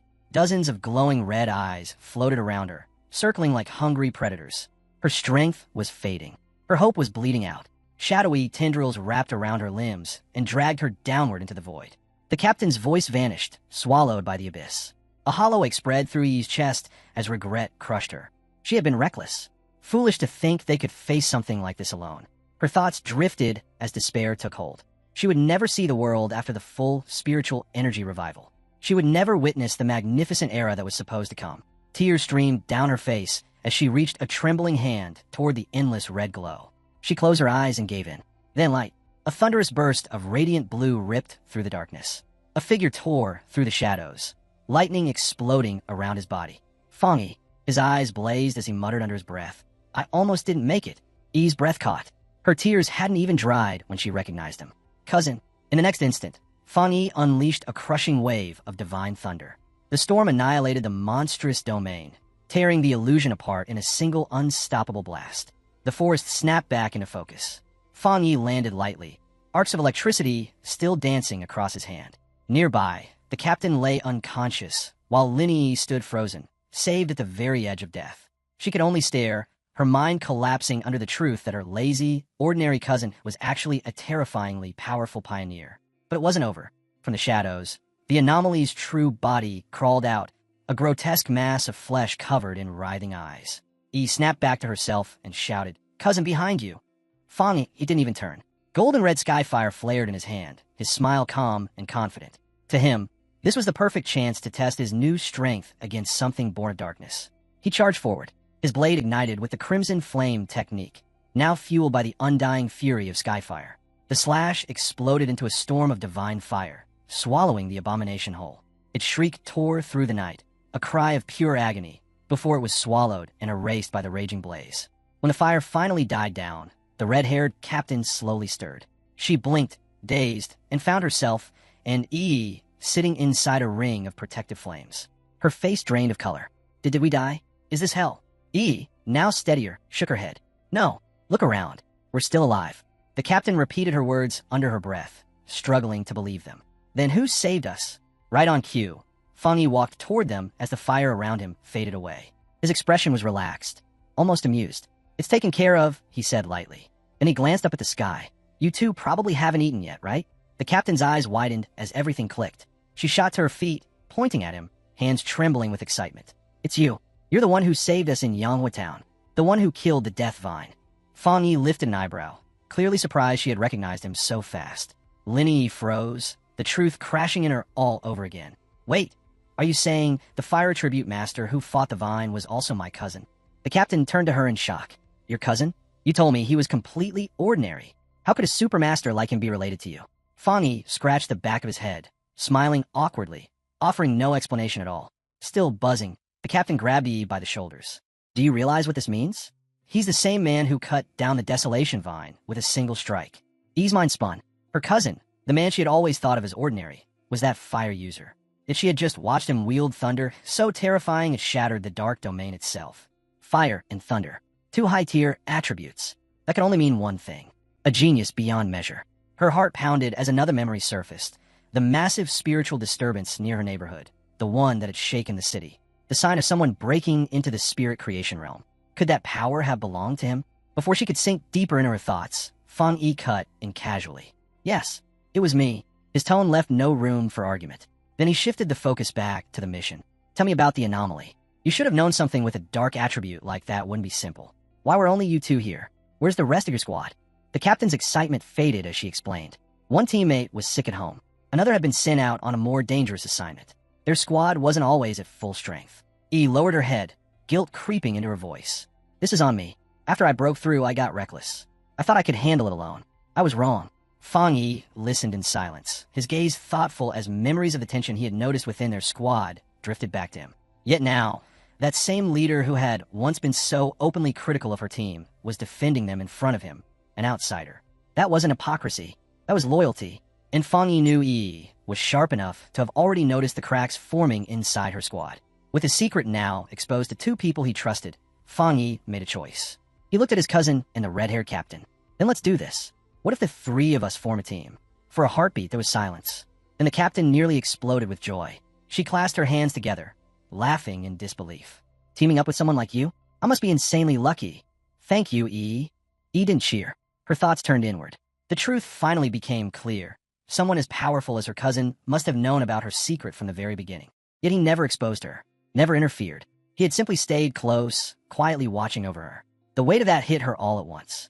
On this harsh, lonely road of cultivation, she wasn't actually alone. She had family, someone strong, someone dependable, someone who stood behind her without demanding anything in return. Warmth spread through her chest, followed by a rush of relief so strong it almost hurt. A single tear slipped down Linny's cheek. She wiped it away quickly, then turned to Fongi with a bright smile. Throwing him a playful peace sign, she thanked him and promised to make him 2 extra eggs for dinner that night.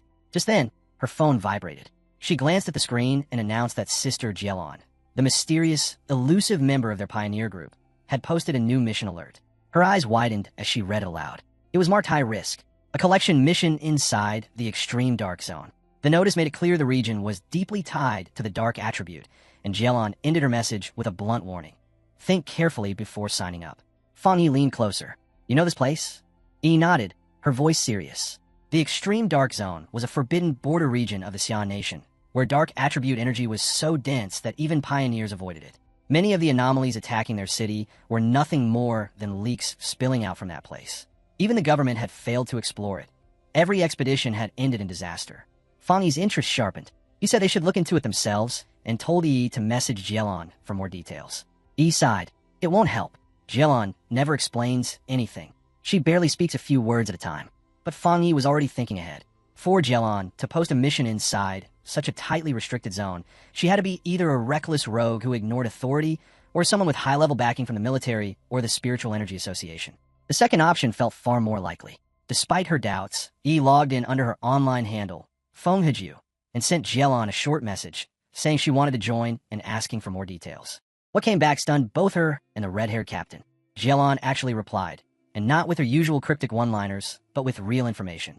The mission was to collect a rare item called a grace flower. She warned that although the rewards were far higher than normal, everything inside the extreme dark zone was tied to the dark attribute, making the danger far beyond anything they had faced before. Then came a single, unmistakable instruction. No pioneer was allowed to attempt this mission alone. Form a team. The two women exchanged shocked looks. Jelon being this thorough was almost unheard of.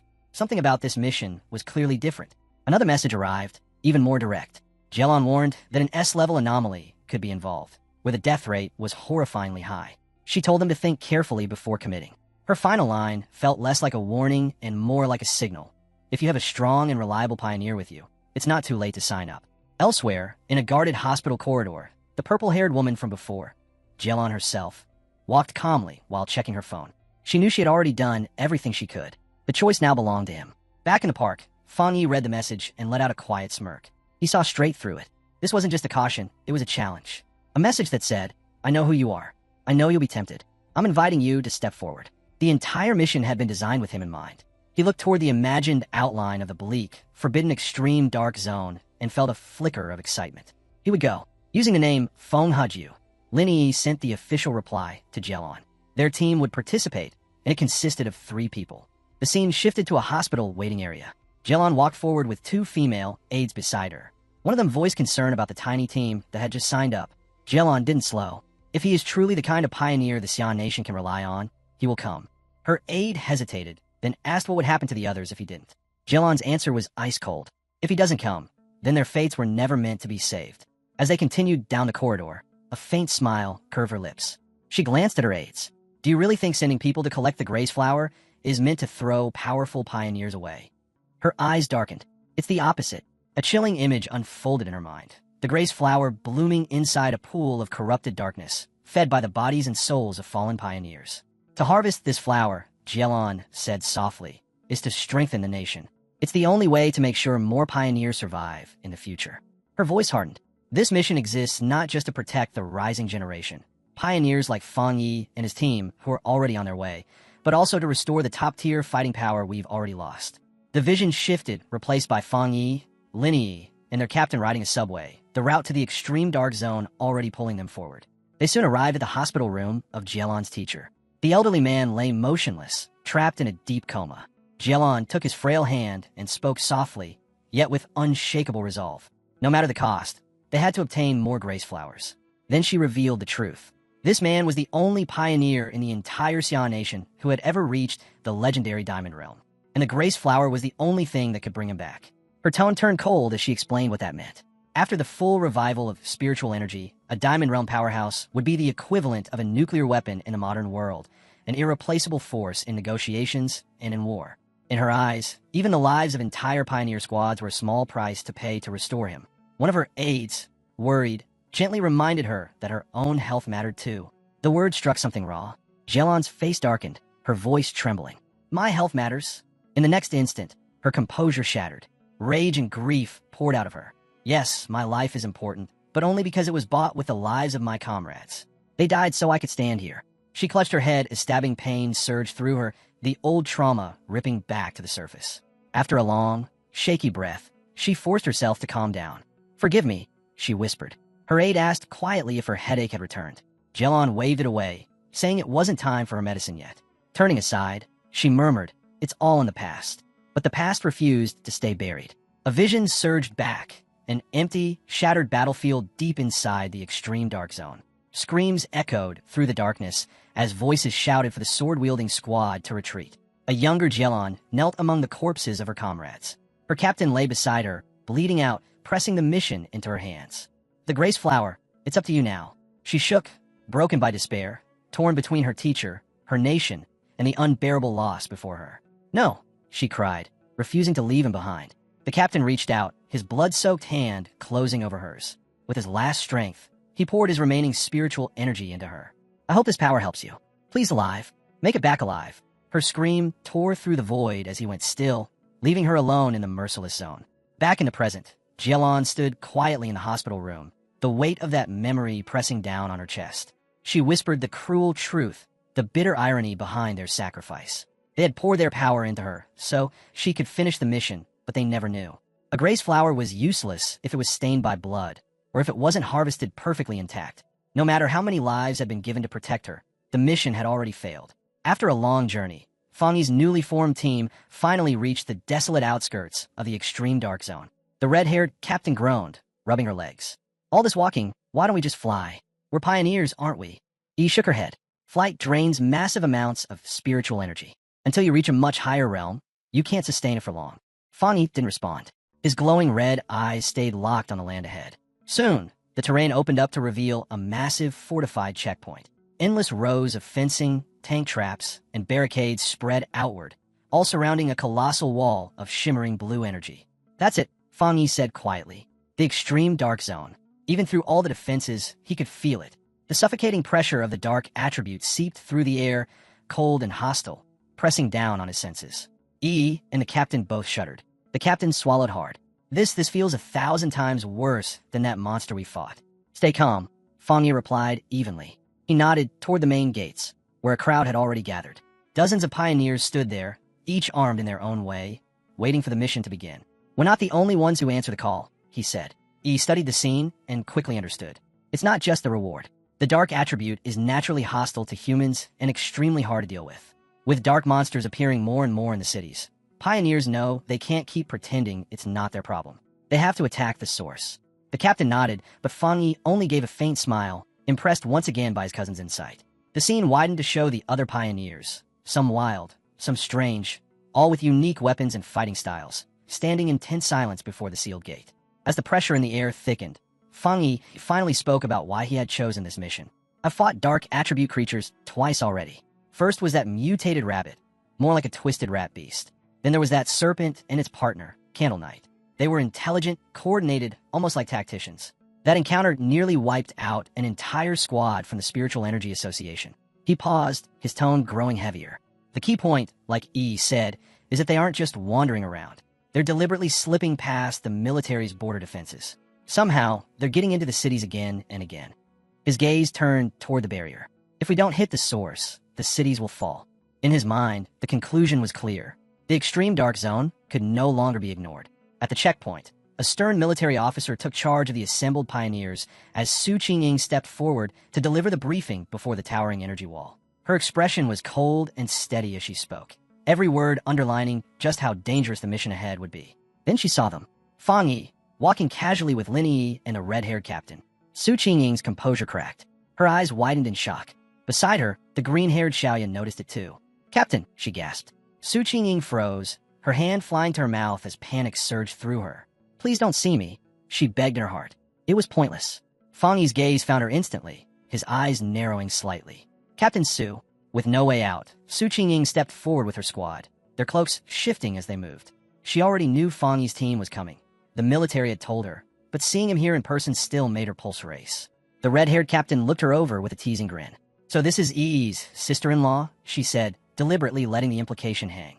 Both Lin Yi and Su Qingying turned bright red. Su Qingying flailed her hands in protest. "No, that's a huge misunderstanding." Fongi cut in calmly. "She's Captain Su from the Spiritual Energy Association. She just helps me with a few small tasks sometimes." That only made Su Qingying even more flustered. Somehow, being described like that felt even worse. Before the awkward silence could grow, a loud, arrogant voice sliced through the air. An older pioneer in heavy crimson armor strode forward, two equally intimidating subordinates at his sides. His face twisted with contempt. How shameless. The new generation has no manners at all, standing around chatting like children in a place like this without even greeting their elders. He sneered. "Let's hope you can actually rely on each other once you're inside the extreme dark zone." The red-haired captain bristled, but he quickly grabbed her arm, urging her to stay calm. Fongi stepped forward instead, his calm presence quietly signaling his teammate to hold back. The captain ignored it anyway. She pointed straight at the armored man. "Mind your own business, old man. Once we're inside, we'll see who's the one trembling." The man's eyes darkened in fury. Before things could explode, the roar of an engine thundered across the checkpoint. The older pioneer smirked. "Looks like our ride's here." A massive armored transport rolled in, lights flashing over its thick plating. With a heavy clang, the rear door swung open. A figure stepped out. Jielon. The moment her feet touched the ground, the entire crowd stirred. Gasps spread through the pioneers, whispers rippling like waves. Everyone knew that name, Sister Jielon. Her reputation alone commanded silence. She walked forward with calm authority, two guards at her sides, as every eye followed her. The question hung unspoken in the air. Who was she to arrive like this? Fongi kept his eyes on her, silently assembling the truth piece by piece. Jielon had not come here to guide them, nor to protect anyone. She was here for a single purpose, to open the gate. Before the towering barrier of crackling blue light, Jielon slowly lifted her hand. Spiritual power surged around her palm, compressing tighter and tighter until a blazing symbol of energy formed, glowing like a seal of absolute authority. Without hesitation, she thrust it forward. The barrier convulsed as if struck by God. With a violent scream of tearing energy, it split apart, ripping open to reveal a deep, spiraling corridor of shadow beyond it. The gate to the extreme dark zone had been opened. The S-Class mission had officially begun. Red and black energy burst out of the portal like writhing tendrils of malice, corrupting the very air around it. Standing before the abyss, Jielon gave her final orders, her voice calm but merciless. The grace flowers must be taken intact. They must not be stained by human blood. If they are damaged, there will be no reward. Her cold gaze swept across the gathered pioneers, sharp and unyielding. That is the rule. Now go. With her command, the first teams stepped into the dark corridor, their figures swallowed by the twisting shadows. Among them, the arrogant elder in crimson armor muttered bitterly. She sends us to die while she stands safely outside. One of his followers hurriedly silenced him. Lower your voice. If we fall in there, the government will compensate our families. That was the deal. Fongi's group remained near the edge, watching team after team vanish into the abyss. Su Qingying quietly relayed her analysis beside him. That arrogant one is a one-star spirit creation cultivator. Same realm as you. Several others are hiding their auras. I can't read them. The rest are strong pioneers, mostly 1 to 3 stars in the Ghost Axe realm. The lineup is evenly matched. Fongi's brow tightened. He hadn't sensed that man's strength at all earlier, so he had been suppressing his aura. That realization made his thoughts turn heavy. If this many elites had been mobilized, then whatever waited inside the extreme dark zone was far more terrifying than he had first assumed. Outside the portal, one of Jelon's aides reported the final data from a tablet. 37 Ghost Axe Pioneers, 7 one-star Pioneers, 3 Spirit Creation Cultivators. The mission zone contained threats ranging from B level all the way to S level. Jelon listened without the slightest change in expression. She simply ordered the monitoring systems to be prepared, stating that everything was ready. Inside the portal, the pioneers emerged into a bleak wasteland swallowed by fog and darkness. Dead trees twisted across the land like skeletal hands. The instant Fongi's group stepped inside, waves of black energy wrapped around them like living shadows. Fongi immediately warned everyone to stay close. The darkness was thick enough to swallow vision, and if anyone lost sight of the group, they would be separated and disappear in moments. Before he could say more, the red-haired leader suddenly dropped to her knees, her body trembling violently. She managed a weak apology before retching. Su Qingying walked over at once, unfazed. She explained that it was normal. The air in this place was filled with a nauseating stench, a horrifying mixture of decaying flesh and brain fluid strong enough to overwhelm even hardened pioneers. She motioned toward another group of pioneers further away. Many of them were hunched over in the same miserable state, their bodies betraying them in exactly the same way. It was proof that even those with similar cultivation couldn't resist what this place was doing to them. Su Qingying continued her explanation in a calm, steady voice. The darkness itself was poisonous, a natural form of contamination that slowly eroded a pioneer's strength. And as if that weren't enough, the creatures here were far more agitated than usual. She broke down the danger levels for Fongi. B-level monsters could already threaten pioneers of the same rank. A-level monsters were powerful enough to draw in spirit creation cultivators to deal with them. And S-level monsters, those were walking disasters, beings capable of standing against the legends of the Diamond Realm. But her final warning was the most chilling of all. The darkness here acted as nourishment for the monsters. A creature that should only be B-level outside would become at least a level inside this zone. The red-haired leader stared at her, unable to hide the shock on her face. Lin Yi nervously asked whether Su Qingying and her team were immune to this corruption. Su let out a small laugh. They weren't affected, she said, because they had spent years fighting monsters like these, and the stench no longer fazed them. With quiet confidence, she added that she had recently advanced to the 3-star Ghost Axe realm and was now working on turning her water attribute into the power of ice. Lin Yi looked at her seriously. Since they were both at the same level of cultivation, she asked whether Su also felt her spiritual power being suppressed more heavily than during past missions. Su nodded, her expression turning grave. She warned that countless experts, some even 1-star spirit creation elites from the military, had already died in this very zone. Carelessness here meant death. As the group moved deeper into the wasteland, Su Qingying took the lead. The pioneers ahead of them had vanished without a trace. She urged everyone to speed up, then gave strict instructions. Speak as little as possible, conserve physical strength, and keep spiritual power tightly focused. If the dark mist sensed weakness, it would devour them. Fongi quietly observed his own condition. Unlike the others, he didn't feel nearly as nauseous or drained. He realized it was likely because his yang and thunder attributes naturally resisted darkness, or perhaps it was the effect of his recent breakthrough into the spirit creation realm. Elsewhere in the extreme dark zone, the arrogant pioneer and his squad were already engaged in battle. With a single swing of his glowing green blade, their leader beheaded a massive monster. He burst into laughter, mocking the so-called dangers of the zone. His companions cheered as he declared that the grace flower would be theirs, vowing to show the younger generation what true power looked like. Back with Fongi's team, Lin Yi was still struggling, her body shaking as waves of nausea continued to rack her. She gagged weakly, barely keeping herself upright. Fongi saw it clearly. No matter how strong she was still just a child at heart. He stepped closer and placed a steady hand on her back.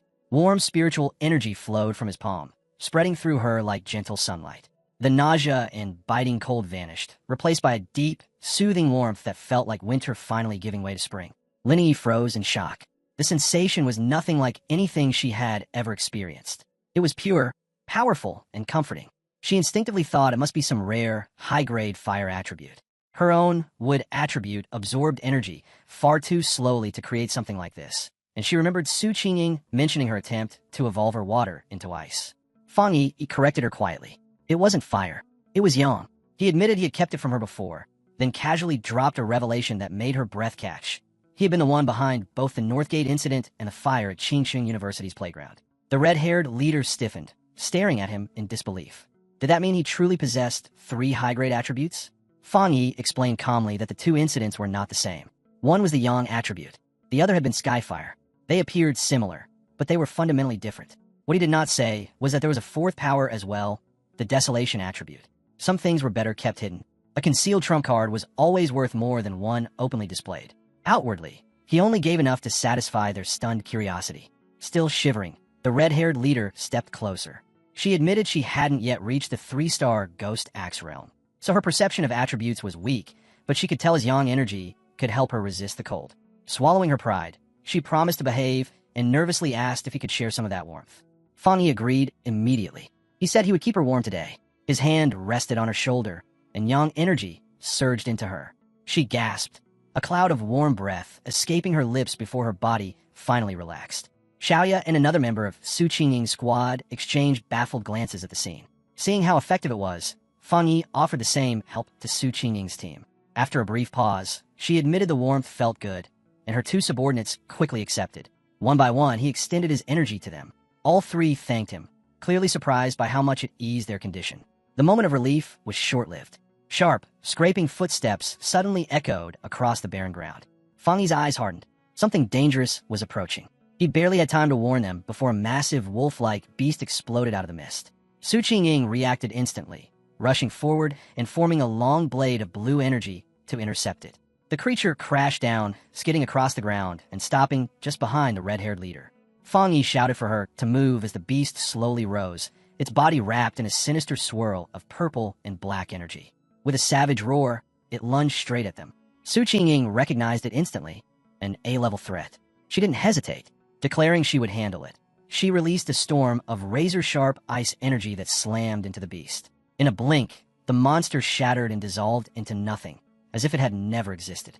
Su remained on guard, an ice crystal forming in her palm, while Linny muttered in disbelief, wondering if it had truly vanished. Fongi, however, was still staring into the mist, his eyes narrowed. He had already seen through it. That creature had only been bait. The true danger emerged moments later. From within the fog came a vast horde of corpse-like figures, their red eyes glowing as they moved without sound. Fongi shouted for everyone to be careful, but it was already too late. The ground beneath them split open, releasing countless shadowy hands and writhing tendrils that coiled around their legs and bodies, locking them in place as the red-eyed swarm closed in from all sides. Even then, Fongi stayed calm. He ordered the others to pull back as he drew his blade. His eyes ignited with blinding light, and in the next instant, a terrifying surge of fire erupted from him. The explosion swallowed the entire horde. Agonized screams filled the air as the shadow figures were burned away, reduced to drifting ash and fading embers. When the ground finally settled, Fongi casually spun his sword and told them they were safe for now. What they had seen was never a true army. It had been an illusion, controlled by just 2 monsters. Su Qingying stared in disbelief. The creatures here had already evolved far enough to mimic human speech. Fongi's gaze darkened as he gave his conclusion. They had consumed too many humans, stealing their knowledge along with their flesh. The group was left stunned by the overwhelming power they had just witnessed. Su Qingying reminded them grimly that this was the reality of the extreme dark zone. Even its weakest beings were pushed to A-level strength, far beyond what anyone below the spirit creation realm could survive against. Not far away, Xiaoya quietly reflected on the scene. She admitted inwardly that Fongi was terrifying. 2 A-level phantom beasts had been erased in a single strike. Even she would have needed several exchanges to achieve the same result. Back with the group, Linny spoke firmly. If Su Qingying was right, then sticking together was their only option. The monsters here could disguise themselves, waiting for the perfect moment to attack. She turned and urged the red-haired leader to get back up. But the red-haired leader was still shaken, not by the monsters but by Fongi. She complained about the crushing pressure of his aura, saying it was more suffocating than the undead swarm. To her, even brushing against his flames would have been enough to kill her. Then the ground began to tremble. A deep, thunderous rumble rolled across the wasteland. Linny froze, then asked if the others could hear it too. The distant roar of waves crashing against a shore that did not exist. The ground suddenly convulsed, throwing everyone off balance. Far away, other pioneer squads were already in full retreat. One man screamed at his companion to stop fighting and run, his voice cracking as he shouted that what was coming was pure evil, that they were staring straight into ghosts. Fongi, Su Qing, and Linny watched with dark expressions as the battlefield descended into chaos. In the distance, a colossal vortex of pure darkness surged forward, filled with countless twisted shapes and endless glowing red eyes. Everything it touched was swallowed whole. The arrogant pioneer and his squad stood directly in its path. The name of the disaster spread instantly: the Dark Tide. As the tide rolled forward, devouring screaming pioneers by the dozens, the arrogant leader laughed in defiance. He sneered at their fear, declaring that just because ordinary troops couldn't withstand it didn't mean he couldn't. Raising his sword, he formed a massive green barrier around himself, claiming everything in this zone as his. Then, driven by pride and madness, he charged straight into the storm of red and black. The moment he crossed the boundary, his confidence shattered. The tide engulfed him in suffocating waves of darkness.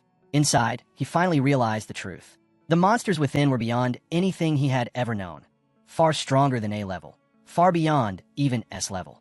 Terror twisted his face as he understood there was no escape.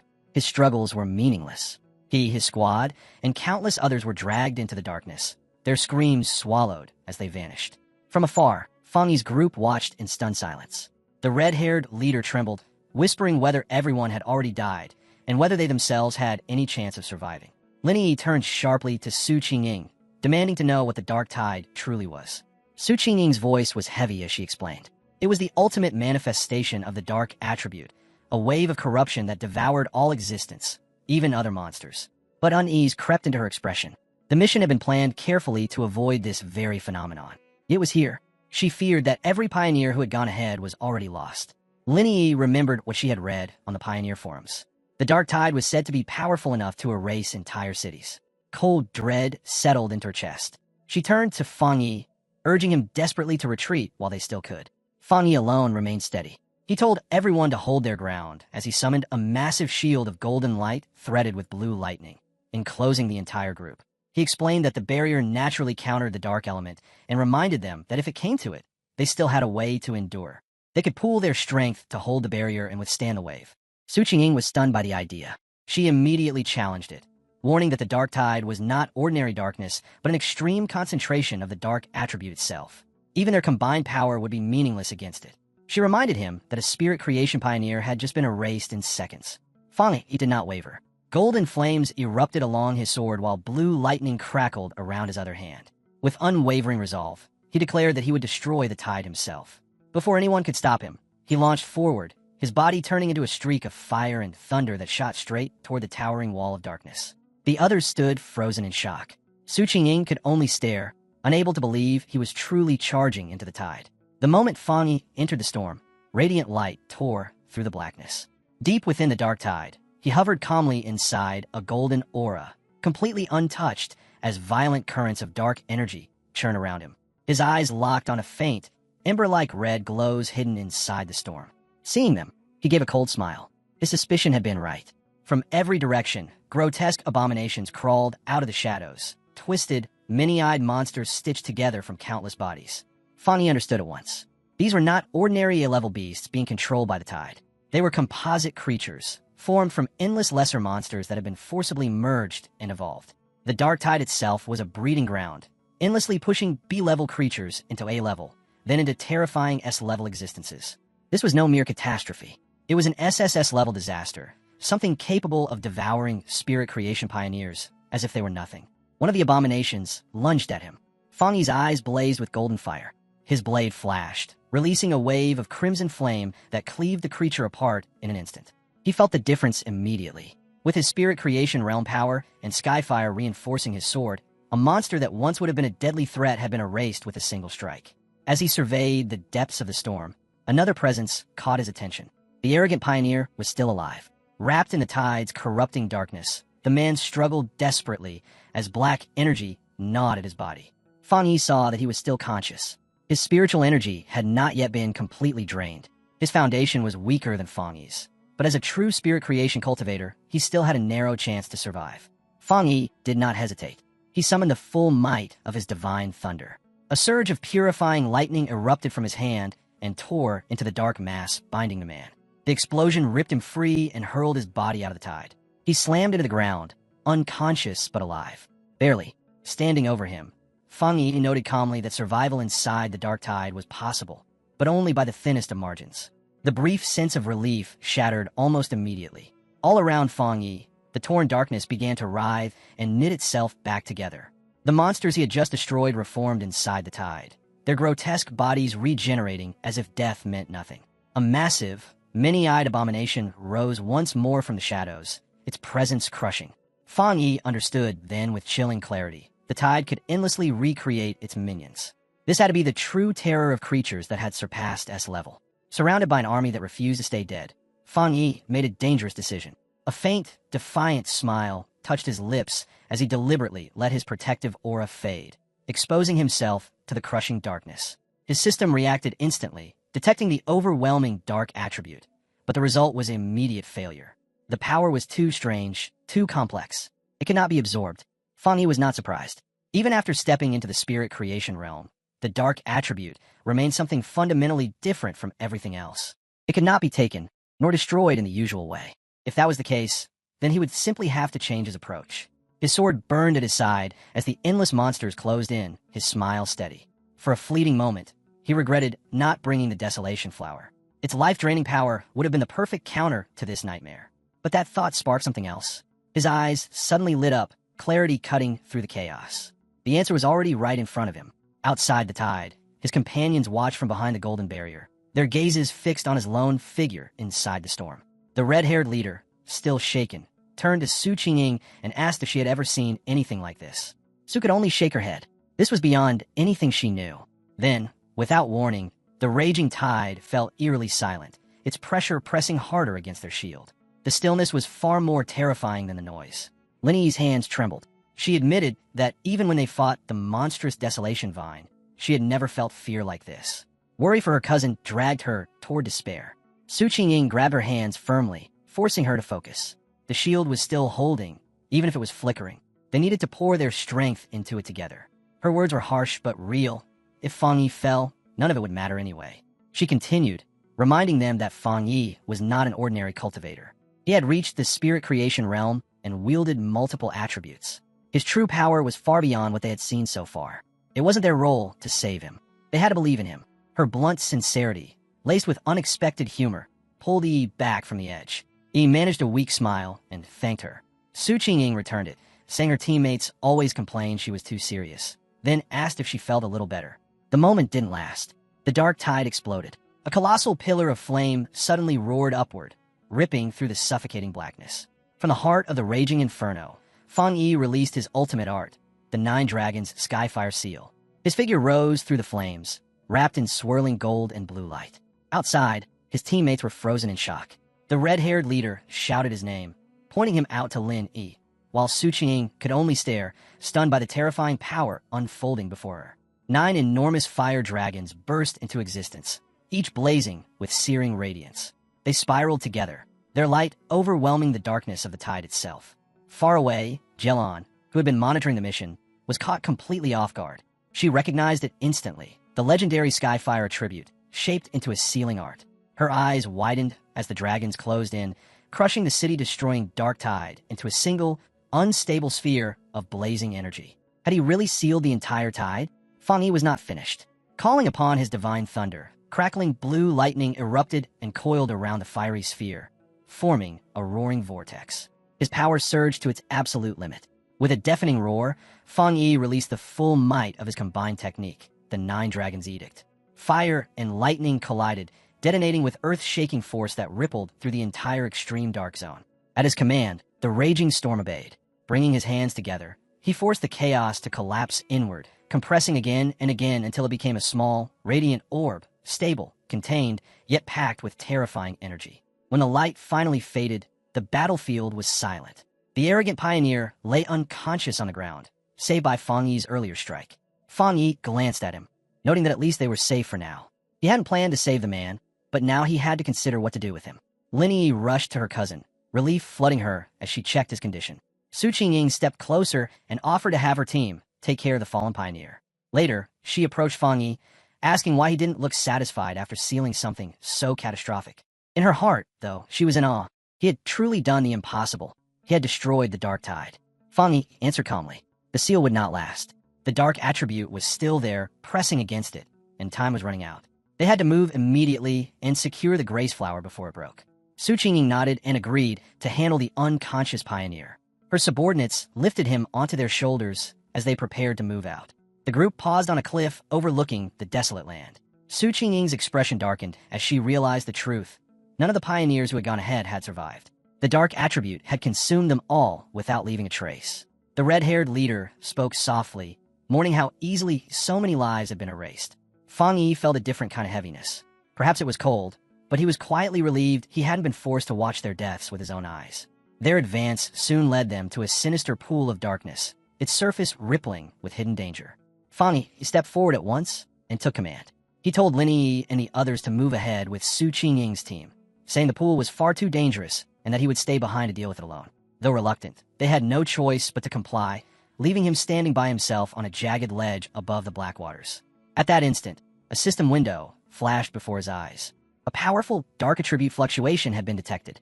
The ground cracked apart as a violent vortex of purple and black energy burst upward, swallowing the entire area. The system's voice echoed, confirming the detection and announcing the activation of its ultimate computing power as it began creating a brand new technique. Fongi was lifted into the air, arms spread wide as towering pillars of dark energy roared around him. The system's voice rang again, declaring the process a success. His eyes snapped open, glowing with piercing purple light, the mark of the power he had just claimed. A new system window appeared, revealing his reward, the dark attribute technique, Limitless Dark World. The description followed. Within this domain, Fongi could summon a space filled with thick, corrosive mist that would severely suppress spiritual energy. He immediately grasped its value. It was a battlefield under his absolute control. Anyone trapped inside would have their energy drained, their recovery slowed to a crawl. He imagined the effect clearly, seeing countless enemies struggling helplessly as he stood above them. Confidence surged through him. If he layered this suffocating domain with his other attributes, his strength would rise to terrifying heights. He reached a single conclusion. If the dark tide ever appeared again, he could crush it. As the last traces of purple aura faded, Su Qingying finally found her voice. Still shaken, she asked whether he could feel the dark mist returning. Her shock only deepened as the strange fluctuations continued. She stared at Fongi, wrapped in lingering energy, unable to understand how he could achieve such a breakthrough without any of the usual signs. No changes in heaven and earth, no celestial disturbances. Then realization struck her like a thunderbolt. He hadn't just sealed the S-Class Dark Tide, he had absorbed it. The thought made her tremble. Since the beginning of the spiritual revival, every pioneer knew the dark attribute was the most feared of all, born from the malice and negativity of countless living beings. Absorbing it was forbidden by law. A memory flashed through her mind. A government project had once tried to purify the dark attribute, and it had ended in disaster. Researchers had died, and the element was labeled a monster in its own right. Dark monsters ranged from D to S-Class, all terrifying beyond reason. Even the weakest preyed on early pioneers, while the dark tide itself could devour spirit creation elites as if they were nothing. Another memory surfaced, an infamous case from before the ban. A 3-star ghost axe pioneer had once dared to absorb energy from a low-tier sea monster. Madness claimed him. His flesh rotted, his mind collapsed, and now he lived sealed inside a hospital, a ruined thing that could never recover. Back in the present, the chaotic mist streamed back into Fongi's body. He let out a slow, steady breath. Then, without turning, his voice cut through the fog. He called out to the unseen watcher who had been observing everything from the shadows, ordering them to show themselves. Fongi's crimson eyes swept across the mist with cold precision. Jielon stepped forward. Her tone was calm as she spoke, saying that if her judgment was correct, Fongi had been the one who sealed the dark tide on his own. Su Qingying gasped when she saw her, blurting out Jielon's name in shock. Jelon descended slowly and stopped before Fongi. Her gaze locked onto him as she asked directly whether he had truly absorbed the dark attribute. Fongi answered without hesitation. He had. The words struck Su Qingying like a hammer, shaking her to the core. Before she could react, Jelon moved. In one smooth motion, she drew a pistol and aimed it straight at Fongi's head. Jelon, the red-haired leader, roared in fury. She and a trembling Lin Yi froze, but Su Qingying leapt forward, slapping the barrel aside and placing herself between them. Her voice was sharp as she reminded Jelon that Fongi was the military's highest priority recruit. Then she pushed harder, accusing her of hypocrisy. The association wanted him as well, yet the military had claimed him first. What was the meaning of pointing a gun at him now? Jelon did not answer. Her silence was colder than any reply. Fongi calmly placed a hand on Su Qingying's shoulder, telling her to stand down. He turned to Jelon, his voice level but cutting. Their mission, he reminded her, was to retrieve the grace flower. It was strange. She was obsessed with completing the mission, yet clearly displeased that they had survived.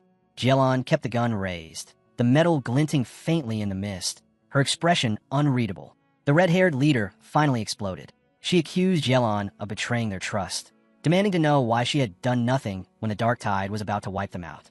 Without Fongi, all of them would be dead. Lin Yi was still just a child. Instead of helping, Jelon had stood by and watched, only to now threaten the one who saved them. Jelon lowered the pistol. A faint smile touched her lips. She waved away the entire standoff like it had been nothing but a harmless joke, casually remarking that Fongi seemed far too popular with his own team. Then her gaze sharpened, her tone changing in a way that made the air subtly tighten. She congratulated him and calmly declared that he had passed. The words hit like a stone dropped into still water. Su Qingying froze. The red-haired leader stared at her in disbelief, confusion written openly across her face. But Fongi did not look surprised. He met Jelon's eyes steadily and asked if this had been her goal all along, to test him.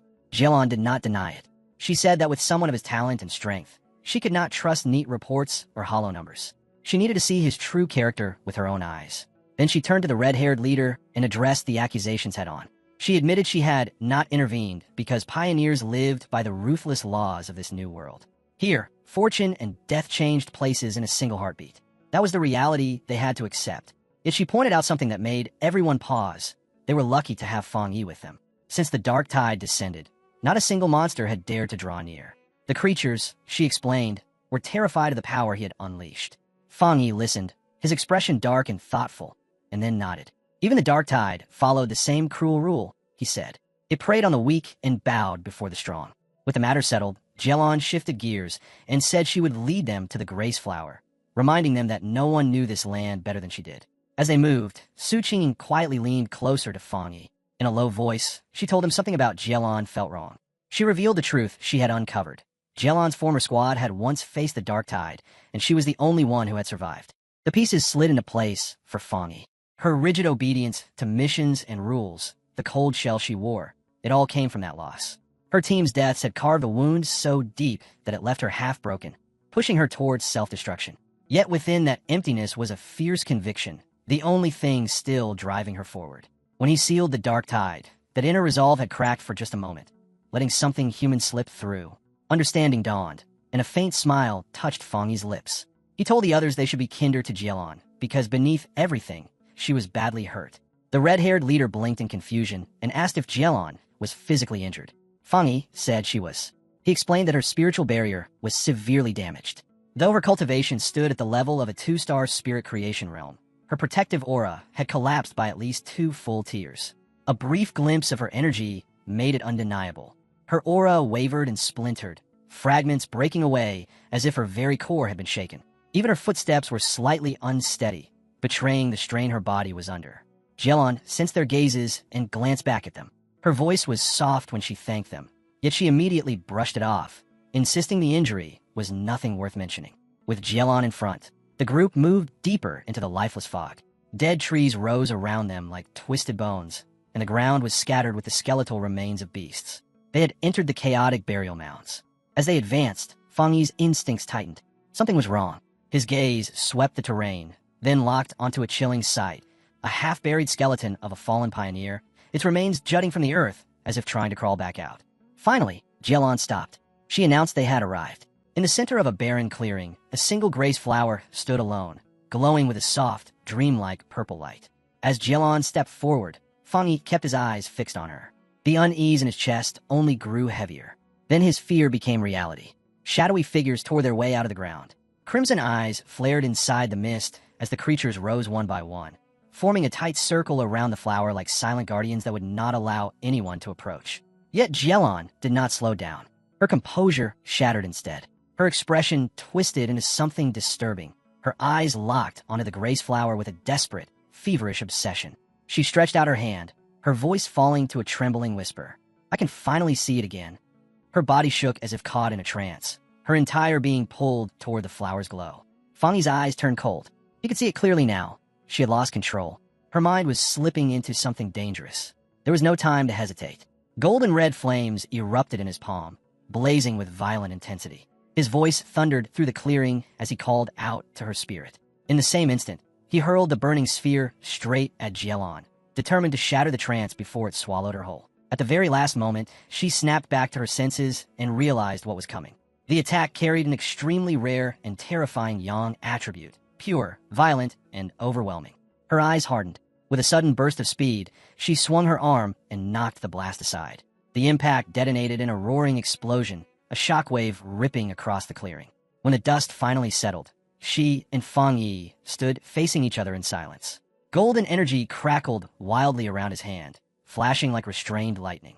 Xiaolan was fully awake now, but her body was trembling. The sight of the grace flower had dragged her straight back into a nightmare she had never escaped. Images of her fallen companions flickered through her mind, one after another, and a single doubt gnawed at her heart. Had everything she did still not been enough? The moment they realized she had returned to herself, Yi and Su Qingying rushed to her side. Yi asked if she was hurt, unable to hide the worry in his voice. Su Qing, far more cautious, warned that the dark attribute was clearly disturbing Xiaolan's mind, and that it would be safer for everyone to stay together. Fongi ignored them entirely. He stepped forward without hesitation, calm and unshaken, his eyes locked straight ahead. For the Shizai flower, he said, going alone was enough. Before anyone could object, he walked into the empty, mist-drenched clearing, each step steady as he closed in on the softly glowing bloom. And the ground trembled. The earth split apart as a massive, grotesque wolf-shaped monster burst out from below. Its eyes burned a deep crimson, and when it opened its jaws, a terrifying storm of screaming faces and dark red energy churned inside its throat. With a deafening roar, the creature lunged straight at him.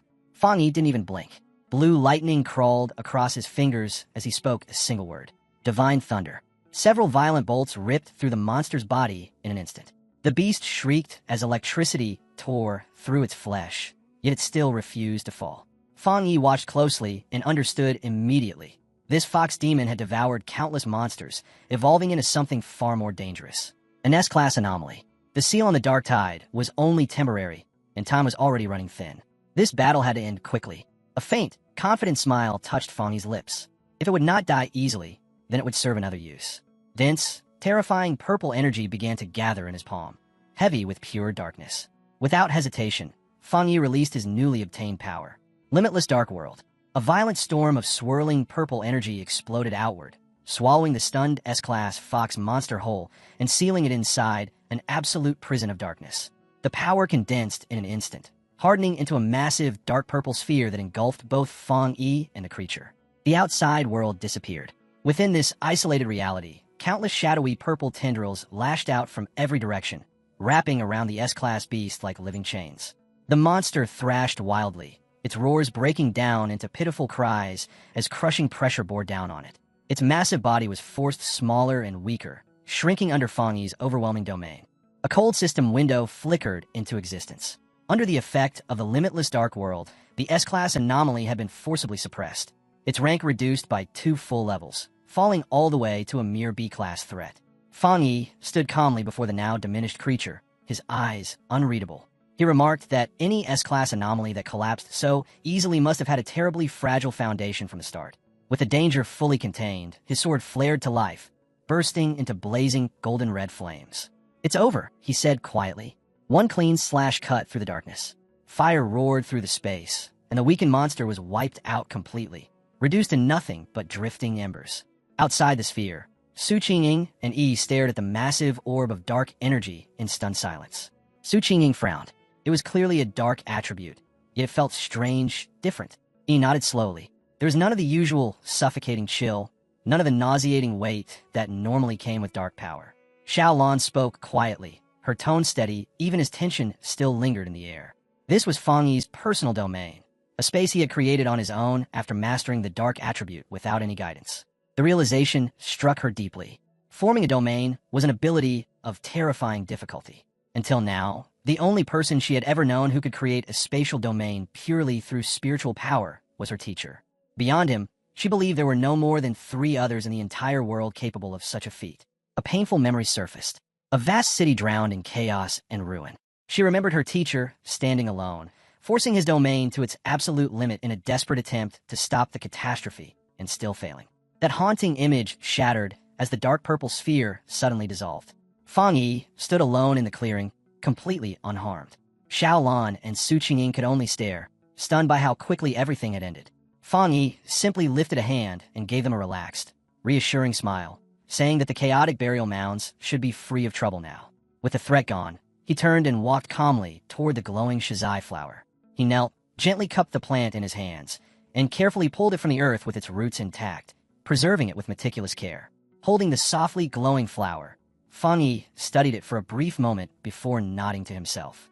This would be enough. The mission had reached its most critical point, and Gaolan watched him closely, tension still etched across her face. Fongi returned and placed the flower into Xiaolan's hands. She blinked, surprised by how small and fragile it felt. He told her calmly that their objective was complete and urged everyone to leave at once.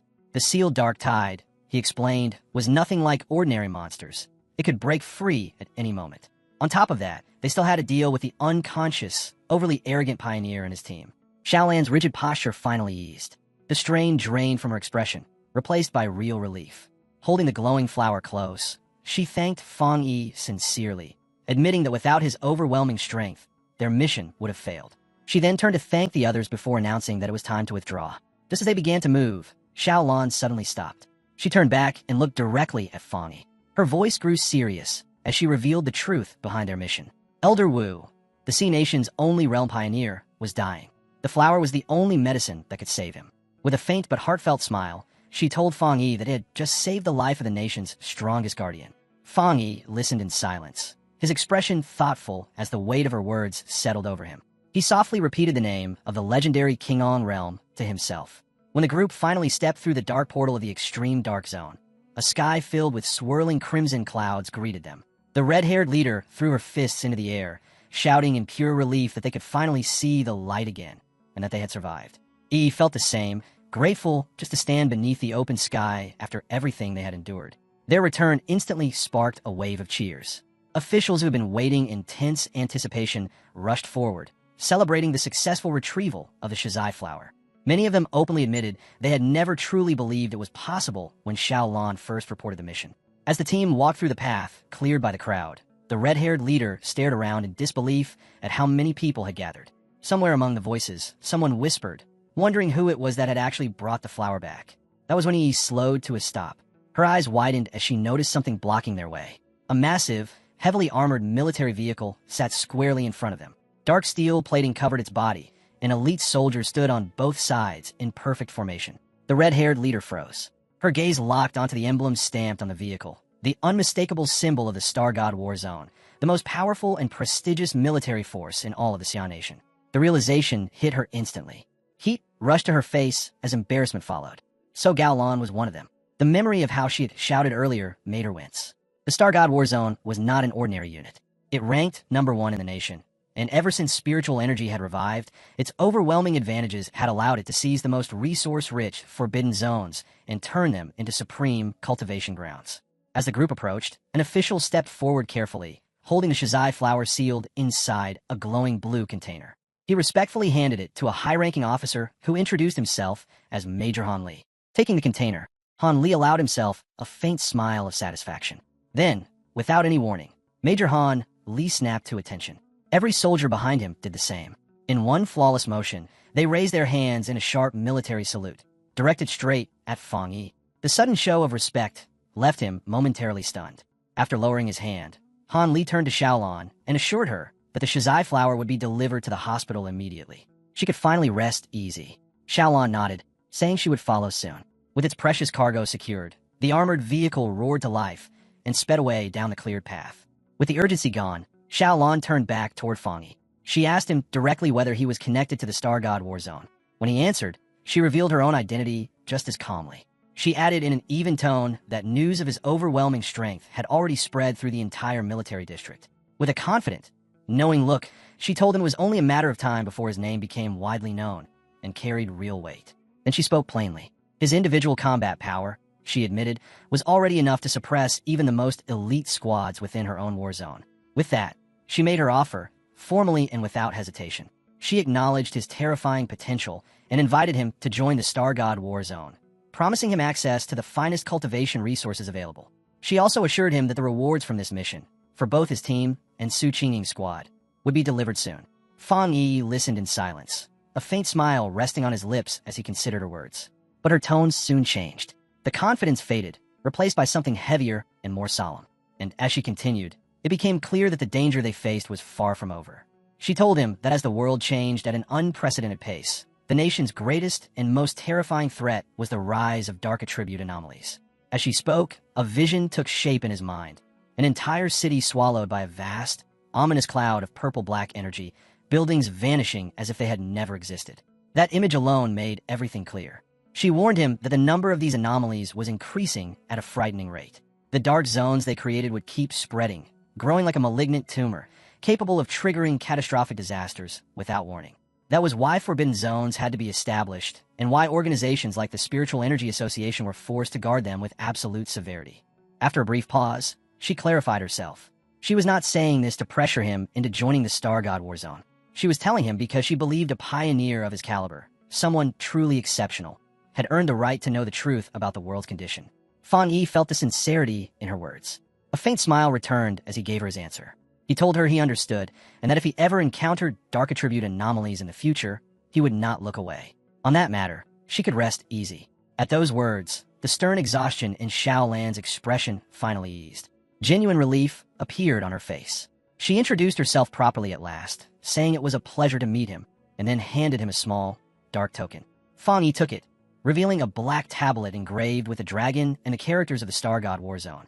Xiaolan explained that the token granted him unrestricted access to any forbidden zone for cultivation, and that the gates of the Star God War Zone would always be open to him.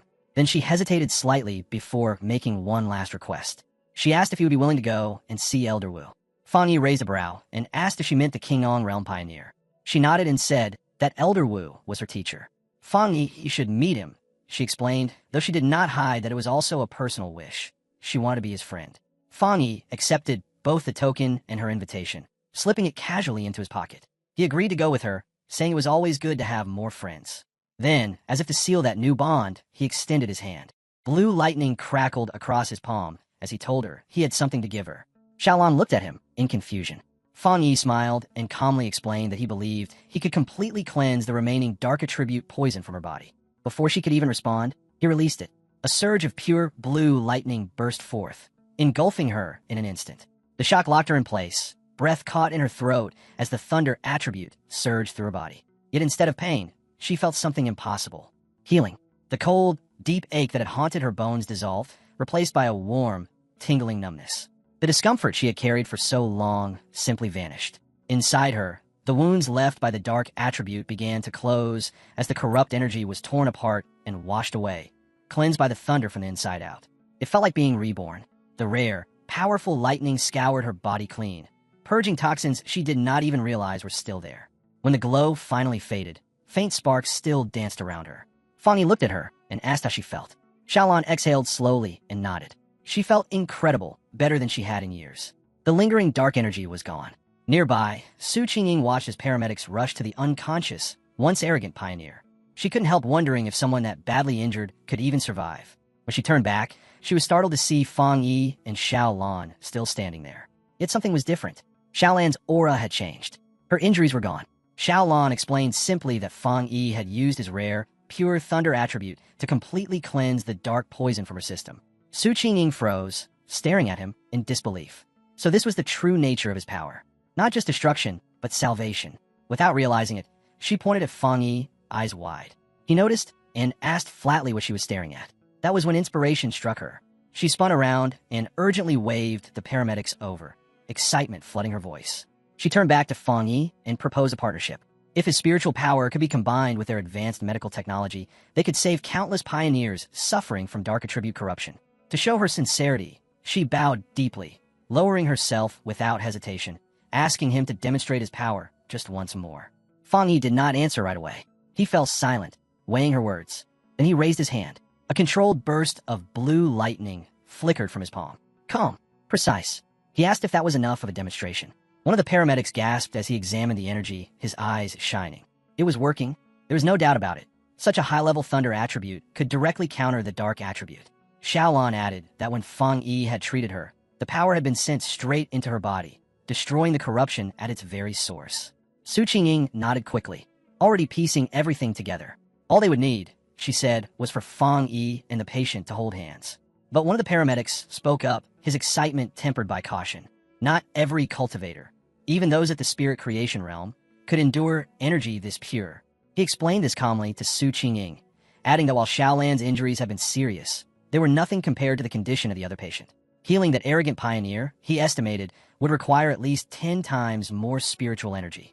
And even then, simply keeping him alive would already be a miracle. A full recovery, he admitted honestly, was nearly impossible. Fongi listened without interrupting. Then he agreed. He asked how to transfer his spiritual energy, and the paramedics guided him toward the ambulance. One of them pointed to a specialized device and instructed him to place his hand inside and release his power steadily. Fongi nodded and did exactly that, blue lightning flowing out in a controlled stream.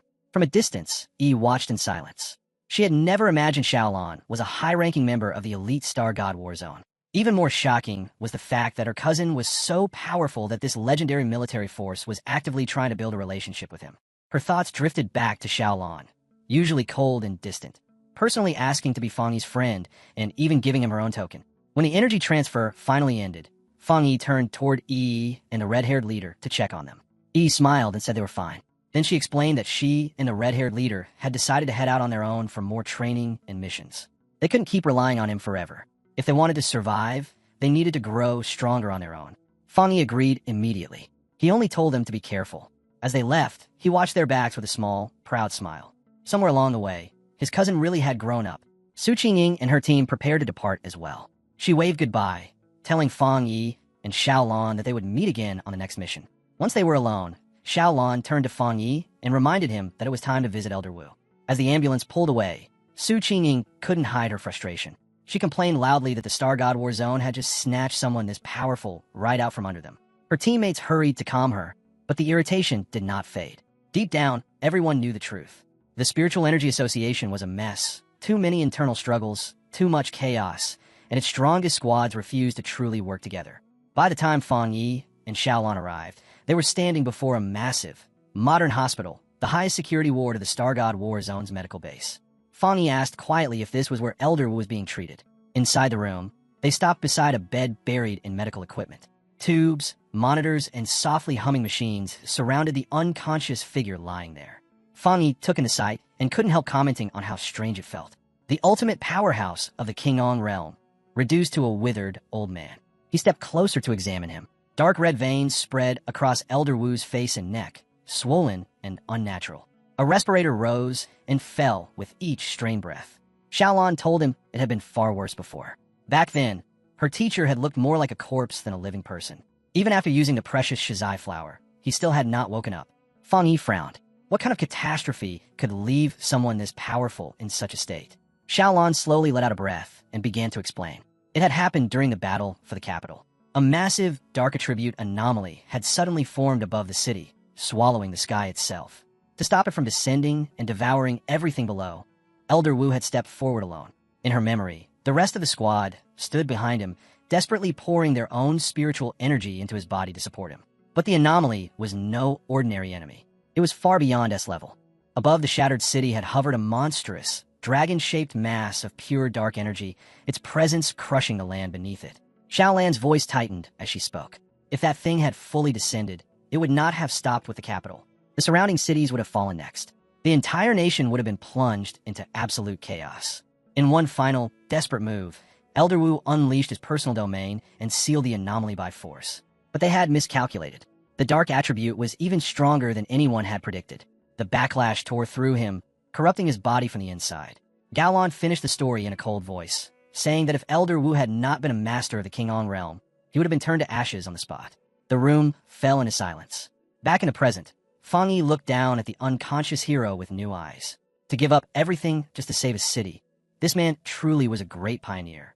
As Fongi studied Elder Wu's face, memories from his past life rose to the surface. Countless pioneers throwing themselves into hopeless battles. Countless sacrifices, also that he could become the last human left alive. A quiet sadness settled in his chest as he realized that in his original timeline, Elder Wu had probably already died by now. His gaze hardened. This time was different. A new resolve took shape as Fongi slowly reached out toward the old man. Xiaolon jolted and demanded to know what he thought he was doing to her teacher. Fongi did not even turn his head. He told her calmly not to panic. The Shizai flower was already working, he explained, but there was still stubborn dark attribute residue inside Elder Wu's body. He was going to remove it. Before she could object, his hand pressed flat against the elder's chest. Pure blue lightning surged instantly, flooding into the old man's body. Fongi said evenly that this would help him wake faster. Xiaolon stiffened in shock, blurting out that the corruption he was touching came from an S-level disaster. That kind of power was not something anyone should deal with lightly. She hesitated. Then she clenched her fists and nodded. Go ahead. Try. Maybe, just maybe, he was the miracle they had been waiting for. The room filled with sharp crackling as Fongi poured more energy into Elder Wu. Xiaolon stepped closer, warning him seriously that the dark attribute inside her teacher was far more terrifying than the dark tide itself. Without the Shizai flower suppressing it, Elder Wu would never have survived this long. Fongi replied without looking back. He understood. His expression hardened as he felt it. An immense, suffocating presence buried deep inside the elder's body, even weakened by the flower's purifying effect. The dark energy still pressed down like an invisible mountain. Then it reacted. A violent surge of dark power blasted out from the bed, throwing Fongi and Xiaolon backward. Xiaolon cried out for him to stay focused. The dark energy was already trying to influence him. In response, a brilliant golden aura erupted around Fongi as his spiritual protection activated. His eyes burned with golden light, but his heart suddenly skipped. Something was wrong. The darkness seized his consciousness and dragged it away from reality. The hospital vanished. He found himself standing alone on a ruined street. Broken buildings stretched endlessly in every direction. Slowly, he looked up and froze. Filling the sky above him was a massive crimson eye, the terrifying red eye of the anomaly. Within this mental world, the eye focused on him, its presence crushing the ruined city below. A voice echoed through the streets, demanding to know who he was. Fongi understood at once. By touching the dark attribute inside Elder Wu's body, his spirit had been pulled into this dangerous illusion, into the lingering memory of the disaster itself. He was not afraid. His expression stayed calm as he replied that his identity did not matter. He was simply the one who had come to erase it. Blue lightning flared around his hand, lighting up the ruins. As power gathered at his fingertips, Fongi reached a clear conclusion. This anomaly was not as strong as it wanted him to think. The giant eye reacted immediately. A massive, razor-sharp red spike ripped toward him without warning. Fongi's eyes widened for only a heartbeat before golden light flooded his vision.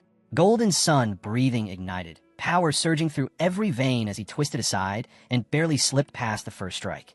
Then the sky itself detonated. Red spikes poured down like a catastrophic storm. Fongi became a streak of light, weaving through the falling blades with ruthless precision. Before his footing could even settle, the anomaly shifted again. Red-black lightning lashed out, tearing through the air with divine fury. Fongi's expression tightened. This lightning, it was on the same level as the heavenly thunder he had absorbed on Yuhuang Mountain.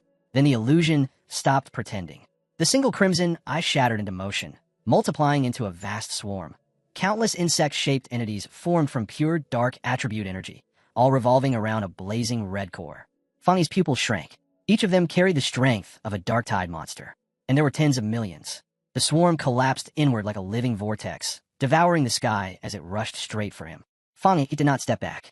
Flames erupted as his sword manifested in his grip, heat warping the shattered air around him.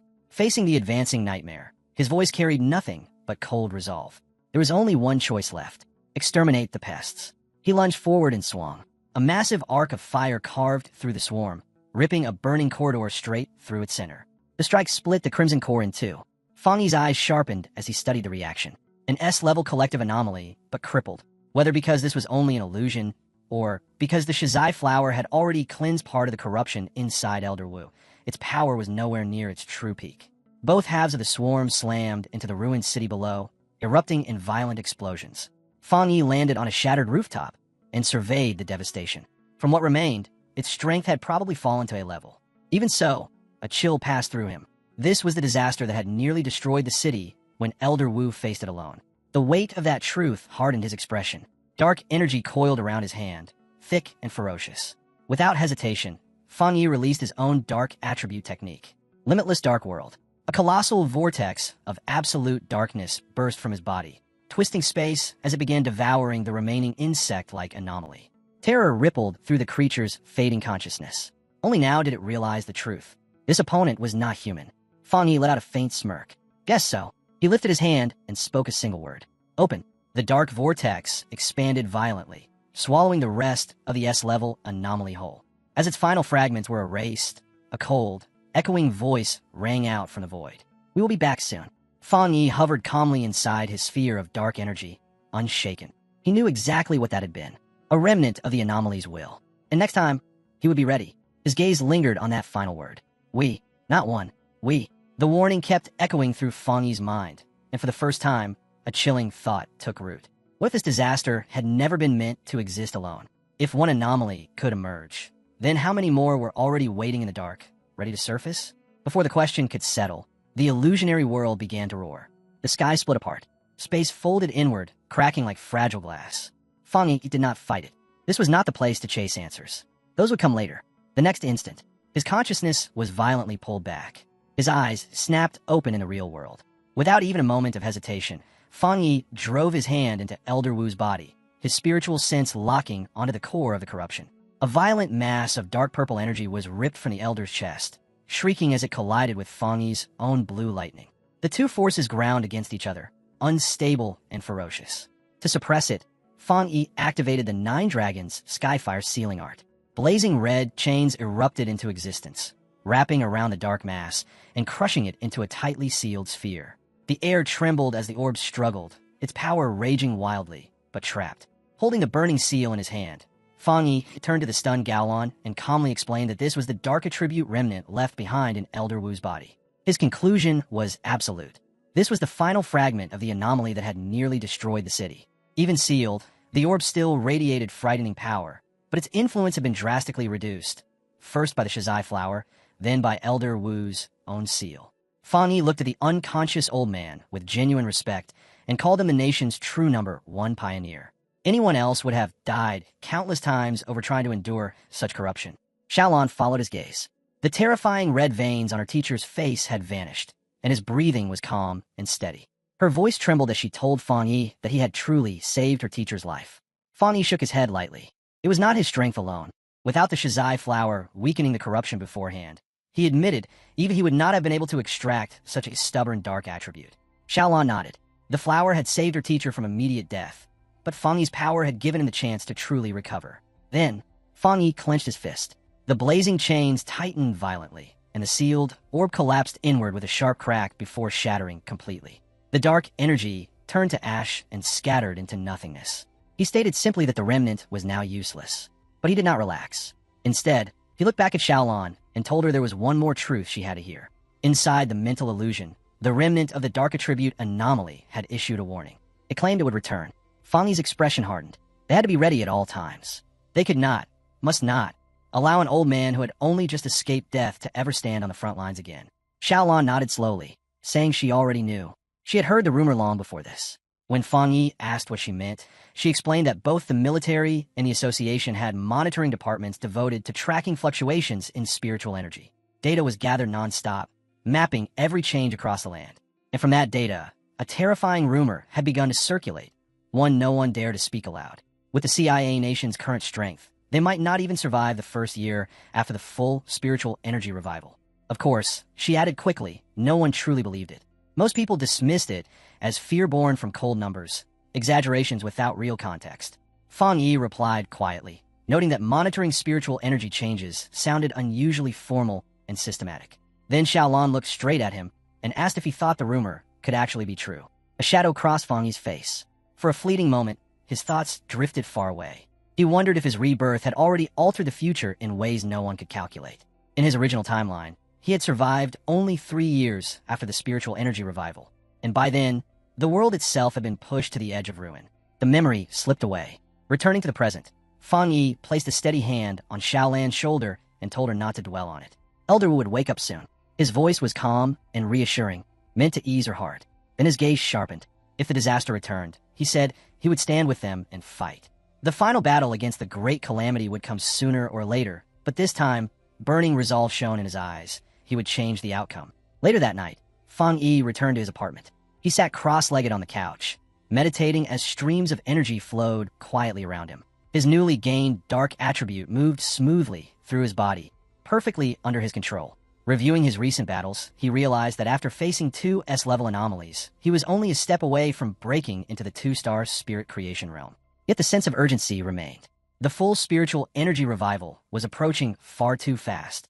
Even with his new dark attribute, his current strength was nowhere near enough. His thoughts returned to the anomaly inside the mental illusion. Even weakened, its true power had been terrifying. That had only been a fragment, and it was already overwhelming. His gaze shifted to the potted plant resting on the table. The obedient little white flower.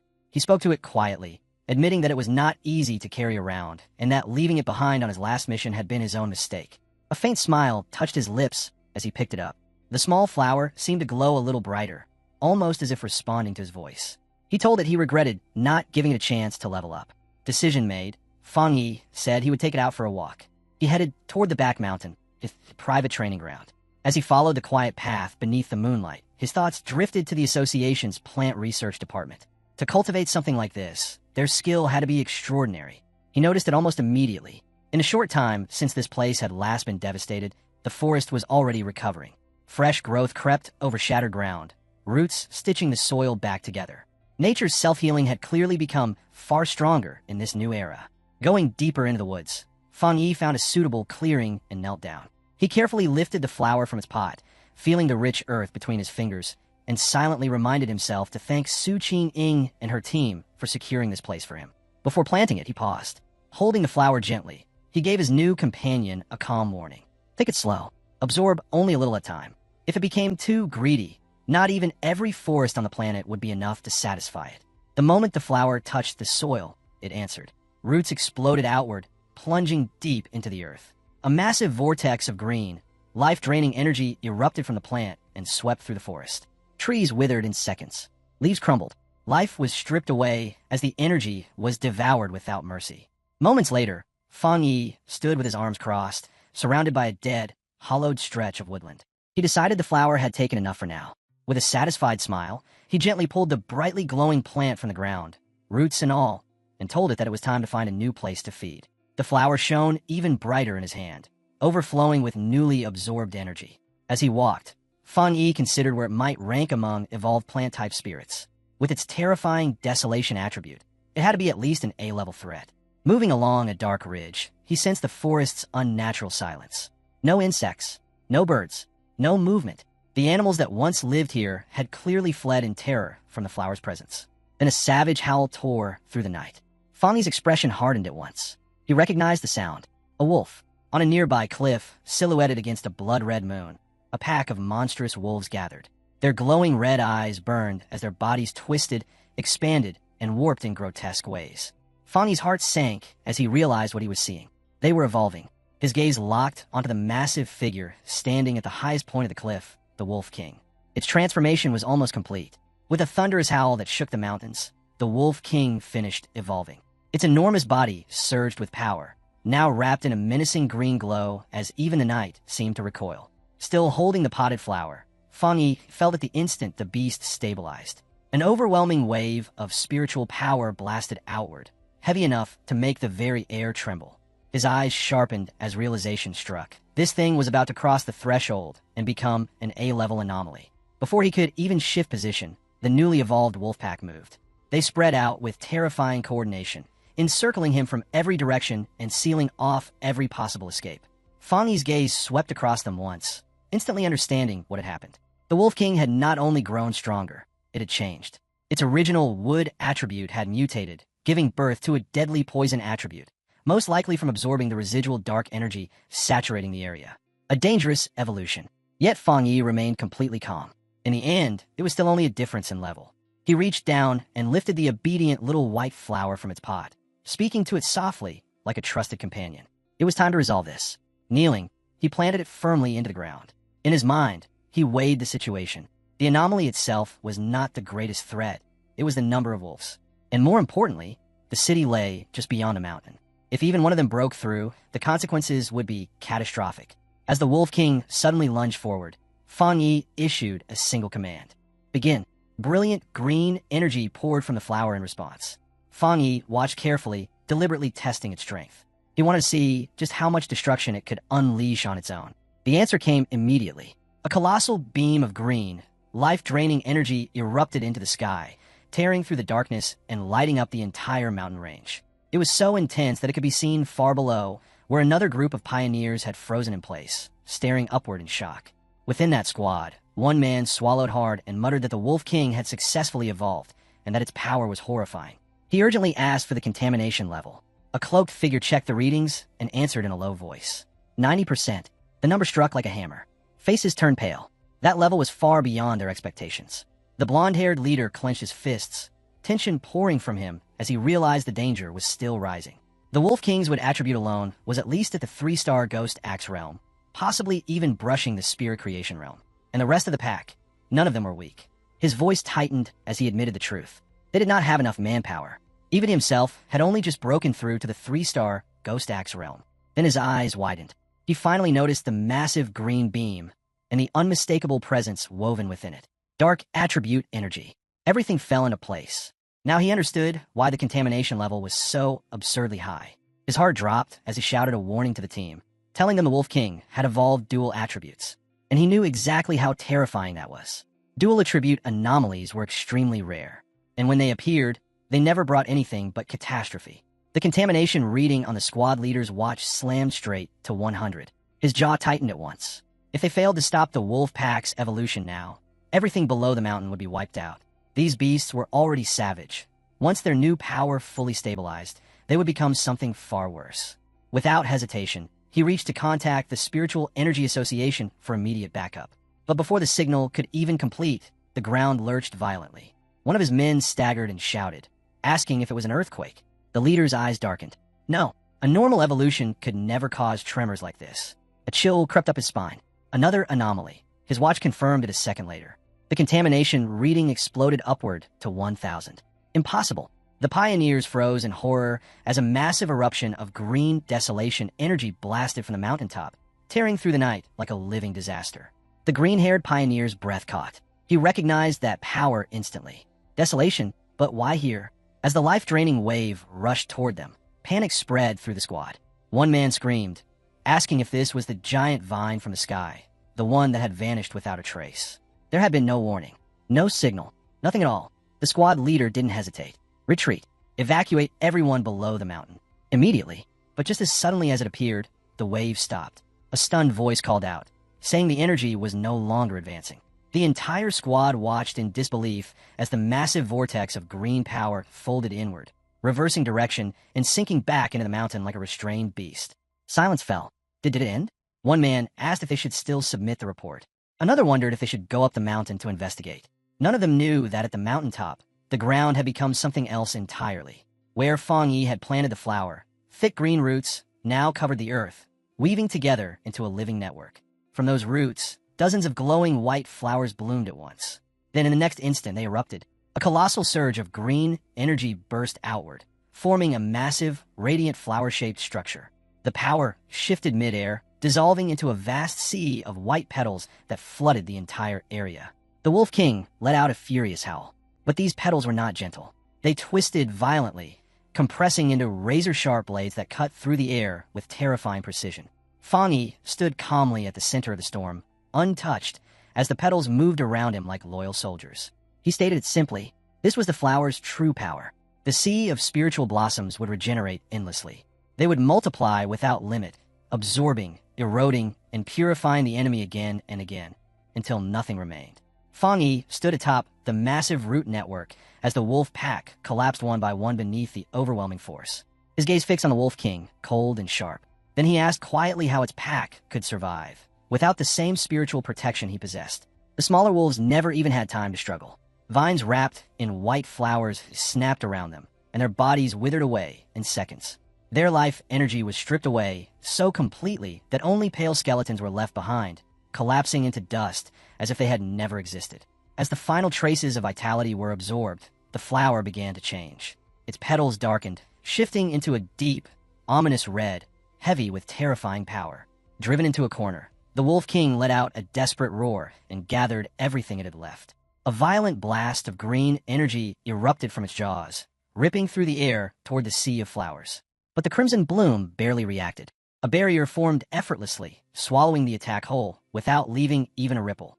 From within the storm of red petals and twisting vines, Fongi's voice reached the beast, calm, almost amused. He told it the attack was pointless. The desolation attribute had already taken root deep inside the mountain. This sea of flowers drew its strength from the mountain, he explained, and then returned that power back to the mountain in an endless cycle. Power feeding power. The Wolf King, now far more aware after its evolution, seemed to understand. Despair flickered in its eyes, but it refused to surrender. Locking onto the central red flower, sensing it as the true source, it charged forward in a final gamble. Fongi watched with a faint smile and casually asked his little flower what it planned to do now that it had been discovered. The answer came instantly. The central red flower swelled to an enormous size and surged forward. Its massive petals opened wide, then slammed shut around the Wolf King, trapping it completely. A scream of pure agony rang out as the beast's life force was torn away, devoured by the overwhelming desolation. Green energy thrashed wildly inside the petals, only to be swallowed and erased. Fongi's eyes sharpened. He had not expected this. His flower was allowing the dark attribute to invade it, yet completely overpowering it. The Wolf King never escaped. Its existence was erased inside the pulsing crimson petals. Fongi watched in silence, a trace of awe creeping into his gaze. He had never imagined that after absorbing the attribute, the spiritual flower could create its own technique without his direct control. As the giant bloom slowly shrank back down, the truth became obvious. Once something was trapped within this sea of flowers, there was no escape. The flower opened once more and spat out a clean, bleached skeleton. Nothing else remained. Fongi let out a slow breath. Even if these spiritual flowers were destroyed, they would simply grow back, again and again, using desolation to grind every enemy down to bare bones. Standing before the massive red flower, now surrounded by countless smaller crimson blossoms, he gave this terrifying power a name. The Endless Spiritual Sea. A system window flickered into existence, calmly confirming it. The spiritual flower had successfully written a desolation attribute technique. Name confirmed. Endless Spiritual Sea. With the battle complete, the flower slowly closed its petals, a bright glow pulsing deep within. Fongi exhaled as fatigue finally caught up to him, just as a single red petal drifted forward and brushed against his cheek. Then, the energy surged. The flower erupted with an overwhelming surge of power, and Fongi's eyes widened. His little flower was evolving too. Far away, inside a high-tech control room, alarms suddenly screamed to life. An analyst shouted over the chaos, reporting the detection of an A-level anomaly. Then his voice tightened as he added something far worse. They were picking up two different spiritual signatures overlapping in the same region. As the Wolf King was evolving and forming a dark attribute, an entirely separate and far stronger desolation attribute had appeared at the same time. The association superior standing beside Su Qing Ying demanded the coordinates immediately. A technician highlighted a section on the map, explaining that the area had been under Su Qing Ying's team's jurisdiction. The superior frowned and asked whether the destroyer squad had not already been deployed to deal with the wolf pack. Before he could finish, a transmission came through. The squad leader reported from the field, his voice strained as he confirmed that a massive wave of desolation energy had appeared out of nowhere and wiped out the entire A-level wolf pack. But then he added something even more disturbing. That power had not spread outward. It had retreated back into the mountain. And since then, a large number of strange flower-type anomalies had begun to emerge. The pioneers stood at the edge of the mountain in stunned silence. The entire slope now glowed crimson, blanketed by a sea of red flowers. They could not move any closer. Over the open channel, the squad leader warned that if this unknown anomaly erupted, it would be far more dangerous than the celestial vine ever was. He requested immediate support, admitting that even with every pioneer present, they would not survive a sudden escalation. The superior agreed without hesitation. 2 elite teams would be dispatched, but Su Qing Ying suddenly spoke. She looked at her superior with calm certainty and said she had a feeling the source of the desolation power was Fongi. Cutting into the call, she pointed out that Fongi's home was located in that exact area. Her voice was steady as she declared that he would protect everyone. As she spoke, a vision formed in her mind.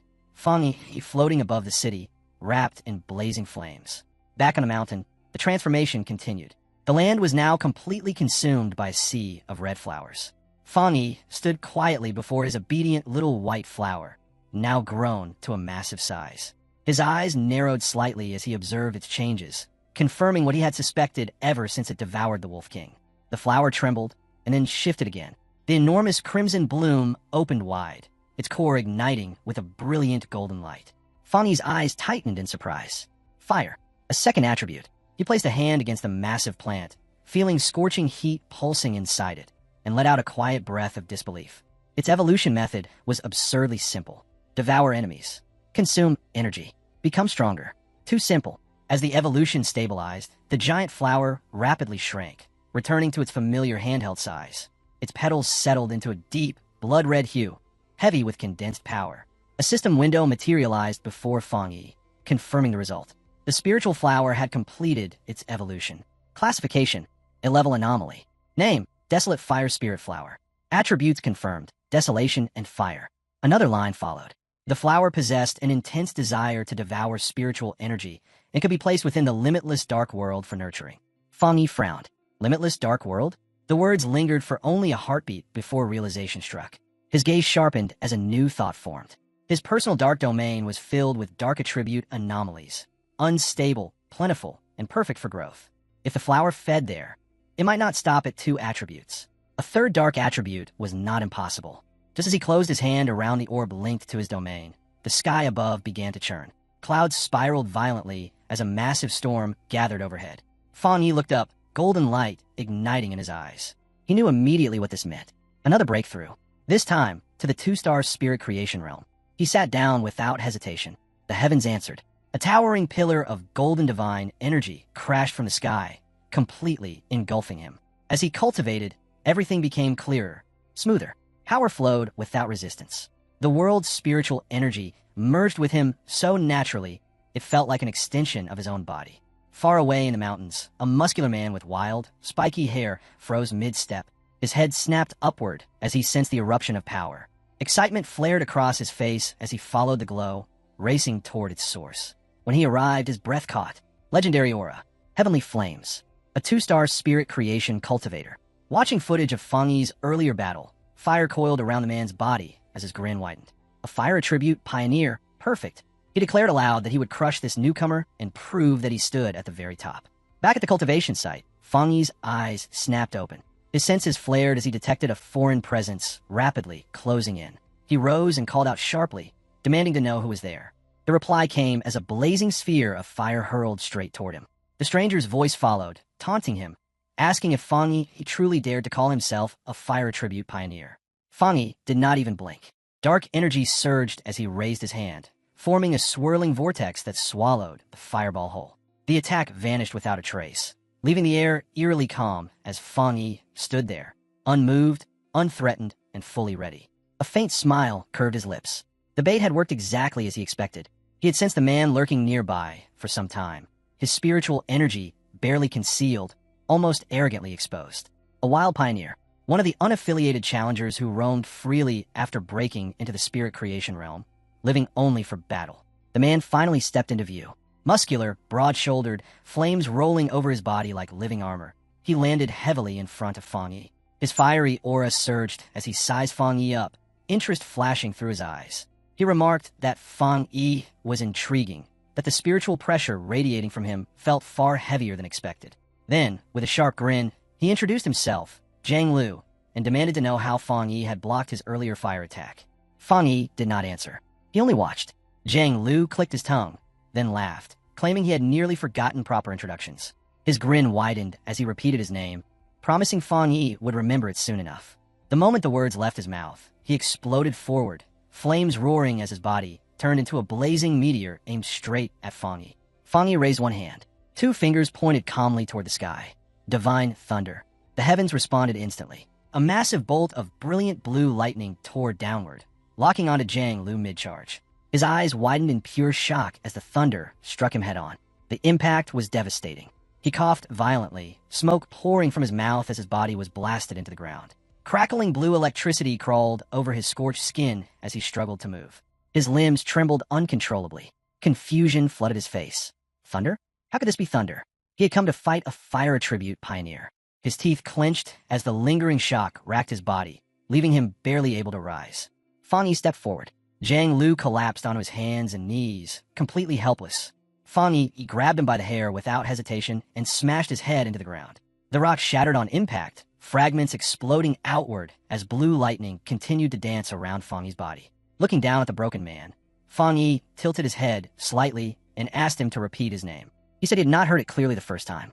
Jiang Lu could only stare in stunned silence, his face pressed into the fractured earth. Disbelief consumed him. How could this happen? He had just reached the one-star spirit creation realm. He had always been the fastest cultivator among his peers. He had never imagined losing, certainly not like this. He had not even been given a chance to use his ultimate move. His thoughts drifted back to the days of praise, when his rare and powerful fire attribute marked him as a rising powerhouse. And yet now, he could not even lift his head. He had truly believed that sooner or later, everyone would bow before him. A faint, dismissive sound escaped Fongi's lips. In the next instant, another surge of blue lightning flooded through Jiang Lu's body. Agony exploded through him, ripping a scream from his throat as his muscles seized violently. Terror crept into his eyes. Thunder? Why thunder? Was this man not supposed to be a fire pioneer? Fongi looked down at him, one eye glowing with cold blue light. Disappointment was clear in his expression as he said flatly that he had expected far more. A thin, condescending curve formed on Fongi's lips as he mocked the younger generation's blind arrogance, his surging electric force pinning Jiang Lu hard into the shattered ground. Jiang Lu clenched his teeth as his body trembled uncontrollably, his thoughts spiraling as the truth finally became clear. Fongi might only be in the two-star spirit creation realm, but the spiritual pressure crushing down on him felt monstrously heavier, at least 2 entire realms above his own. No, it was far worse than that. It felt like a gap of 3 complete realms. The realization struck like a death verdict. Jiang Lu's heart sank straight into his chest. This was the end. He was going to die here. The proud Jiang Lu, defeated, crushed, wiped out without even forcing his opponent to take him seriously. Terror swallowed him whole, and he could only beg Fongi not to kill him. Fongi's expression didn't shift in the slightest. After a long, frigid silence, the crushing pressure vanished. Fongi stepped back, releasing him, his voice calm as he warned that a pioneer's power was not something to be used recklessly on others. If Jiang Lu had that much time to waste, he should go deal with the new anomalies instead of hunting for pointless fights.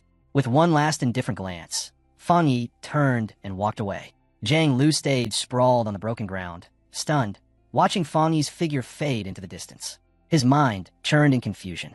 Was Fongi truly a once-in-a-generation monster, or had Jiang Lu simply never realized how weak he really was? Later that night, inside a lavish apartment, a shaken Jiang Lu pushed open the door to find 2 men waiting. One greeted him lightly, joking about his new hairstyle. The other, a red-haired man, snapped immediately, reminding him that he had warned him not to go looking for trouble. He scolded him sharply, saying Jiang Lu's violent temperament was dangerous, especially when the spiritual energy revival hadn't even officially begun. Acting like this would only bring disaster. But instead of exploding, Jiang Lu dropped heavily onto the sofa. Empty, exhausted, the 2 men froze at the sight. One frowned, staring at him, asking what had happened. Asking if this hollow shell was really the same Jiang Lu who was always desperate for a fight. The red-haired man broke the silence, asking Jiang Lu what had gone wrong, reminding him that he had gone out to challenge the heavenly Fireblade user. Jiang Lu lowered his head, his voice flat and lifeless, admitting that it had ended in a single instant. One of the others grabbed his shoulders and shook him, demanding a real explanation. That was when Jiang Lu finally broke. Tears streamed down his face as he confessed that he had been the one defeated. Instantly, disbelief filled the room. Jiang Lu's chest heaved as regret poured out of him. If only he had sensed something was wrong. If only he had backed down. Then he wouldn't be drowning in this crushing humiliation. The man sitting nearby frowned deeply, unable to understand it. How could the heavenly Fireblade possibly be that powerful? Jiang Lu was a rare genius, someone who had forced his way into the spirit creation realm in only a few short months. Someone like that wasn't supposed to be defeated so effortlessly. His thoughts drifted back to that moment. He remembered unleashing his strongest technique, Meteor Flame, burning everything he had into it, only for it to be erased in a single breath by thunder.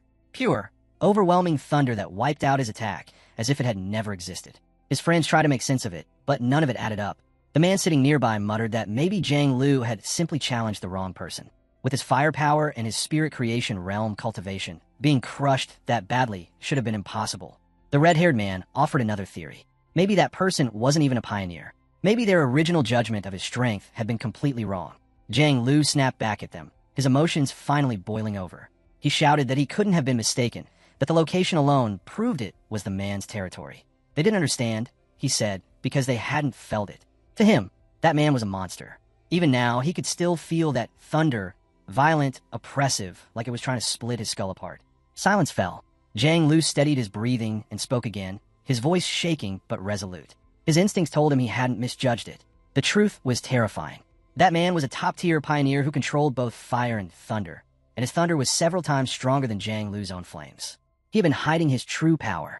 At the very least, Jiang Lu believed he had reached the 3-star spirit creation realm. Shock rippled through the room. The red-haired man fell silent, realizing how unbelievable it sounded.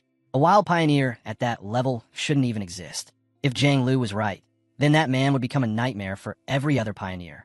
After a long moment, Jiang Lu slowly lifted his head, resolve burning in his eyes, and asked if he should try to become that man's apprentice. No one answered.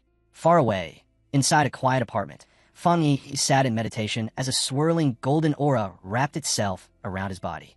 Something felt wrong. The familiar sensation of standing on the verge of breaking into the 2-star spirit creation realm had suddenly vanished, as if it had been wiped away. Fongi opened his eyes, fiery light flaring within them, and immediately realized the problem wasn't him. It was the world around him. The spiritual energy in the air was chaotic and unstable, refusing to gather no matter how he guided it.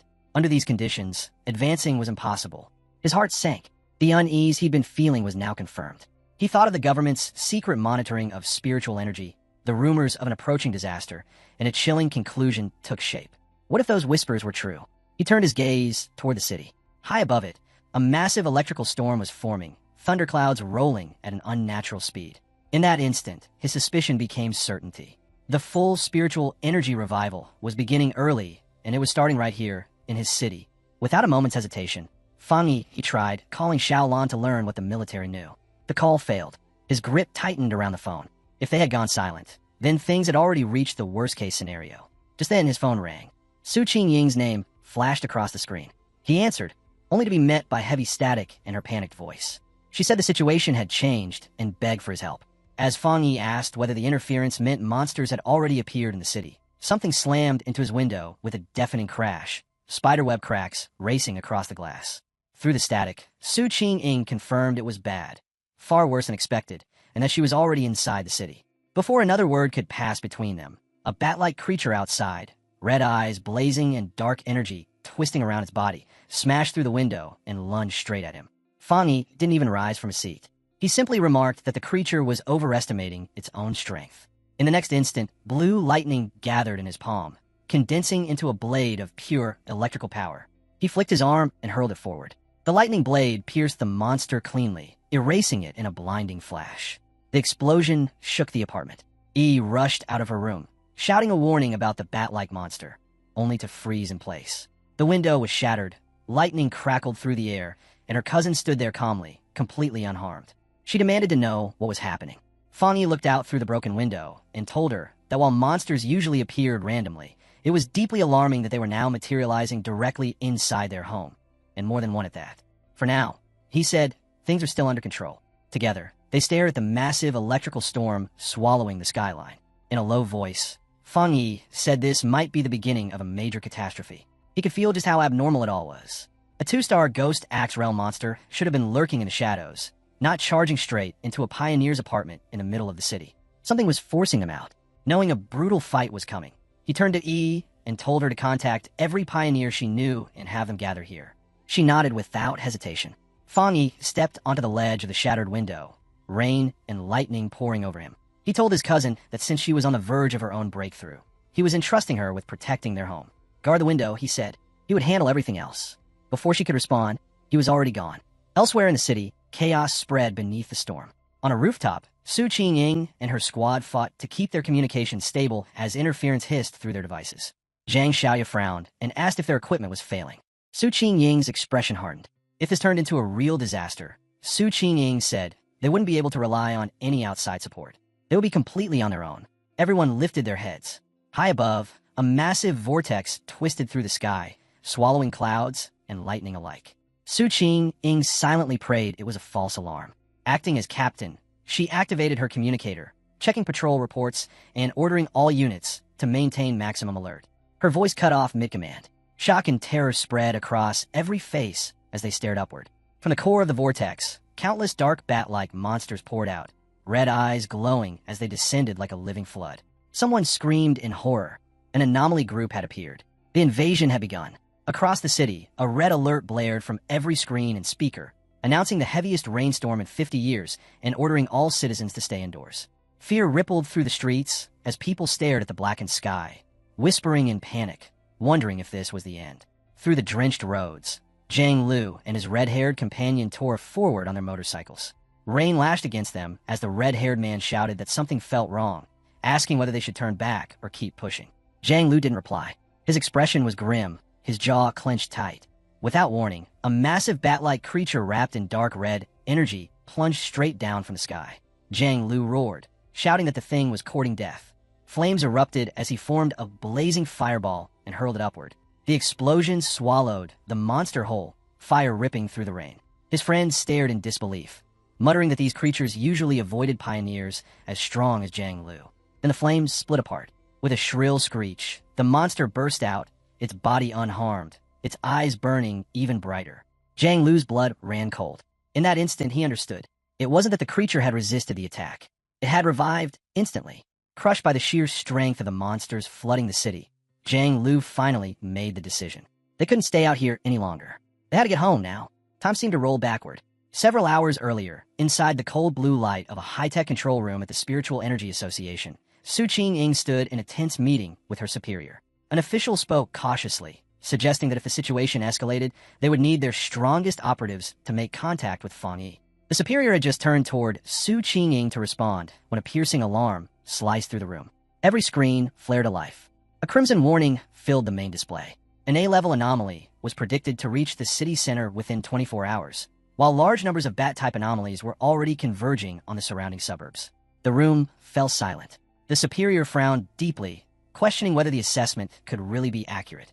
An A-level threat was no small matter. Su Qing didn't hesitate. Worry flashed across her face as Su Qing insisted they deploy a team immediately, and that she would be going with them. The present slammed back into place. On a rain-drenched battlefield, the leader of the destroyer squad stared up in frozen terror.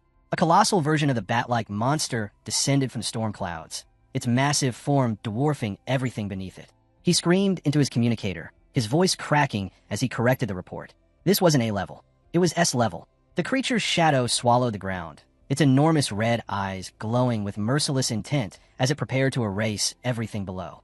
Elsewhere, the scene shifted to a military district locked in eerie silence. Inside, sleek futuristic corridors lay empty and untouched. Outside, hell had erupted. A dense swarm of glowing red bat-like anomalies slammed into a military warship hovering over the district.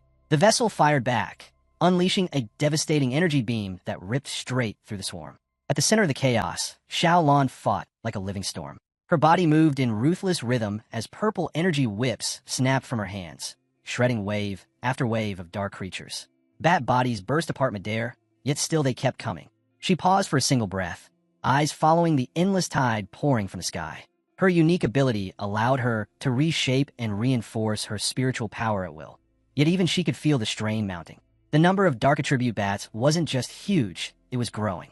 Deliberately, as if they were trying to keep her trapped here, preventing her forces from interfering with something far more important. Lightning split the air. A young blonde man wrapped in yellow electricity landed beside her, boots skidding across the scorched ground. He flashed her a casual smile, praising her strength, before his tone darkened as he explained how dire the situation had become. Only a few high-level officers were still holding the entire military district together. He asked for her orders. Xiaolan's expression turned cold. She told him their communications were completely jammed. There was no way to reach the outside world. If this was happening here, then the other military districts were likely facing the same nightmare. She lifted her gaze to the sky. It was going black. The swarm stretched without end, swallowing even the storm clouds. In that moment, Xiaolan made her decision. Her voice rang across the battlefield as she issued her command. 2 squads would stay behind and defend the restricted zone at all costs. Everyone else would follow her. They would smash through the enemy lines, break out of the blockade, and reconnect with the rest of the military, no matter what stood in their way. With her orders given, she didn't hesitate. Xiao Lan surged forward, the blonde lightning user and the remaining soldiers charging after her, all of them throwing themselves into the fight with everything they had. This was no longer about protocol. It was about breaking free. As they forced their way through the air toward the city, rain and blood-red shadows crashing around them, a terrifying realization struck her. Xiao Lan looked ahead, and her heart sank. The city was gone. It had been completely swallowed by the Crimson Swarm. In that instant, the truth became clear. The military zone had never been the real target. It was nothing more than a diversion. The anomaly's true objective was the entire city. Below, chaos ruled. Beneath the pounding rain, citizens screamed and scattered in every direction, desperately scrambling for cover. At a deserted bus stop, a live streamer named Malala stood with a man, her phone held high as rain poured around them. Unlike everyone else, she was smiling, excited. She told him this strange, heavy downpour was perfect for views, the kind of moment that could make a stream explode overnight. With a determined grin, she said sometimes you had to take risks to capture something incredible. Her smile vanished in the next heartbeat. From the darkness above, a bat-like shadow dove down and swallowed the man whole. Blood sprayed. Malala's scream cut through the rain as the street erupted into panic. Cries rang out from every direction as countless monsters descended, their shrill screeches mixing with desperate shouts that the bats were drinking people's blood. Malala ran. Her lungs burned as she fled through the chaos, feet splashing through water and blood. Something shrieked behind her. A shadow closed in. One of the creatures lunged, claws reaching for her back. She screamed, certain it was over. A flash of blue tore through the storm. A blade of pure blue energy cut through the monster midair, erasing it in an instant. Thunder cracked as a figure descended and landed behind her with effortless calm. Blue electricity coiled around the woman's body as she straightened. It was Su Qing. Two cloaked squad members appeared at her sides. Su Qing reached out to the shaking Malala and told her not to be afraid. Her teammates would take her home safely. As the two soldiers hurried the girl away, one of them spoke urgently, warning that the number of sea-level bat anomalies was rising. And worse, they were evolving. Su Qing's eyes burned with cold fury. If these creatures grew stronger by feeding on humans, then every second was precious. They had to move faster. Civilians had to be evacuated immediately. She gave her final order, telling her team to regroup here later. This area had the highest concentration of anomalies, and she would hold it alone. Her teammates nodded and vanished into the rain with Malala, leaving Su Qing standing beneath the blood-red sky, facing the swelling swarm. High above the city, lightning split the clouds. Fongi descended from the storm and landed on a rooftop, rain blasting outward beneath his feet. A massive bat anomaly covered in glowing eyes waited before him, its presence far more oppressive than the rest. He glanced over the endless tide of monsters drowning the city and frowned faintly. He hadn't expected this. The entire swarm had already evolved, their power surging toward the 3-star Ghost Axe realm. Facing the overwhelming threat, Fongi didn't hesitate. A blazing sword of golden fire formed in his hand, so brilliant it split the darkness itself. With one decisive swing, a towering wave of flames tore forward, ripping through the swarm and reducing countless creatures to ash in a single breath. But as the firestorm faded, his expression turned grim. One eye glowed red, and in that instant, he knew this fight was far from over. This anomaly was different. The bat swarm refused to die. It healed, multiplied, and reformed without end, as if destruction only fed it. Ordinary attacks were meaningless. His gaze swept over the city, and his heart sank. These dark attribute swarms weren't gathered in one place. They had appeared everywhere people were concentrated. Streets, buildings, shelters. It was as if countless identical disaster zones had erupted all at once. In this chaos, finding the association members would take far too long. Staring out over a city now buried beneath swirling black mist, he made his decision. There was no other option. He would deal with the swarms himself, one by one. Raising his hand, Fongi released his ultimate technique. Limitless Dark World. A massive vortex of dark green energy erupted from his body, twisting outward and devouring everything around it. His voice was cold and absolute as he declared that these anomalies would become nourishment for his spiritual flower. The vortex began dragging the swarm inward, ripping them apart as they were consumed. As the power surged, his thoughts drifted to those he cared about. Images flashed through his mind. Su Qing, Zhang Xiaoya, and the other pioneers gathered at his home. He forced his focus back. With his cousin's ability and the protection of the others, their home should be safe for now. But he knew the truth. If this disaster kept escalating, the nightmare would become real, and survival would turn nearly impossible for everyone. 10 minutes later, Su Qing was still fighting. She stood atop a rooftop, surrounded by an endless sea of dark anomalies. Her teeth clenched as she cut them down again and again, only for more to rise in their place. No matter how many she destroyed, they kept coming. Her spiritual power was recovering far too slowly, and exhaustion was starting to creep in. At this rate, she would be completely drained. For a brief moment, her thoughts went to her two teammates. She prayed they were still safe while escorting the civilians away. Then a scream ripped through the air. Her head snapped up, eyes widening as she looked into the sky. A massive, dense sphere of red anomalies was forming, countless bodies compressing into one horrifying mass. Her chest tightened. This was bad, worse than anything so far. Without hesitation, she sprinted and leapt up the side of a nearby building, climbing higher for a clear view. She knew what it meant. If the anomalies kept evolving like this, they would soon reach the spirit creation realm. With their forces scattered across the city, rescuing civilians, they no longer had the strength to face a threat like this, especially now that the creatures had begun attacking the buildings themselves. The situation was spiraling out of control, and time was slipping away. Su Qing fired several concentrated bursts of blue energy into the swarm, forcing a path through the sky. Explosions tore through dozens of bats at once, but it wasn't enough. There were simply too many. The creatures surged like a living ocean, crashing into her from every direction. Her balance shattered, and in the next moment she was hurled straight out of the air. As her body fell, a cold realization struck her. Looking up, she saw it. The enormous swirling vortex of dark energy and crackling lightning suspended above the city. In that instant, everything became clear. The swarm was never meant to only destroy. An anomaly king was about to be born. Below her, the city was collapsing into ruin. Beneath the relentless rain, shadowy bat-like creatures flooded the streets, rooftops, and skies. The scale of the disaster was beyond comprehension. It felt hopeless, like nothing could stop it. Not the military, not the Spiritual Energy Association, not anyone. Across the chaos, pioneers fought desperately in every corner of the city. Emergency reports flooded in without pause. Entire squads were being wiped out. Others were choosing to give their lives just to buy a few more seconds for civilians to escape. Su Qing fought alone now, her glowing barrier barely holding back the endless horde pressing in from all sides. Then a new alert flashed across the system. S-level anomaly reclassified. Threat confirmed, Anomaly King. Inside the association's command center, the atmosphere turned deathly still. One report after another confirmed catastrophic losses. The number of creatures and their horrifying regeneration speed had completely crushed every defensive line.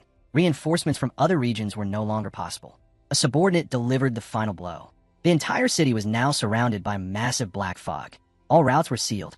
No rescue could reach them. The truth hit with brutal clarity. The city was isolated. As the final moments drew near, the association's superior stood with his remaining men. His voice was steady despite the despair weighing on every face. As pioneers, they would stand with the city, and if needed, fall with it. The monsters would not pass unless they walked over their bodies. With grim resolve, he issued his final command. Send the last code to headquarters. If the disaster could not be stopped, headquarters must authorize a destruction strike at once. The dark attribute could not be allowed to spread, no matter the cost. Meanwhile, Su Qingying's battle reached its limit. Her protective barrier shook violently, fractures spreading across its surface. Every strike drained what little spiritual power she had left. Her breathing turned ragged as she felt herself nearing empty. Gathering the last of her strength, she focused everything into one final attack. Energy erupted as she fired a massive blast straight toward the swirling vortex of monsters.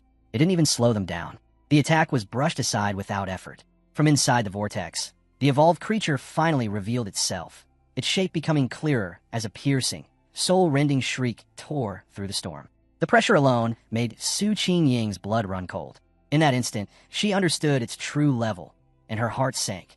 3-star spirit creation realm. Before she could react, the creature struck. Its overwhelming power smashed into her barrier, shattering it completely. The shield burst apart into fading shards of light. Defeated, Su Qing clenched her teeth in despair. Her spiritual energy was nearly depleted. Her body was battered, her strength almost gone. The creature descended. With nothing left to protect her, she fell through the rain, injured and helpless, as the massive Anomaly King closed in from above. Realizing this could be the end, she forced her trembling body to move, gathering the last scraps of power she had. Weak spiritual energy flickered around her as she prepared one final, desperate attack. Then a streak of blazing fire tore past her like a falling star. The explosion ripped through the air, forcing the monster back and halting its advance. Through drifting sparks and fading flames, Su Qingying's eyes widened. Standing between her and the anomaly was Fongi. His sword still burned, flames licking along its edge as rain hissed and vanished on contact. He didn't look back at her. He simply stepped forward, placing himself between her and death. He turned to face the creature, power pouring off him in crushing waves. One of his eyes burned a fierce orange, the other crackled with electric blue. His voice cut through the storm as he declared his authority. Divine thunder. In the next instant, he charged. Fire and lightning surged together, flooding his blade as he closed the distance without hesitation. He met the creature head-on, and with one devastating swing, his sword cleaved straight through its massive body, splitting it cleanly in two. A chain of violent explosions followed as the severed halves detonated in bursts of flame. The dark sky above the city blazed as if dawn had arrived early. When it ended, Fang Yi and Su Qingying landed on a rain-soaked road below, water splashing beneath their feet. Fang Yi finally turned to her and calmly apologized for arriving late, explaining that there had been too many identical swarms scattered across the city. Still weak, Su Qingying warned him to be careful. She told him the creatures could revive. As if answering her words, the scattered remains began to stir, fragments of dark energy rising and twisting together in the sky once more. Fang Yi looked up without surprise. He said he already knew. Facing the regenerating swarm, he told Su Qingying not to worry. He always finished what he started. Every time, thick purple dark attribute energy gathered rapidly in his hand, warping the air around it as he activated his limitless dark world. A massive vortex exploded outward, roaring as it dragged everything nearby into its pull. Fang Yi stated calmly that he always kept his word. Watching all unfold, Su Qingying felt something she thought she had already lost: hope. In all the chaos and despair, she had forgotten one crucial thing. This city still had a peerless pioneer. The vast purple vortex spread across the street, swallowing the entire swarm of bat-like creatures without resistance. At Fang Yi's command, it began to compress, crushing the countless monsters together until they were forced into a single, stable sphere of pure dark energy. Only then did he turn back to her and ask if she was all right. She thanked him for saving her and said she would be fine, explaining that she had medicine to help her recover. But Fang Yi's expression stayed serious as his gaze rested on her injuries. He stepped closer and placed a hand on her shoulder. A surge of blue lightning swept through her body. She cried out in shock as the energy rushed through her, but the pain vanished almost instantly. Fang Yi told her he had cleansed the dark attribute from her system and instructed her to properly bandage the wound. Su Qingying stared at him in disbelief. The pain in her injuries had clearly lessened, and the wounds were healing far faster than they ever did under the Association's advanced medicine. His thunder attribute was on a completely different level. Inside the Association's command center, an operator suddenly shouted in excitement, reporting that the number of monster groups inside the city seemed to be decreasing. For a brief moment, hope flickered across the room. Then it was crushed. One of the superiors turned coldly toward him. All rescue pioneer teams had been attacked. Every single one had lost contact. The number of monsters outside the city had not dropped at all. He voiced the horrifying truth. The swarms inside the city weren't being destroyed. They were gathering. The anomaly king was about to appear. For a fleeting instant, his thoughts went to his parents. He had wanted to see them one last time. Now that chance was gone. All he could do was carry out his final duty. At the same time, beneath the storm-choked sky, Fang Yi and Su Qingying stared up at the massive green vortex twisting above the city. Fang Yi asked if she had any solid intelligence on what they were truly facing. Her expression tightened as she answered. This was a super S-class anomaly. Its purpose was to devour the entire city. Its power rivaled the monster that once forced the Star God War Zone to seal off an entire region. In a heavy voice, she told him that disasters like this had a name. A cataclysm. The swarms flooding the city were nothing more than a warning. Within them, a terrifying spirit was being born. And if that evolution was completed, the city wouldn't just fall. It would be erased. She lays out what the Association has uncovered. Under normal conditions, monsters of the same species devour one another to evolve. But dark attribute anomalies operate under an entirely different law. The moment a fully evolved existence appears, an anomaly king, it gains absolute authority. Every other anomaly of the same kind is forced into submission. She looks at Fang Yi, the worry on her face impossible to hide. His power is real, undeniable, but he has not stepped into the legendary Jingong realm. She reminds him that the nation's strongest pioneer was crippled for life after sealing a similar calamity. Her voice begins to shake. They cannot afford to lose another genius. She begs him to run, to smash through the monster's encirclement, to warn the military and have the city abandoned. Before she can continue, Fang Yi reaches out and lightly taps her on the head. He asks, almost casually, if she has forgotten what she learned back in school. Then his demeanor changes completely. This city is his home, and no matter the cost, he will protect it. Su Qing freezes, her plea cut short, the rest of her words dying silently in her throat. Fongi doesn't look back. He turns away and leaps onto a nearby rooftop, standing alone beneath the raging storm, directly facing the colossal green vortex where the anomaly king is being born. Golden radiance surges around him as his aura explodes outward. Fixing his gaze on the vortex, he remarks coldly that it looks like the entire city is being offered up as a sacrifice for the king's arrival. The golden light intensifies as he activates his golden sun power. Even the storm seems to recoil under its pressure. He glances back to find Su Qing has followed him onto the rooftop. Calm and composed, he asks to borrow her wrist device, explaining that he needs it to detect anomalies and to contact the association. She hands it over without hesitation. With the device in one hand and his blazing sword in the other, Fongi raises his eyes to the sky. He states simply that he's going up there to destroy the creature before it can fully take shape. Above them, the monstrous anomaly king continues to form, its immense silhouette writhing within the vast vortex looming over the city. Inside the association's command center, the suffocating tension is shattered when an operator suddenly shouts that a lost pioneer's signal has reconnected. It belongs to Captain Su. Shock ripples through the room as her tracker lights up on the main screen. The signal is moving at a terrifying speed, racing straight toward the heart of the storm, straight into the most lethal zone imaginable. Operators immediately shout for her to retreat. Charging it alone is a death sentence. An official snatches up a communicator and urgently tries to reach her, ordering her to halt immediately and wait for reinforcement from headquarters and the military. On the rooftop, Fongi grips Su Qingying's wrist device as static crackles through it. After a brief moment, he finally understands how it works. He raises it and speaks into the communicator, calmly asking if they can hear him. The official on the other end stiffens, demanding his identity and asking where Captain Su is. Fongi, he doesn't bother answering. He takes control. In a steady, unshaken voice, he tells the stunned command center that everyone there will work with him, because he is going to destroy the anomaly king at the center of the storm. Even as he launches himself toward the towering vortex, his tone never wavers. If they don't want a city erased, they will cooperate. He orders them to bring every communication channel and every piece of available data online to support him. A heavy silence hangs over the room. Then the main official makes his call. He slams his hand onto the console and barks commands across the command center, ordering all operators to drop their current tasks and establish a full link with the unknown pioneer. All satellite and radar systems go live at once, and one operator is designated as his primary contact. That operator starts reporting immediately.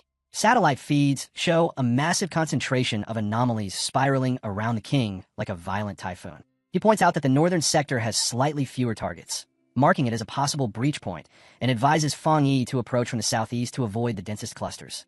High above the city, Fongi keeps climbing, his blazing sword cutting through the wind as he heads straight for the storm's core.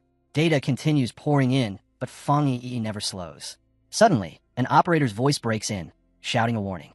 Fongi has been locked onto by two powerful anomalies, one A rank and one S rank, both estimated to rival the strength of a 2-star spirit creation realm. The operator urgently orders him to pull back. The main official watches the screens with a dark expression. He knows it's already beyond retreat. A violent shockwave crashes through the command center. Consoles shake, lights flicker, and staff are thrown off balance as screams ripple through the room. Above the city, Fongi moves through the chaos with cold precision. One casual swing of his flaming sword splits a bat-like anomaly straight down middle. Fire rips through its dark flesh as if it were nothing more than thin paper. His eyes glow with scorching light as he speaks calmly, as though the kill was hardly worth mentioning. Back in the command center, everything goes quiet. Operators stare at their screens, stunned. The main official suddenly shouts that the anomaly's source signal has vanished, his voice trembling as the truth hits him. An S-level dark attribute anomaly has just been erased in a single strike. A subordinate blurts out what everyone is already thinking. It has to be him, the tyrant. The command center explodes with sound. Laughter, cheers, and cries of relief fill the room as hope finally surges through the people watching. Meanwhile, Fongi stays locked in, his mind racing as he breaks down the situation in an instant. After enchanting his sword, its flames now directly counter the dark attribute, drastically slowing the anomaly's regeneration. But as he watches the severed monster start pulling itself back together from twisting black energy, his expression hardens. His current level still isn't enough to completely stop their recovery. If he had broken through earlier, a single strike would have erased it for good. He clicks his tongue and tightens his grip. Fire and thunder surge together inside his body. If raw power can't end it in one blow, then speed will. Repetition will. In a blur, he bursts forward, unleashing a relentless storm of slashes. His blade carves through the reforming creature again and again, tearing it into pieces before it can fully take shape. Even so, he can't ignore the truth. Their sheer numbers are still a serious threat. Then everything shifts. High above, a strange green sphere of energy begins to form, slowly spinning in the sky. The instant it appears, the dark creatures react, one after another. Then in massive waves, the bat-like anomalies abandon their targets and rush toward it. On the ground, a group of cloaked pioneers stare upward in confusion. One of them mutters, wondering why the swarm suddenly stopped attacking. An association superior beside them shakes his head grimly. This is bad. He knows exactly what it means. The swarms are being summoned. They are responding to the Anomaly King's call, and that means its birth is near. Across the city, every remaining soldier and pioneer looks up as the scattered swarms merge, forming a colossal blood-red cloud hanging over the skyline. The same realization strikes everyone at once. If the recall isn't stopped now, there won't be another chance. Beyond the city walls, the battle outside continues without pause. From a high vantage point, Gaolon raises her hand and unleashes a devastating surge of energy straight into the dark swarms. Explosions tear through the sky, but the tide refuses to collapse. Her blonde, lightning-wielding subordinate rushes over, his face tight with urgency. He asks how long it will take before they can force their way into the city. Xiaolon answers immediately. Based on their instruments, at least another 30 minutes. The number hits him like a death sentence. In 30 minutes, the Anomaly King will be fully born. If that happens, the city is doomed.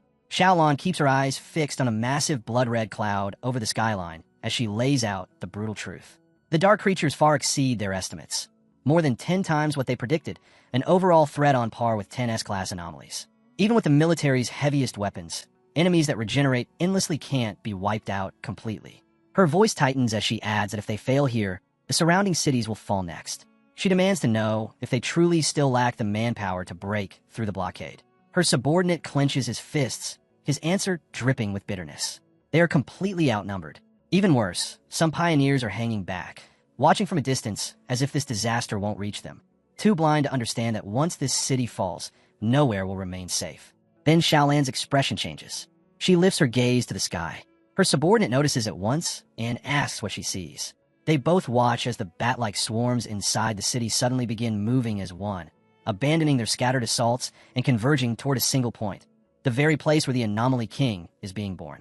And then, from the heart of the massive vortex, a brilliant point of golden light explodes outward.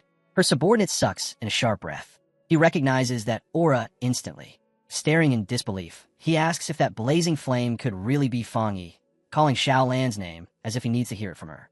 Xiaolan answers with a calm, confident smile. It's nothing. Then her voice turns sharp and commanding. She shouts orders across the battlefield, telling every unit to raise their output and push forward immediately. Supplies no longer matter. Caution no longer matters. They advance. They will enter the city, because the Star God War Zone does not abandon its cities. As her forces surge ahead, a single fiery figure rises into the center of the storm, a blazing spear of light driving straight into the darkness. Xiaolan, with a stunned Su Qing beside her, can only stare at the overwhelming ocean of flames spreading across the sky. From behind the shattered window of a ruined apartment, Yi watches with shining eyes, instantly recognizing her cousin's sword technique. Nearby, the red-haired leader can only gape in awe, unable to look away. High above the city, the remaining bat-like swarms shriek as they rush toward Fongi, hurling themselves at him in a desperate attempt to stop the blazing figure standing against the storm. Unmoved by their sheer numbers, Fongi calmly observes that every last one of them has gathered here for a single purpose, to stop him. A determined gleam flashes in his eyes as he speaks, almost pleased. This is exactly what he wanted. He swings his massive, blazing sword. A colossal firestorm erupts across the sky. Flames roar outward like a collapsing sun, ripping a vast corridor through the endless horde of dark creatures. The heavens themselves seem to tear apart as bodies vanish inside the inferno. As his eyes burn with terrifying fire, Fongi suddenly feels it. That sensation, the familiar pressure, the edge he sensed before, the feeling of standing right at the threshold of a breakthrough. It's back. The pulse that disappeared earlier now surges through him again. Even with the thin spiritual energy around him, the conditions have finally aligned. A confident smile curves across his face. If the moment has arrived, then he'll force it to come even faster. Fongi lifts one hand, and a swirling vortex of deep purple energy forms around him. The sky darkens as his boundless dark world unfolds, opening like a massive, all-seeing eye above the battlefield. He stands at its center like a blazing star, fire and darkness held in perfect balance. He extends his hand. Come. His spiritual flower answers. A glowing red orb appears in midair, cracks racing across its surface. From within, the massive, desolate fire spirit flower bursts out, its petals crackling with dark power. The instant it emerges, it moves as if alive, launching into attack without hesitation. At Fongi's will, the flower begins to devour. Dark tendrils explode outward, stabbing straight through the bat-like creatures. One after another, they are pierced, drained, and swallowed. The flower feeds greedily, drawing in their dark energy and channeling it back into Fongi, pushing his breakthrough forward with every passing second. The desolate fire spirit flower erupts with terrifying force, its countless tendrils spreading through the sky like roots hunting for prey. The swarm collapses rapidly, consumed piece by piece, until nothing remains. When the last of them is gone, Fongi descends slowly, settling at the center of the now enormous crimson flower. From there, he looks up. Above him, the massive green and red vortex churns violently, the place where the anomaly king continues to take shape. His eyes glow red as he studies it. The gigantic silhouette is clearly there, yet it feels unreal, like a distorted reflection wavering on the surface of water. Then a confident smirk forms on his lips. He can feel it, the core. Its presence is unmistakable now. He can even hear its heartbeat, slow, heavy, and powerful, pounding like distant war drums echoing through the sky. Fongi immediately understands how dangerous it is. The king's power can awaken the darkest desires buried within people, making it an existence that must never be allowed to fully descend. His gaze sharpens as another truth becomes clear. The king is holding back. It's hiding itself, likely because its evolution is still incomplete. Standing atop the massive flower, Fongi calmly asks if the anomaly king's exact position has been located. The flower responds at once. The coordinates are transmitted straight to the device on Fongi's wrist. The screen flashes red, and a sharp beam of light shoots into the sky, piercing the swirling vortex and marking the anomaly king's core. With the target exposed, Fongi's eyes ignite with brilliant golden light. He activates the golden sun breathing technique at full output. In the next instant, a massive surge of pure golden energy erupts from his body. The power rises like a newborn sun, blasting toward the heavens with unstoppable force, carrying the intent to erase every trace of darkness. Far below, within the shattered city, Zhang Lu and his companions stare up in complete disbelief. None of them can comprehend what kind of power could create such overwhelming brilliance. At first glance, it seems like fire, but the thought is dismissed almost immediately. Ordinary fire could never reach this level, nor could it suppress the dark attribute so completely. There's only one explanation: a high-tier yang attribute, the natural nemesis of darkness itself. Inside the Association's command center, the suffocating pressure finally shatters.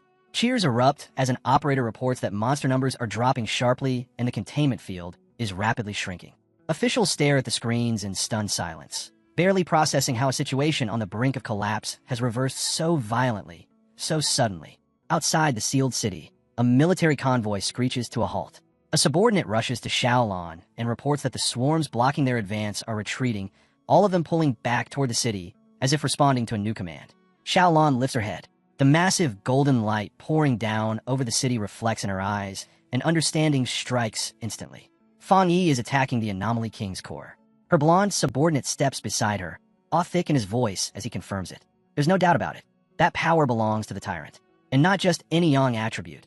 It's the purest form imaginable. Yet Shaolon doesn't relax. Her brows draw together as unease flashes across her face. Facing such an existence alone is far too dangerous. Her subordinate feels the same urgency and insists they must enter the city immediately to support him. Shaolon suddenly raises her hand, stopping him cold. Her gaze never leaves the sky as she sharply tells him to look. Her expression drains of color. Within the massive vortex, something new is emerging. A spiked green sphere, grotesque and pulsating, like a living virus forcing itself into the world.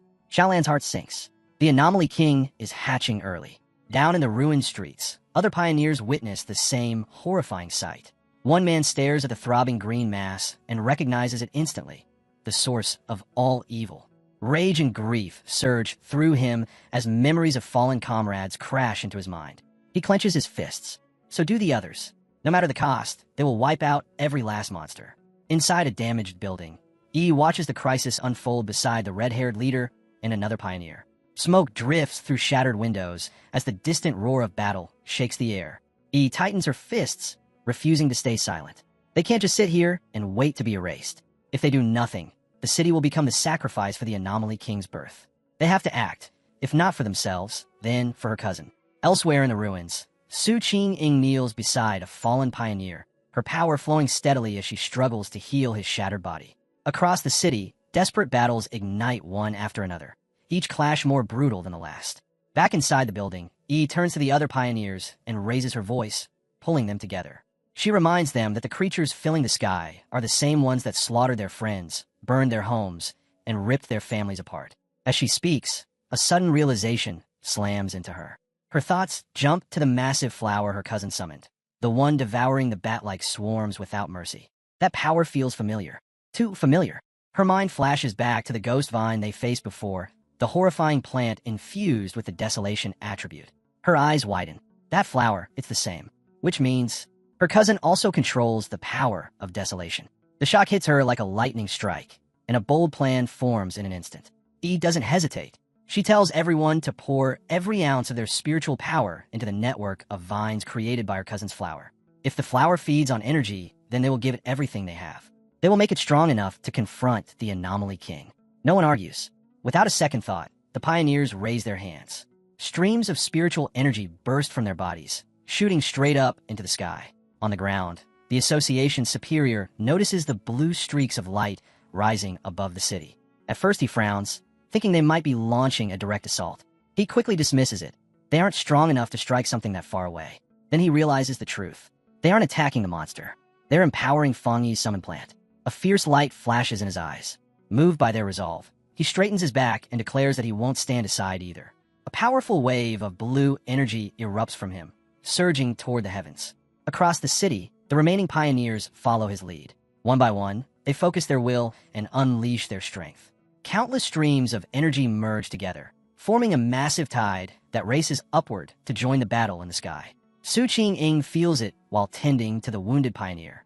Her expression shifts as the air around her begins to tremble. She looks up and sees it, the spiritual flower above the city now blazing, glowing with the combined power of every pioneer still standing. She understands at once. This is humanity's final stand.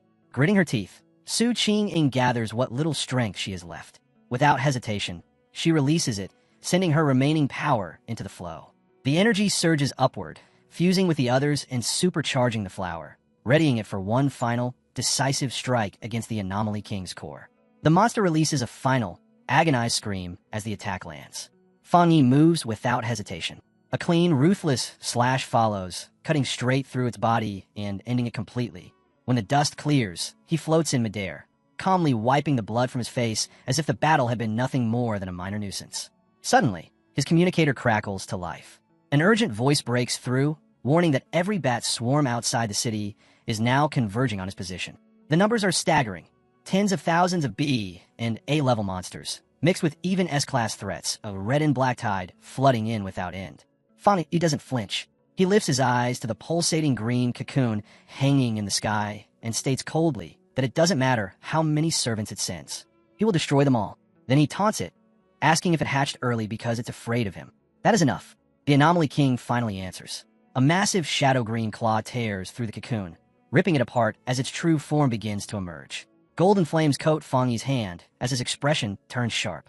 This is it, his real enemy. The fully formed Anomaly King reveals itself, a nightmarish being dominated by a single, menacing green eye.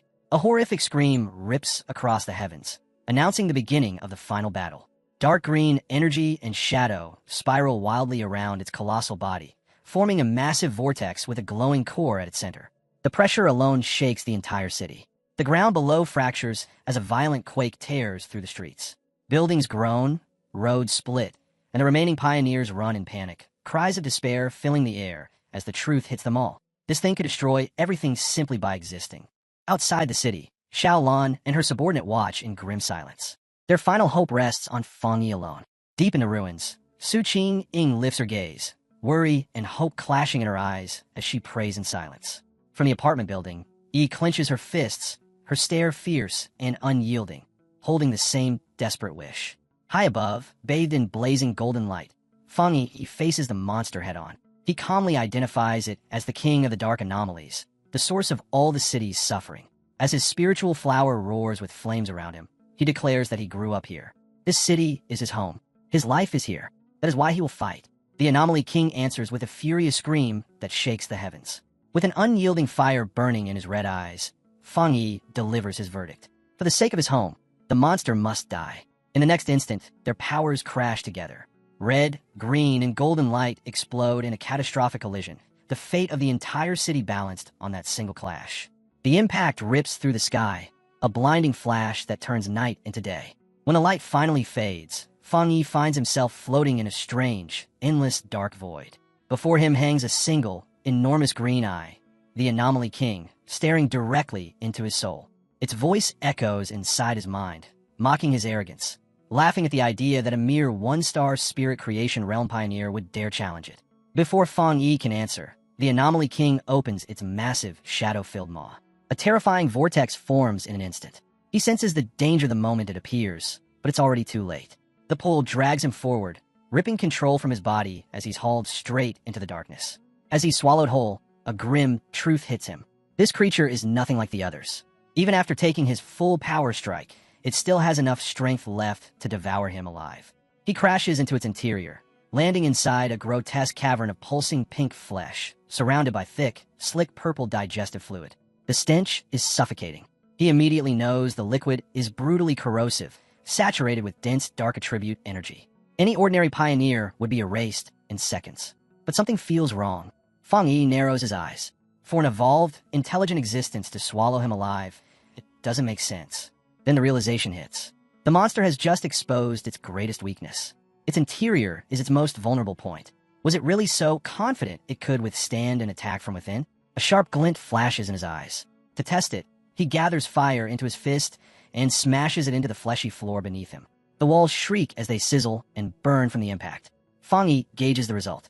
The corrosive fluid is gnawing at his power, but not nearly fast enough. He can still inflict real damage. That is all he needs. As long as his attacks work, this can be solved. Confidence surges as he calls for his desolate fire spirit flower. Then he freezes. The swallowing attack didn't just drag him inside. It pulled his spiritual flower in as well. And inside this oppressive, dark environment, the flower isn't weakened. It's amplified. After absorbing the dark swarms and the power of every pioneer in the city, the crimson flower in his grasp should be overflowing with energy. Yet as he grips it, he feels something strange. The flower is hesitating. He frowns and asks what's wrong, suspecting it might be repelled by the Anomaly King's dark attribute. The answer stuns him. This Desolation Flower, something that normally devours dark energy without limit, is being suppressed. The Anomaly King's power is different. Too pure. Too absolute. That changes everything. His original plan was to let the flower drain the monster from the inside until nothing remained. That path is now blocked. So he changes tactics. Clutching the flower in one hand, Fongi draws back the other and hammers the fleshy walls of the monster's stomach again and again. Outside, the Anomaly King's massive form suddenly breaks apart, scattering through the air. For a brief moment, it looks like victory, but then the fragments swirl back together, reforming into a colossal vortex as the creature summons every remaining bat-like swarm. On the ground, E and the red-haired leader stare up in fear and confusion. The leader demands to know what's happening, but E can only shake her head. She has no answers. Only one thought remains. Where is her cousin, and is he still alive? Elsewhere, Su Qing forces herself to stay composed as she leads civilians away from the chaos, shouting for them to move in orderly lines and promising that the pioneers will protect them. When someone asks where Fongi is, the color drains from her face. With barely contained panic, she tells the truth. He's still fighting. From inside the Anomaly King, the military pushes in under Shaolan's command. An officer rushes up, reporting that the swarms and the Anomaly King are attacking without any clear pattern and calling for a full evacuation to limit casualties. Standing atop a military vehicle, Shaolan issues firm orders, yet her eyes keep lifting toward the sky, dread filling them as she watches the nightmare unfolding above. The Anomaly King begins pulling the swarms into itself, dragging them into its spinning body to restore its strength. Inside the monster, Fongi feels it immediately. His expression tightens as the truth becomes clear. The creature isn't finished. Not even close. The corrosive energy surges, crashing down on him as the digestion truly begins. His power starts to melt away, his body feeling as if it's being ripped apart piece by piece. Then something shifts. The dark energy around him begins to thin. Fongi closes his eyes for a brief instant, and when he opens them, everything has changed. He is no longer inside the monster. He stands alone in the ruins of a city that has been completely destroyed. Skyscrapers lie shattered and twisted, the sky above heavy and oppressive. A dead silence hangs over everything. Fongi slowly scans his surroundings, unease creeping into his chest. Where is he? What has happened? Within this broken city of illusion, Fongi stands still, his expression dark and steady. From the shadows behind him, something enormous begins to emerge. An immense beast wrapped in darkness, red eyes burning like open wounds in the night. Without hesitation, it lunges forward, a colossal fist slamming straight down toward him. Fongi sharpens his senses, and his heart drops. His spiritual power is gone, completely silent. The beast strikes again, its massive arm crashing down with enough force to tear the ground apart. Fongi moves on instinct alone, leaping away just in time. The impact detonates behind him, rubble exploding as the street collapses. He lands on broken concrete, breathing hard, then freezes. Something is wrong. His body still feels strong. Even without spiritual energy, his muscles move smoothly, his balance steady, his reactions sharp. Years of brutal training haven't disappeared. In that moment, understanding locks into place. This isn't reality. It's an illusion, one created by the Anomaly King to drag him back to a time before he became a pioneer, before power reshaped his life. The beast tries to crush him with a thunderous stomp. Fongi leaps again, barely escaping as the ground caves beneath its foot. As he lands, another truth settles in, calm and unshakable. The Anomaly King isn't powerful enough to truly erase him. If it truly were, his body wouldn't react this way. His strength isn't gone, it's being suppressed, which means this illusion has limits. All illusions do, and every flaw traces back to the one who created it. Before he can push that thought further, the beast vanishes and reappears in the same instant. A massive hand clamps around Fongi's body, lifting him effortlessly into the air. It drags him close, its foul breath washing over him as its voice echoes from every direction, sneering that once a foolish human enters this place, escape is impossible. Crushed in its grip, Fongi should look broken. Instead, a faint smile curls at the corner of his lips. The creature's shape begins to distort, its false body melting into the surrounding world, forming a grotesque, mocking grin. It opens its enormous jaws and proclaims that this is the end, not just for him, but for all humanity. To crush his will, it forces visions into his mind. Xiaolan, Su Qingying, his companions, lying dead and shattered, discarded like failed experiments. Proof, it claims, that humans exist only to be consumed for its evolution. Fongi remains silent. Then he slowly lifts his eyes. A small, defiant smile appears. He calmly asks if that is truly what the monster believes. In the next instant, Fongi releases everything.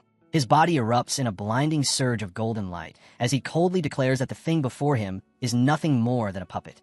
He tells it that it doesn't even understand the truth of who he is. One by one, golden silhouettes rise behind him, countless figures shimmering into existence as he reveals that his rebirth had only one purpose: to protect his home and everyone he cherishes. The overwhelming golden radiance floods the illusion, swallowing the shadowy beast whole. A violent blast rips through the mental world, cracking it apart from within. A wave of pure, scorching fire surges through the collapsing space, its reflection burning inside a single blazing eye before everything shatters. When Fongi opens his eyes again, he stands in the real world, and he is no longer the same. His hair burns like living flame, his body wrapped in crackling blue lightning as he calls out to his system without hesitation. High in the storm-filled sky, a massive hand-shaped construct of pure golden energy forms behind him, solid and absolute, ready to end the battle. A system window flashes before his eyes, confirming that all conditions have been met. It asks if he wishes to advance. Power roars through his veins as Fongi accepts without hesitation, stepping into the two-star spirit creation realm. Golden energy detonates outward as he declares himself the king of anomalies and charges forward like a falling star. At that moment, Fongi understands it clearly. Because of the Anomaly King, he has reached a deeper understanding of himself. Channeling his newly awakened power, he unleashes a devastating slash, golden flame-like hair blazing as blue lightning tears wildly through the sky. He declares that his rebirth exists to overturn the fate of this world, that everything he endured led to this moment, and that he alone stands as the chosen avenger. The Anomaly King's laughter rolls across the sky, deep and cruel, ridiculing him as nothing more than a pitiful two-star cultivator. Fongi doesn't even flinch. In a flash, he vanishes from where he stood, narrowly evading a crushing strike as the towering shadow of the giant monster slams down, its enormous body swallowing the heavens in darkness. The creature snarls that escape is impossible. That Fongi is nothing but its next meal. And its face twists. Something is wrong. A flicker of confusion crosses its distorted features, while Fongi's lips curl into a quiet, knowing smile. The trap is already closed. Without warning, blue thunder detonates from inside the Anomaly King's own body, ripping through its core. The monster lets out a shrill, tortured howl, writhing as it screams at the stinking human, unable to comprehend what this strange body of his has just done to it. Standing at the absolute peak of his strength, Fongi raises his blazing sword and gathers everything he has left. His voice cuts through the chaos with iron certainty as he declares that this nightmare ends here, but the monster will be sealed forever. He invokes his ultimate technique, the Nine-Dragon Skyfire, swearing to cleanse all evil from this world. Flames erupt around him, and from that inferno 9 colossal fire dragons are born, their burning bodies twisting through the sky as they charge straight toward the Anomaly King's core. The monster's roar turns into pure terror. Only now does it realize that this power is far beyond what any one-star cultivator should ever possess. When the dragons collide with its core, a catastrophic blast of light detonates, drowning the entire sky in blinding brilliance. On the ground below, pioneers and soldiers can only stare, frozen in awe, as Fongi completely annihilates the anomaly. The Anomaly King releases one final, agonized scream before its existence is torn apart by overwhelming force. In an instant, the blood-red darkness dissolves, giving way to a clear, tranquil blue sky. High above the city, a massive vortex of lingering purple energy, the last remnant of the dark attribute, twists violently before being pulled inward and erased. Fongi's form returns to normal, yet his blazing sword remains in his grasp as the remaining purple energy condenses into a single sphere before him. His expression stays calm and unshaken, red light glowing faintly in his eyes as he opens his boundless dark world. A vast vortex appears, swallowing every last trace of chaotic power left behind by the battle. Down in the streets, the surviving pioneers and soldiers slowly lift their heads, staring at the peaceful sky in disbelief. One whispers that the nightmare might finally be over. Another confirms it. The battle has truly ended. Standing atop a military vehicle, Xiaolan is met with thunderous cheers from those who lived. The city has been saved. They survived. As dawn breaks, her blonde subordinate asks whether she plans to go find Fongi. Xiaolan looks toward the rising sun, a gentle smile resting on her face, and replies that everyone has their own duty now. Their role is to help the people rebuild to bring the city back to life. Below them, under the warm morning light, survivors embrace, cry, and cheer, welcoming a future that still exists. Miles away, the staff of the Spiritual Energy Association erupt in celebration, relief crashing over them like a wave as the news spreads that the Anomaly King has been defeated. It feels like waking from a nightmare that refused to end. Standing by the windows, they look out over the city, shaken by how close everything came to total collapse. They all know the truth. Without Fongi, the fall of the city would have been a stain they could never wash away. Elsewhere, Su Qing-ing stands beside an association superior, watching as paramedics carry the wounded pioneers to safety. Her voice trembles as she asks if they are still alive. The superior rests a steady hand on her shoulder, telling her that the medical centers are still operating and the injured can be saved. Su Qing-ing understands better than anyone what that really means. Without Fongi, none of this would even be possible. As she watches the scene, her thoughts drift back to him, to the terrifying power he commands, to the way he always achieves what everyone else believes is impossible. The superior nods, sharing her unspoken thoughts. What they just witnessed leaves no room for doubt. Fongi has already stepped into the 2-star spirit creation realm. Headquarters will move immediately, he says, and someone will surely try to reach Fongi before anyone else does. Hearing this, Su Qing-ying's heart tightens. She remembers when she once thought she could compete with him, stand beside him as an equal. Now that belief feels laughably distant. He has long since left her behind. In her heart, she admits what she can no longer deny. He is a top-tier genius of the entire Xia nation. The superior's mind returns to the golden light that tore open the heavens, to the 9 fire dragons that sealed the anomaly before countless witnesses. An event of that magnitude will shake the whole country and ignite endless discussion. They cannot afford to hesitate. When Su Qing asks what he means, he gives a calm answer and a new name. Fongi the Sealer, a title befitting what the world has just seen. After the battle, Yi and the red-haired leader race through the shattered streets, debris crunching beneath their feet. Yi calls out for a friend to slow down, panic creeping into her voice as she asks where her cousin could be. The red-haired leader tries to soothe her, telling her not to jump to the worst conclusion.